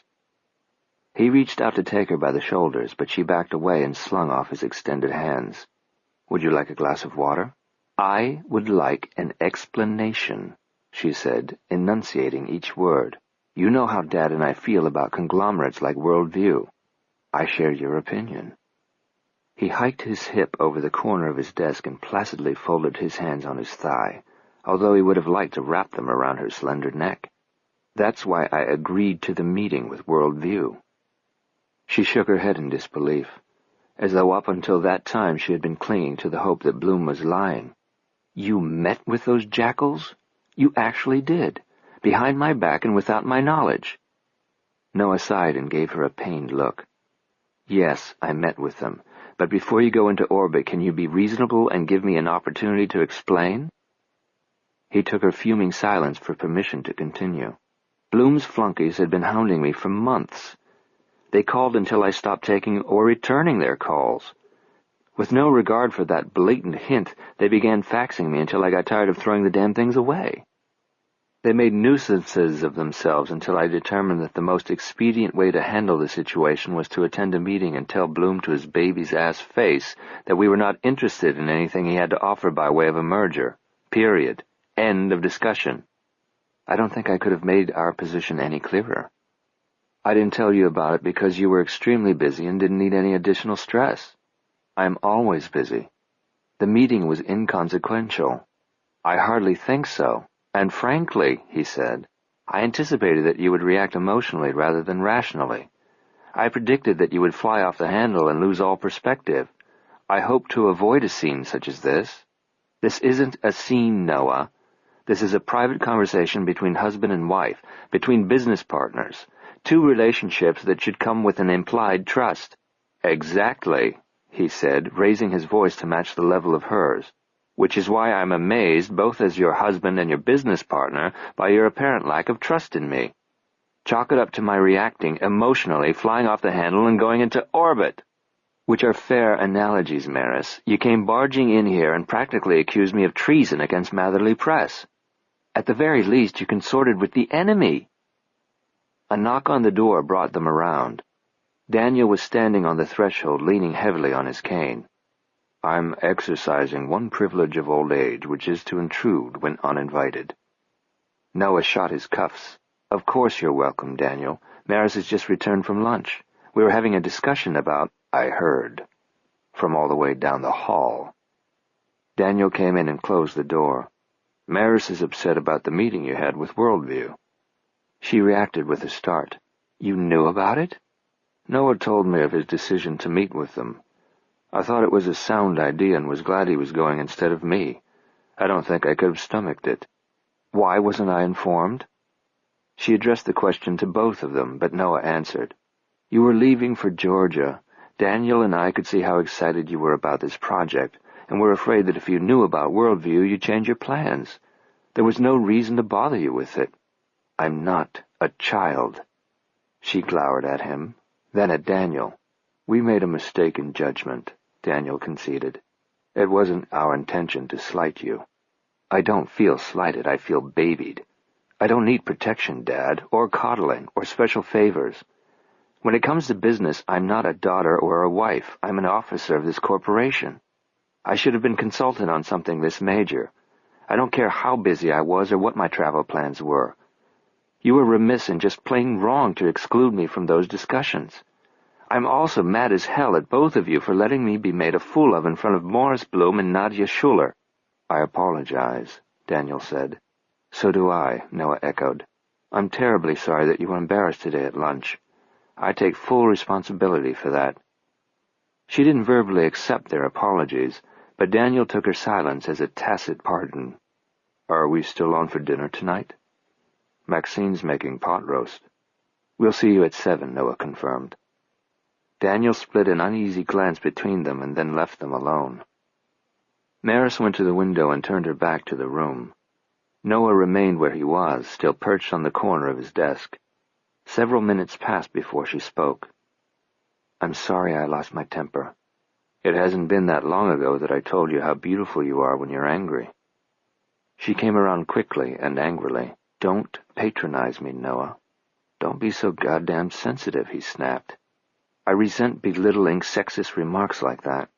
"That's a sexist remark? Can I pay you a compliment without your reading something into it?" "Not when we're fighting." It was upsetting and a little alarming that his charm seemed to have lost some of its effectiveness. "What's with you, Maris? Since you got back yesterday, you've been as prickly as a porcupine. If working on this project," he said, slinging out his hands as though to shake off a contagion, "is going to cause a chronic case of PMS, and that's not sexist, then I recommend you—" "This has nothing to do with that." "Then what?" "Nadia." "Nadia? Did she know about your meeting with Bloom?" He covered his discomfiture with a short laugh. "What? You think I called up our local gossip columnist and leaked the story?" Folding her arms across her middle, Maris turned back to the window. "You're lying." He came off the desk. "I beg your pardon." She knew Noah. "Nadia's the most conniving woman I've ever met, and ordinarily she makes no secret of it. In fact, she takes pride in it. But when Bloom mentioned his meeting with you, she blanched, looking as though she'd just been exposed. Then she couldn't hustle me away from him and out of there fast enough. As we said goodbye, she oozed goodwill, but nervously." She came round slowly. She knew. The look she gave him was so damned superior it enraged him. He felt blood rushing to his head. He imagined capillaries bursting behind his eyeballs. Fury pulsated through him. Only by an act of will could he keep his voice from revealing it. "Why would I tell Nadia, Maris? There was nothing to tell. If Nadia knew, she heard it from Bloom. I've seen them with their heads together on more than one occasion. They probably stroke each other for inside information." "Yes, that's how it works," she whispered as though to herself. When she refocused on him, she asked, "If Bloom told her, why didn't she write about it in her column?" "That's simple. Worldview owns a chain of newspapers that carry her column. She couldn't risk inflaming them by babbling that David had thumbed his nose at Goliath, which is exactly what my meeting with them amounted to. If I'd known it was going to cause this much hullabaloo, I'd have continued avoiding them. I swear to God I thought that meeting would be the end of their persistence." She confessed. His heart knocked against his chest. It was difficult to keep his features impassive. "What? Who? Confessed what?" "I told Nadia that I was on to her, that I could see through her and knew that she had designs on you." "Designs?" he repeated with amusement. "What quaint phraseology." "I didn't use it to be cute, Noah," she said testily. "Today I had lunch with a woman who told me to my face that she wants to sleep with you." He rolled his eyes toward the ceiling. "Maris, for God's sake. Nadia wants to sleep with every man. She's made it her life's quest. She's one giant raging hormone. She's come on to me, sure.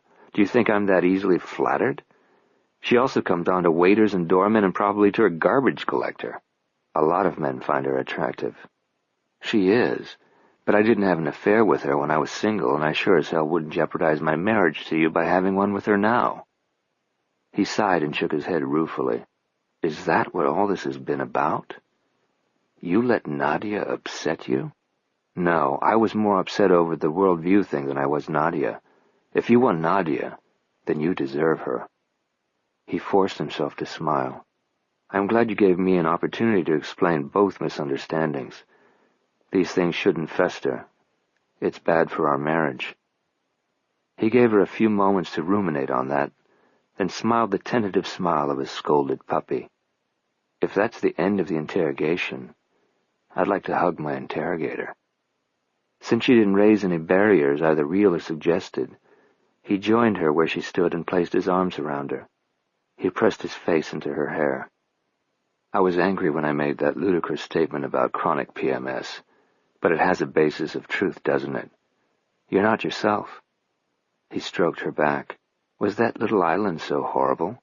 I wondered if you were ever going to express any interest in my trip." "That's unfair, Maris. Since your return, you haven't exactly invited conversation. You've been sullen and standoffish. In fact, I've considered approaching you with a chair and a whip." Undaunted by her failure to laugh, he kissed her temple. "How was your trip? What's the island like?" "Not horrible at all. Different." "From what?" He felt her shrug. "It's hard to explain. Just different." "And the author? Was he as difficult to work with as you expected?" "More difficult than I expected. We've got an impressive slate of books to publish next year from our authors under contract. Why bother with this recluse?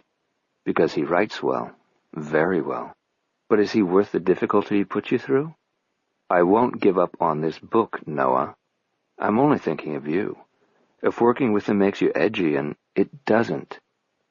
Luckily, she couldn't see his expression, or she would have realized how close she came to being slapped senseless for interrupting him.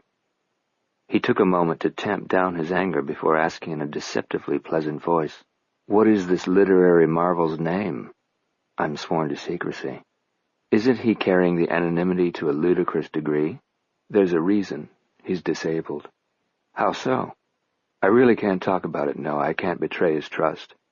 "Are you sure your opinion of the writing hasn't been swayed by his disability?" "I loved the writing before I knew about his circumstances, which don't affect his talent. He'd be talented in any form. In spite of all the difficulty working with him imposes, I'm enjoying the work. It's going to be good for me. I'm getting to flex some editorial muscle. Over the last few years I've become fat and lazy. A little lazy, maybe, but not fat." He slid his hands over her butt, a caress he knew she liked and which usually evoked an agreeable response. This time it was less effective. "I was speaking metaphorically, Noah." "I realize that. Still—" He bent his head and kissed her, first on the cheek, then her mouth. He wanted to be assured that her outburst wasn't an indicator of something more serious, specifically that she doubted his loyalty to Matherly Press. She returned the kiss. Not with the fervor he sought, perhaps, but when he pulled back she smiled up at him, assuaging his concern. "If these financials didn't need my attention," he growled, "I'd be tempted to lock the door and take you right here. Why don't you say damn the financials and do just that? I could be taken." He kissed her again, then purposefully set her away from him. "Sorely tempting, darling, but duty's call. I understand. Tonight, after dinner with Daniel, you have a date." She kissed him quickly, then retrieved her raincoat and handbag. "I may stay late and try to clear my desk, so I probably won't change before dinner. Then we'll leave straight from here and ride over together. I'll have a car waiting downstairs at 6:45. See you then." He blew her a kiss as she went out, then returned to his desk, confident that he had dodged a bullet. As always, Maris had been pacified with a little attention and affection, but her upset over the worldview meeting was no small matter. When he considered how close he'd come to being caught today, he wished to watch Morris Bloom slowly and agonizingly bleed to death. Telling Maris about that meeting had obviously been Bloom's way of reminding him that the deadline was fast approaching. Bloom had seized an unplanned opportunity to make a power play, to remind him that Worldview was ultimately in charge of this transaction. It had been a close call. It had cost him some valuable time. In the long run, however, the incident had caused no permanent damage. Thank God he'd had the foresight to inform Daniel of that meeting, with just this contingency in mind. In the event that he or Maris had got wind of it, and the industry grapevine was notorious, he had taken the old man into his confidence, thereby throwing him off track. The Matherleys weren't fools. But they were nowhere close to being as clever as he. He left absolutely nothing to chance. He planned meticulously. His schemes were long-range and therefore took a steely patience and perseverance which lesser individuals lacked. He relied on his instincts and his intelligence, but also on the best possible resource, the one that was virtually unfailing and always in full supply: human nature. Mind control was easy if you knew a person's likes, dislikes, secrets, weaknesses, fears. He possessed a gift for getting people to go right where he wanted them to go, and to do exactly what he wanted them to do. He was talented that way. He had an uncanny knack for manipulating people, for persuading them to make a decision they mistakenly thought was their own and to act on it. He had done it before, most recently with Howard Bancroft, but he had honed this particular skill long before he had ever heard of Howard Bancroft. His desk phone rang. Before he could even speak, Cindy apologized for the interruption. "I'm sorry, Mr. Reed, but Miss Schuler has called 5 times and insists on being put through." "Fine." Noah depressed the blinking button. "Hello, Nadia," he said breezily. "I understand you had quite an exciting lunch." Chapter 20. Envy. Chapter 12. Key West, Florida, 1986. Todd Grayson's first impression of Key West was a crushing disappointment. Making the move had been nearly all he had talked about for months. He'd thought of little else and had practically X'd off the days on his calendar like a child counting down toward Christmas. He'd resented anything that interfered with his daydreaming and planning, including his final semester studies. His heart, mind, and soul had been focused singly on getting to his Floridian Mecca. But now, having arrived, having fulfilled a long-held dream, his first sight of it left him less than spiritually enraptured. He likened the place to an old whore. It looked used, seedy, a little unhealthy, and a lot tired. Continuing the metaphor in his mind as though he were writing it down, Key West appeared to be more a common streetwalker who advertised her wares on a corner, rather than an exotic courtesan who enticed with whispered promises. Once the tacky and rather pathetic attempts at glamour were stripped away, the town had little to offer and nothing to recommend her. She was cheap and common, and the only promise at which she hinted was one of dissipation. His and Rourke's plan had been to depart for Florida the afternoon of their college graduation. They had everything packed and ready, their only chore before hitting the road being to return the caps and gowns in which they'd marched to pomp and circumstance and receive their degrees. They planned to caravan in their respective automobiles and had agreed to stop just before their arrival and toss a coin to determine which of them got to lead the way to Duval Street. But fate intervened. Their well-laid plans were changed for them.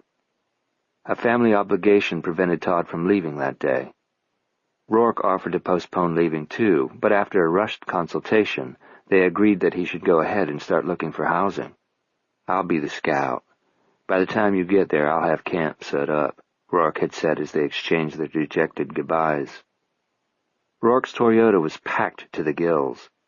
Every square inch of interior space had been utilized to transport all that he owned in the world from the fraternity house where he had lived for the past 3 years to the next phase of his life. "This sucks," Todd muttered. "Big time, but hey, it's only a minor setback." "Easy for you to say. It's not your setback. While I'm languishing, you'll be down there writing your ass off." "Hardly, man. I'll be busy scoping out things, finding us a place to live, getting the telephone hooked up, that kind of shit. I won't get any serious writing done." Todd knew that wasn't true. Rourke always wrote. Drunk or sober, tired or wired, sick or well. He wrote when he was happy and when he was sad. He wrote just as much when he was in a good mood as he did when he was pissed over something. He wrote when it was flowing easily and when the phrases simply would not come. He wrote no matter what. Any which way you looked at it, despite all his arguments to the contrary, this was giving him a head start, and Todd resented it like hell. As Rourke wedged himself into the driver's seat of his packed Toyota, he tried again to lift Todd's spirits. I know this seems like a big deal now, but one day we'll barely remember it. You'll see. As agreed, he had called Todd immediately upon his arrival in Key West. A few days later, he phoned again to report that he had rented them an apartment. Todd barraged him with questions about it, but his answers were evasive, his descriptions vague. After hanging up, Todd realized that all he really knew about their new place of residence was that it fit into their budget. It was 6 weeks before Todd was able to set out for his relocation to the tip of the continent. The morning of his departure, as he left his childhood home for what would be the last time, he wasted no time on sentiment and never looked back. Instead, he equated it to a release from prison. He drove almost 20 hours that first day and crossed the state line into Florida before pulling off at a roadside park and napping in the driver's seat of his car. He arrived in Key West at mid-afternoon the second day. Although not all his expectations were met upon his arrival, some were. The air, for instance. It was warm and balmy. No more running to an early class on a bitterly cold and windy morning ever again, thank you very much. The sun was hot. Palms and banana trees grew in abundance. Jimmy Buffett music was pervasive, as though it was secreted through the pores of the city. As he navigated the tourist-clogged streets, following the rudimentary directions Rourke had given him, his initial disappointment began to recede and were replaced by flurries of excitement. His mood was buoyed by the sights and sounds and smells which he had associated with Key West. But this flicker of encouragement didn't last. It was snuffed out when he located his newly leased domicile. Dismayed, he checked the address twice, hoping to God he'd made a wrong turn. Surely this was one of Rourke's practical jokes. Tall oleander bushes formed an unkept hedge between the street and the shallow, weedy lawn in front of the building. He expected Rourke to leap from between the blooming shrubs, grinning like a jackass and braying. "Man, you ought to see your expression. Looks like you've been hit in the face with a sack of buzzard shit." They would have a good laugh. Then Rourke would guide him to their actual address. Later they'd go out for a beer and relive the moment, and that would be the first of 1,000 times they would retell the story, as they retold all their good stories when they wanted or needed a laugh. Except the one about the incident with Professor Hadley. That was one story that neither retold. They never talked about it at all. Todd parked his car at the crumbling curb and got out. He was reluctant even to step between the oleanders, which looked like shrubs on steroids, and followed the cracked sidewalk up to the door of the 3-story building. The cinder block exterior had been painted a flaming flamingo pink, as though the lurid hue would conceal the low-grade building material. Instead, the color announced the lack of quality.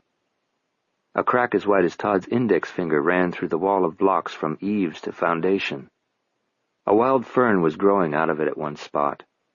Hurricane shutters the color of pea soup were missing slats and seemed to be clinging to the building only out of fear of falling into the stagnant water that had collected around the foundation. As wide as a moat, it was a flourishing mosquito hatchery. The frame of the aluminum screen door probably had once been rectangular, but it had been dented and bent so many times that it was grossly misshapen. A large part of the mesh had been peeled away, making it totally ineffectual against flying insects, or chameleons. Todd discovered when he opened the door and stepped into a dank vestibule with a concrete floor. 2 of the green lizards were lounging on the interior wall. One scampered away when Todd entered. The other puffed out his red throat as though in protest of the intrusion. 6 mailboxes, which would usually be found on the outside of a building, had been secured to the wall. Once his eyes had adjusted to the dimness, Todd read, to his distress, his and Rourke's name on one of the boxes. There were 6 apartments in all, 2 on each floor. Theirs was on the 3rd. Stepping over a puddle of unidentifiable fluid, he started upstairs. When he reached the 2nd floor landing, he could hear The Price is Right, coming from a TV within one of the apartments.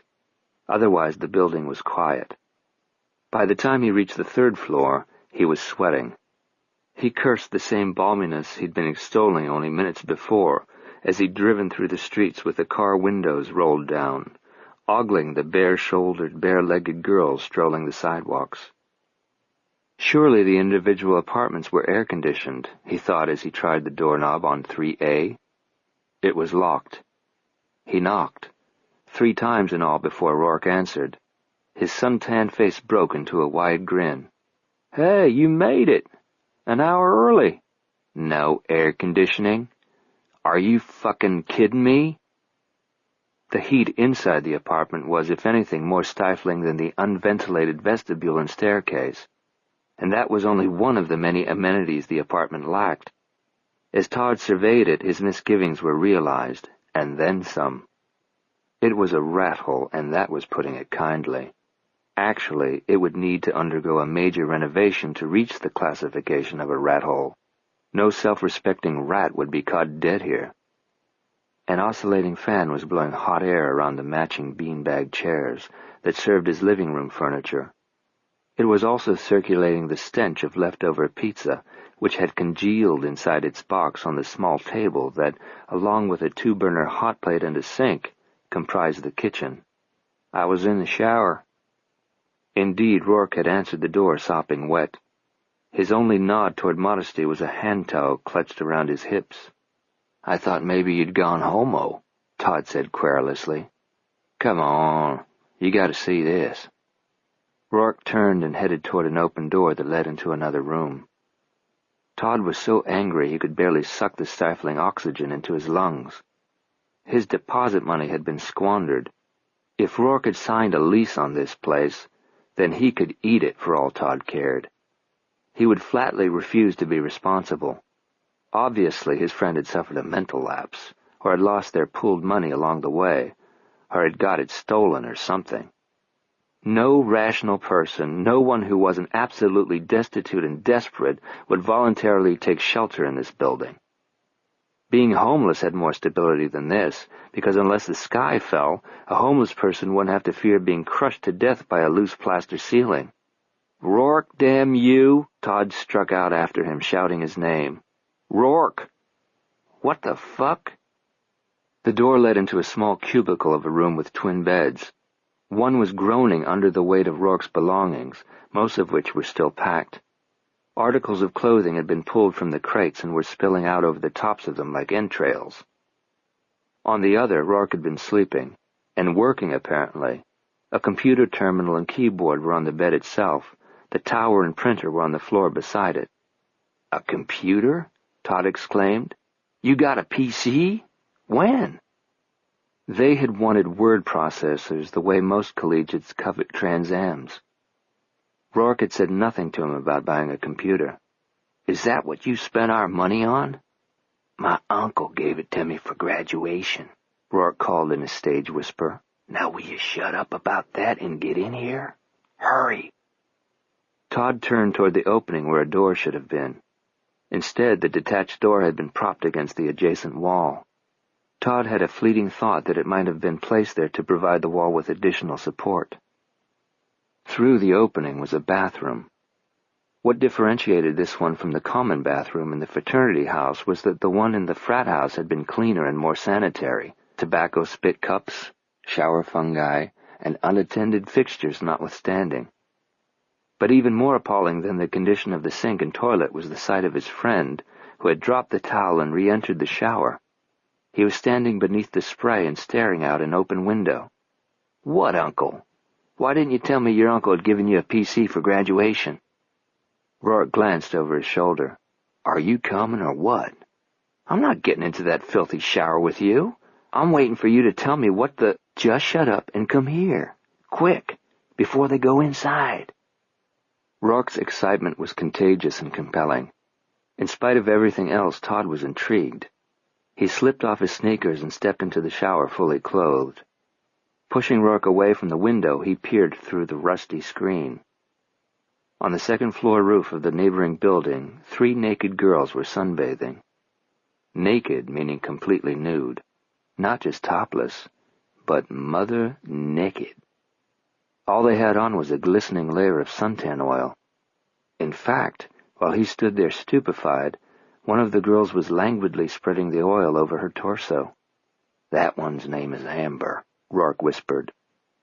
Amber was rubbing her breasts now, smearing the oil over her nipples as large and red as strawberries.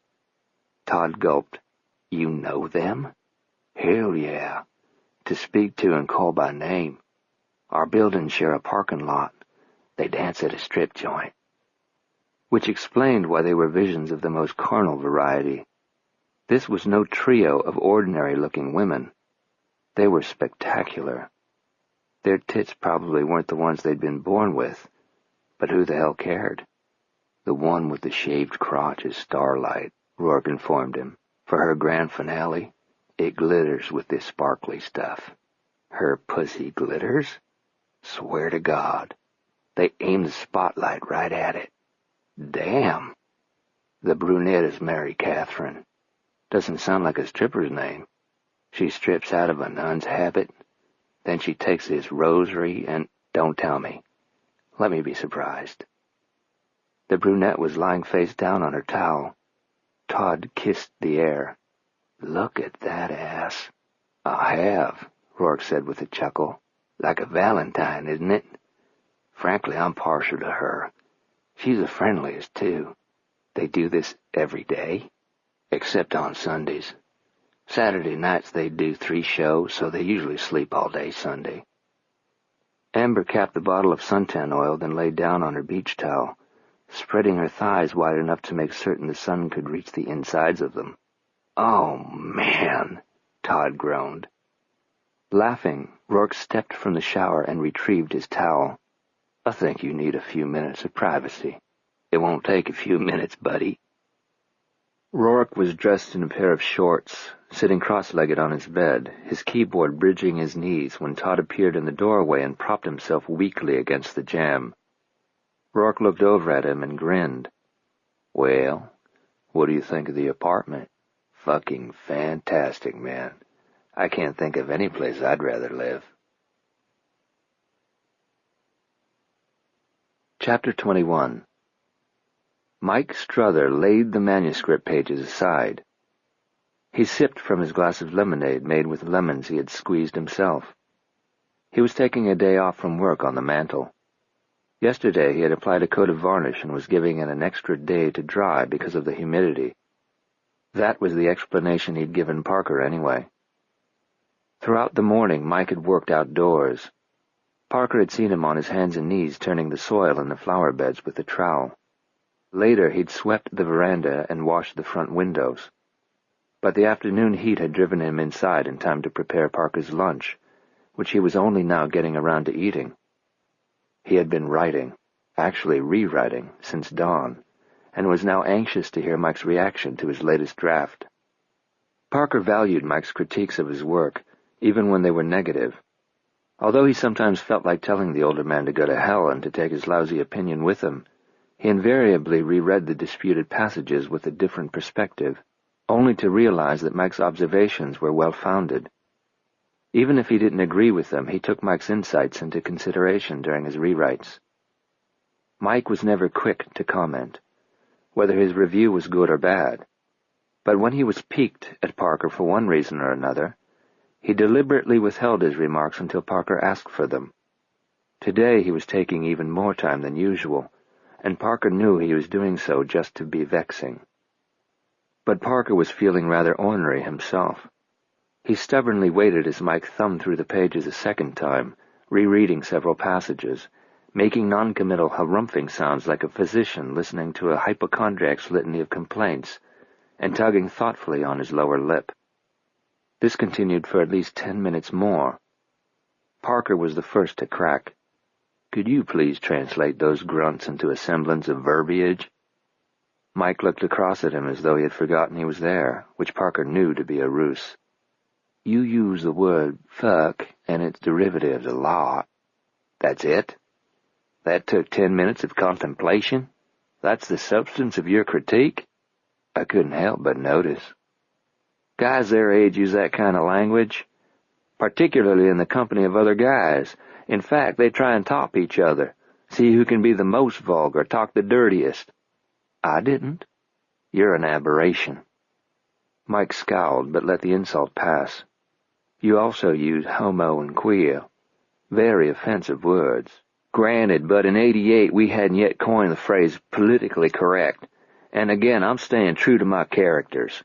Randy heterosexual males having a private conversation aren't going to be sensitive and deferential when referring to gay men.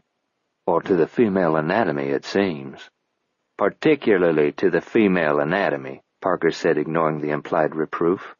They wouldn't use the polite or clinical word for an act or a body part when there's an off-color alternative. Now that your fussiness over the coarse language has been addressed, what do you think? You didn't go to the cotton gin today, did you? What's that got to do with the manuscript? Parker said impatiently. Does it have something to do with the manuscript? You're being awfully contrary this afternoon. Did you forget to take your stool softener last night? You're changing the subject, Parker. Or is that lemonade spiked with Jack Daniels? More to the point, you're avoiding the subject. Me? I thought the subject was my manuscript. You brought up Maris. The gin. The two are linked, Mike said. After months of preoccupation with that place, you haven't been back to it since she left. So? So the fact that you haven't gone back to the gin has nothing to do with what happened there between you and Maris the morning she left? No. Yes. Shit. Whatever the hell you just said. Parker hunched his shoulders cantankerously. Besides, nothing happened. Going there wouldn't bring back memories either pleasant or disturbing. It wouldn't remind you of her. Wouldn't make you recall something that she said or something that you said that you'd rather forget. You know what? Parker tilted his head back and eyed Mike down the length of his nose. You should have been a woman. Let's see. During this one conversation, you've managed to accuse me of being a freak, then a closet drunk with bowel problems, and now you're insulting my masculinity. You're as nosy as an old woman who has nothing else to do except butt into other people's business. Maris is my business too, Parker. His sharp tone changed the character of the conversation and signaled that the banter was over. Parker turned away and stared out over the ocean.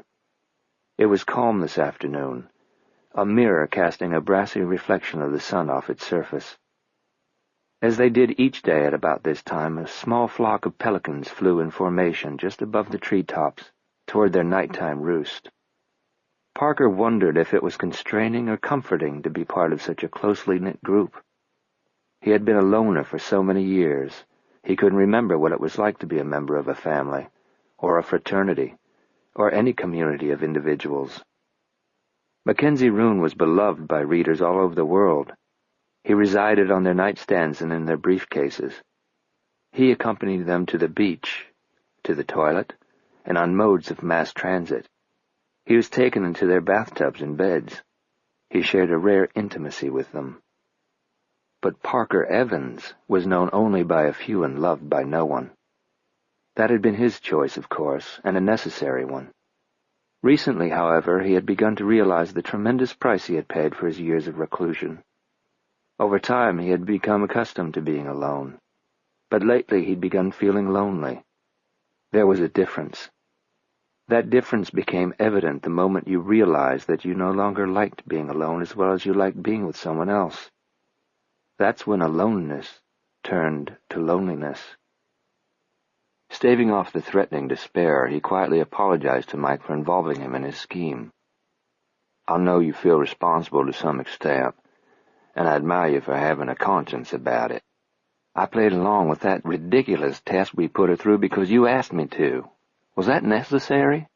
Probably not, Parker admitted in a quiet voice. I could have told her you were Mackenzie Roon. I could have pretended that it slipped out. You would have been angry at me, but you would have gotten over it. Instead, I went along with the whole charade, and I'm ashamed of myself for it. Don't be, Mike.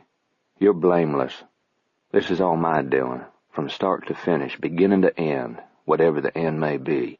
I'm the guilty party here, not you. That doesn't exactly absolve me from my voluntary participation." With a rueful shrug, Parker said, "No, but that's the best I can do." They lapsed into a weighty silence. Eventually, Mike picked up his reading glasses, unknowingly reminding Parker of Maris and the eyeglasses she had been wearing the last time he saw her. Which might have been the last time he would ever see her, he reminded himself. "These young men seem to have reconciled completely," Mike remarked as he thumbed through the pages again. "I don't sense any residual hostility between them." Following the incident with Hadley, Rourke carried on as though it had never happened, Parker explained. He made a conscious decision not to let it affect their friendship. "Noble of him. Nevertheless, it's still there," Parker interrupted, completing the other man's thought. "Like an unsightly birthmark that mars an otherwise beautiful baby's face. Neither wants to acknowledge the blemish on their friendship. Both look past it, hoping that it will gradually fade and ultimately disappear completely, as birthmarks do, so that eventually no one can remember the baby having had it." Good analogy. "It is, isn't it? I may use it." He jotted himself a note. "You didn't specify or explain the family obligation that prevented Todd from leaving with Rourke. It's discussed in the next scene. Rourke extends condolences to Todd for his mother's death. She didn't want to worry him during those last few crucial months leading up to his college graduation, so she didn't tell him that she'd been diagnosed with a rampant cancer. She attended the commencement exercise, but it was an effort for her. The therapy she'd been receiving had weakened her, but unfortunately had had no effect on the malignancy. So rather than leaving for Florida, Todd accompanied her home. He stayed with her until she died. Quite a sacrifice, especially when you consider what moving to Key West represented to him." Parker smiled sardonically. "Save the kudos. I have 'em saying— Wait, let me read it to you." He shuffled through the sheets of handwritten notes scattered across his work table until he found the one he was looking for. Todd thanks Rourke for his expression of sympathy, so on and so forth. Then he says, "Actually, her death was very convenient." Rourke reacts with appropriate shock. Then Todd adds, "I'm only being honest." "Cruelly honest," says Rourke. Todd shrugs indifferently. "Maybe, but at least I'm not a hypocrite. Am I sorry she's dead? No. Her dying left me completely untethered and unencumbered. Free. I've got no one to think about except myself now. No one to account to. Nothing to cater to except my writing." Mike assimilated that. "So the white gloves are coming off in the next segment. If by that you mean that Todd's true character will be revealed, no, not entirely. We do, however, begin to detect chinks in the facade. The same way Noah Reed's true character was revealed to you once you moved to Key West, bit by bit." Parker felt his facial muscles stiffen as they did whenever Noah was called to the forefront of his mind. It takes Rourke only a few chapters to see his so-called friend for what he really is. It took me a couple of years, and by then it was too late.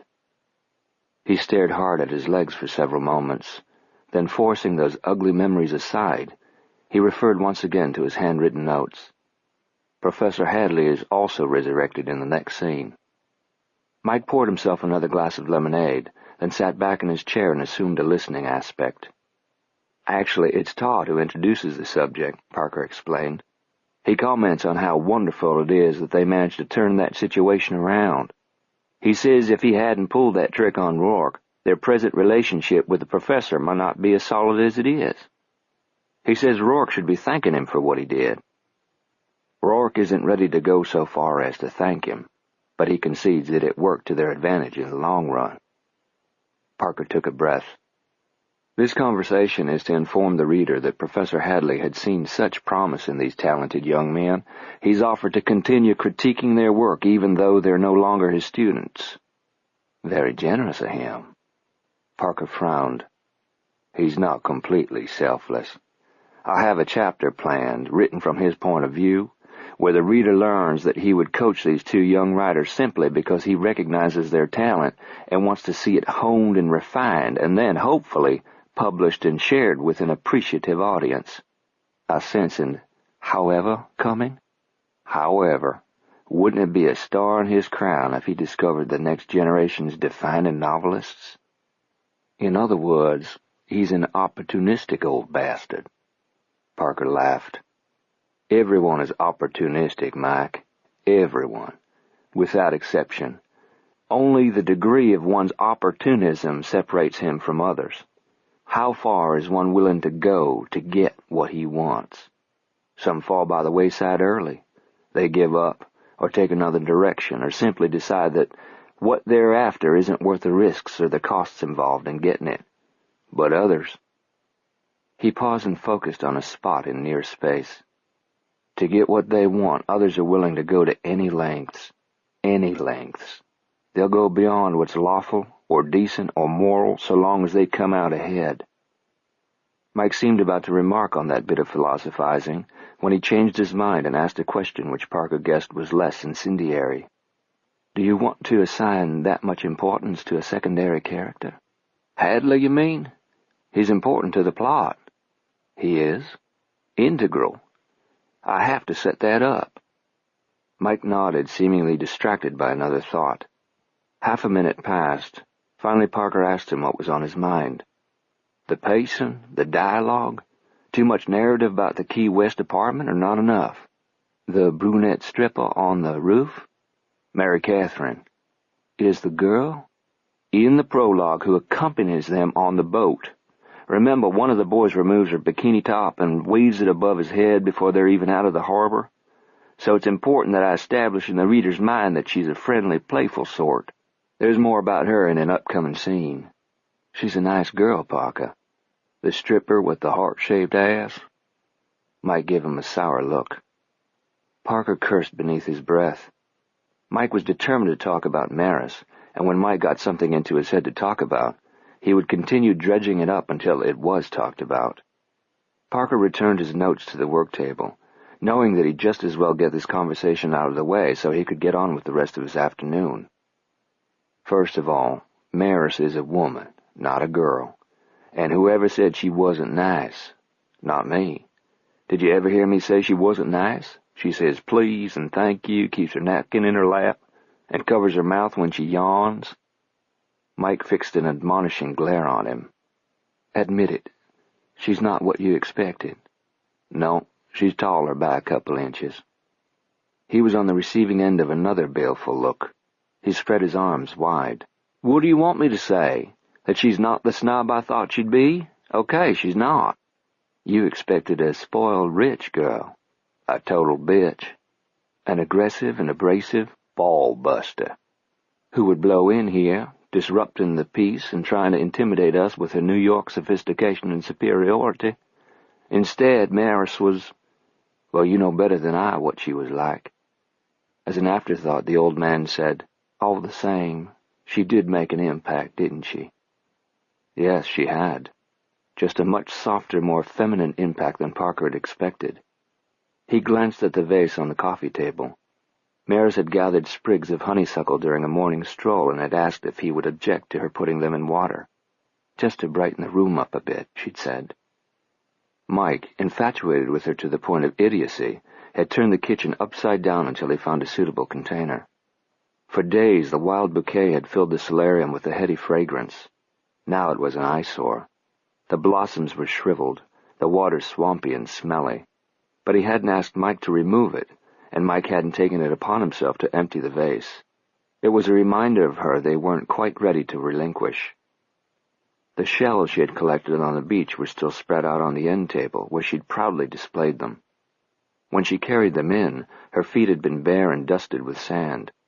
They'd left footprints on the tile floor, which she had insisted on sweeping up herself. His dying houseplant was rallying because she had moved it to a better spot and had watered it just enough but not too much. 2 fashion magazines which she browsed through while he worked on his novel were still lying in the chair she'd last occupied. It was that throw pillow there, the one with the fringe around it, that she had hugged to her breast while she listened to him reading a passage from his manuscript. Everywhere he looked, there was evidence of her. She's an intelligent woman, Mike said. She proved that. smart but sensitive. Mike was speaking in a hushed voice, as though he felt her spirit in the room and didn't want to frighten it away, which annoyed Parker more than if he'd scraped his fingernails down a chalkboard. They were acting like saps, he as much as Mike, a pair of sentimental fools. And anyway, who said his room had needed to be brightened up a bit? He had liked it just fine the way it was before Maris Matherly Reed had ever darkened the door. "Don't get misty, Mike," he said, a shade more harshly than he intended. "She plays sensitive because she wants a book from me."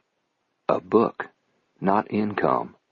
I don't think she cares if envy makes her company a red cent. She loves your writing.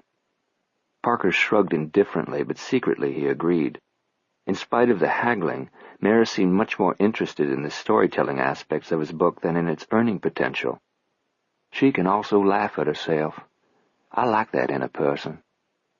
Then, looking at Parker askance, Mike added, "I guess there's no need mentioning that she's beautiful." "Then why'd you mention it?" "So you noticed." "What, you think I'm blind as well as lame? Yeah, she's good to look at." He made a gesture that said, "So what?" "Her looks were no surprise. We saw her picture in that magazine article. The photo didn't do her justice." "I expected her to be attractive. No one ever dated an ugly girl," Parker muttered. "Not that I knew about." When Mike declined to comment one way or another, he went on. "You know what? I'm glad she's attractive. Real glad. It'll make what I'm going to do all the more enjoyable." "What are you going to do?" "You know I never talk over a plot until I've written at least some of it down. Guess you'll have to use your imagination." "You're going to use Maris?" "Fucking hey. And if you don't approve of my language, cover your ears." He wiped a bead of sweat from his forehead. The air conditioner was working, so why did it feel so damn hot in here? "Now, can we please end this discussion? I've got work to do." Mike calmly finished his glass of lemonade, then rifled through the manuscript pages again. At last he stood, crossed to Parker, and passed the sheets to him. "It's coming along." "Don't go overboard with the praise," Parker said drolly. "I might get a swell head." On his way out, Mike said, "You may want to rethink your motivation." "My character's motivation is perfectly clear." Mike didn't even deign to turn around and address Parker face to face when he said, "I wasn't referring to your characters." Chapter 22. This is my favorite room. Maris basked in the familiar comfort of her father's home study where they were having cocktails. At the last minute, Noah had needed to consult with the contracts manager over a disputed clause, so he had urged her to go to Daniel's house ahead of him. She hadn't minded his being detained. Since her return from Georgia, she hadn't spent any time alone with her father. "I'm rather partial to this room myself," Daniel said. "I spend a lot of time in here, but I like it even more when you're sharing it with me." She laughed. "You didn't always feel that way. I remember times when I'd come in here hoping to coax you away from the work that you'd brought home with you. I made a pest of myself." They smiled at the shared recollections, but Daniel's expression turned somber. "I wish I had those times to relive, Maris. If I did, I'd spend more time skating in the park or playing Monopoly with you. I regret passing up those opportunities. I wasn't deprived much, Dad. In fact, I wasn't deprived anything. Most of all you. You're being far too generous, but I thank you for saying that." Maris sensed a melancholia in him tonight. He'd been very glad to see her, but his jocularity didn't quite ring true. His comic bickering with Maxine seemed forced. His smiles were good counterfeits of the real thing, but they were noticeably strained. "Dad, aren't you feeling well? Is something wrong?" He cited Howard Bancroft's funeral. "It's tomorrow morning." She nodded sympathetically. "Howard wasn't just your corporate lawyer. He was a good and trusted friend." "I'm going to miss him. He'll be missed all over the city. For the life of me, I can't understand what drove him to do such a terrible thing." He was grieving his loss, naturally, but Maris wasn't entirely sure that Bancroft's suicide was the only thing weighing heavily on Daniel's mind. She reasoned that his mood might be in response to her own. She She wasn't exactly a barrel of laughs tonight either. She could attribute her moodiness to two things, well, actually two people, Noah and Parker.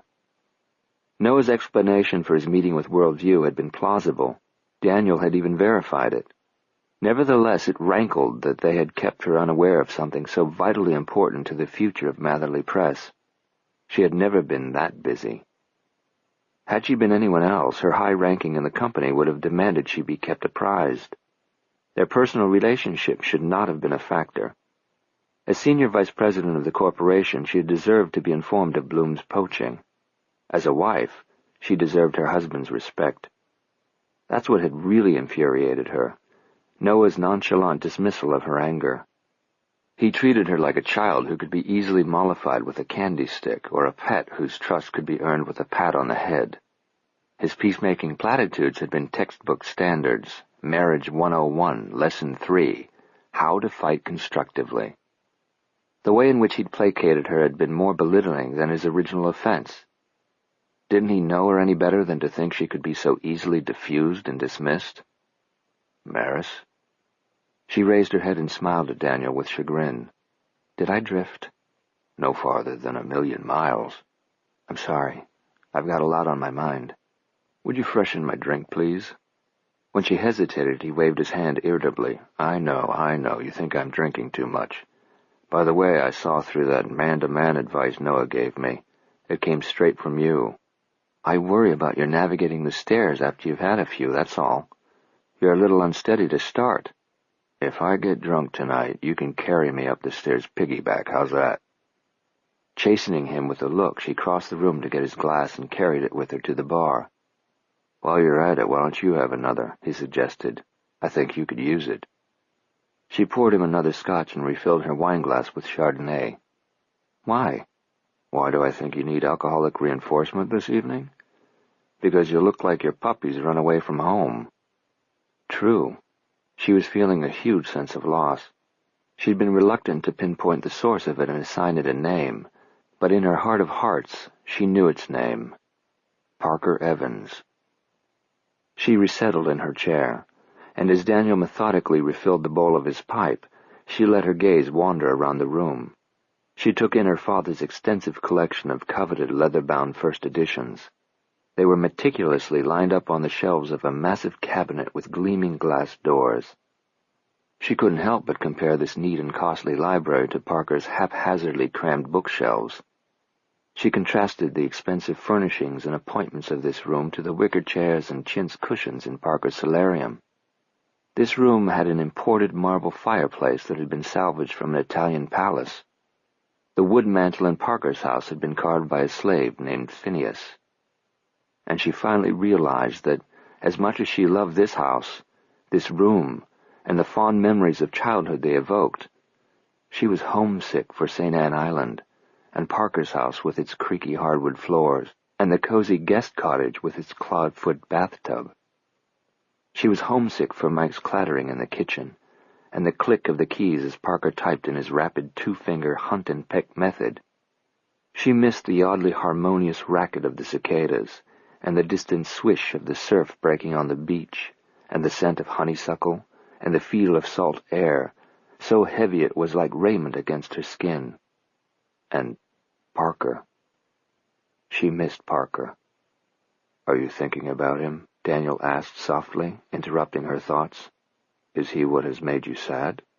Made me sad? Hardly, she said, giving her head a firm shake. Has he made me angry? Yes.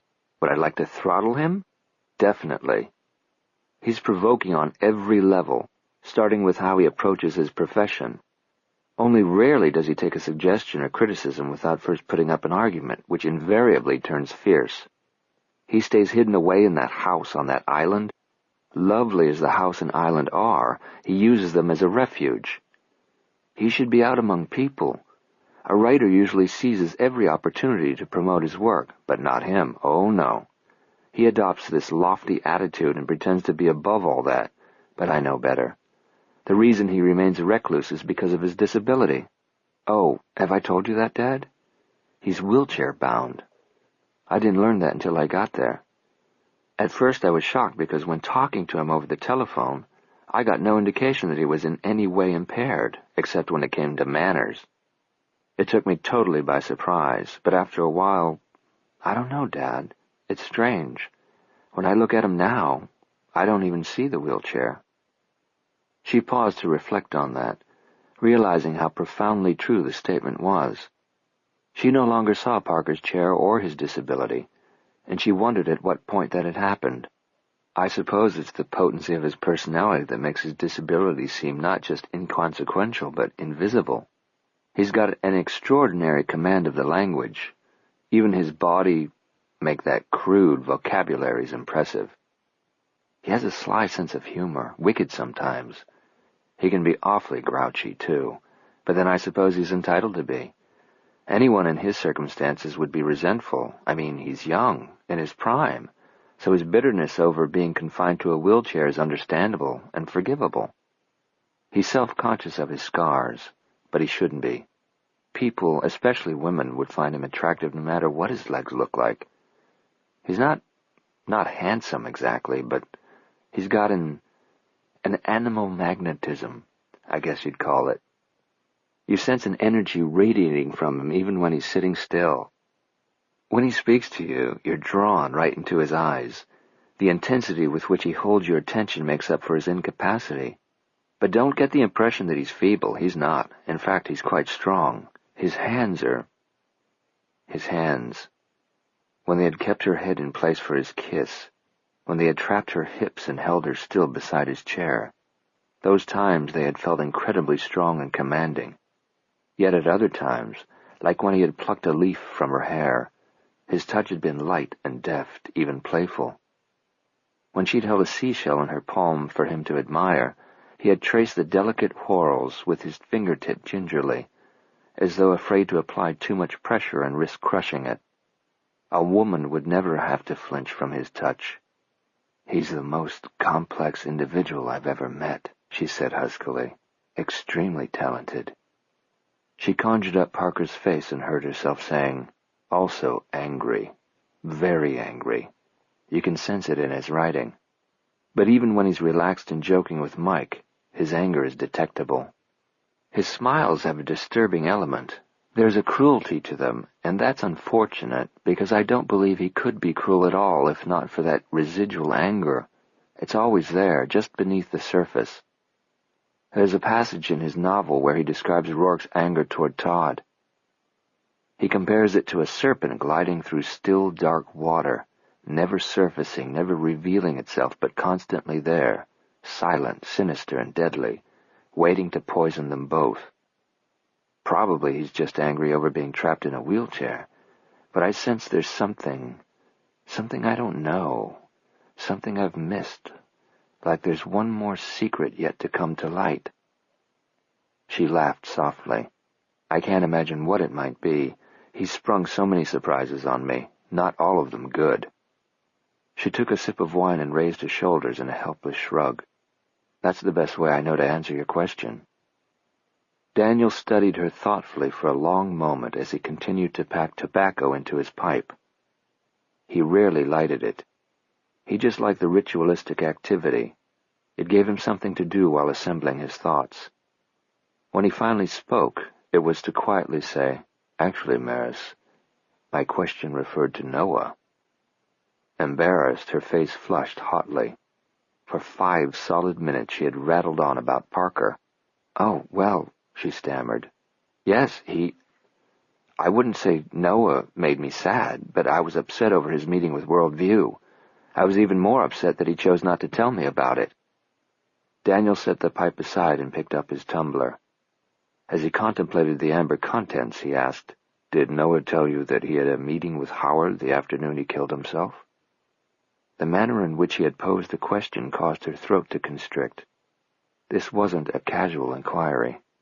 He mentioned it. It took place only a couple of hours before Howard ended his life. Maris lost all appetite for the wine. Setting the crystal stem on the end table, she wiped condensation or perspiration off her palms.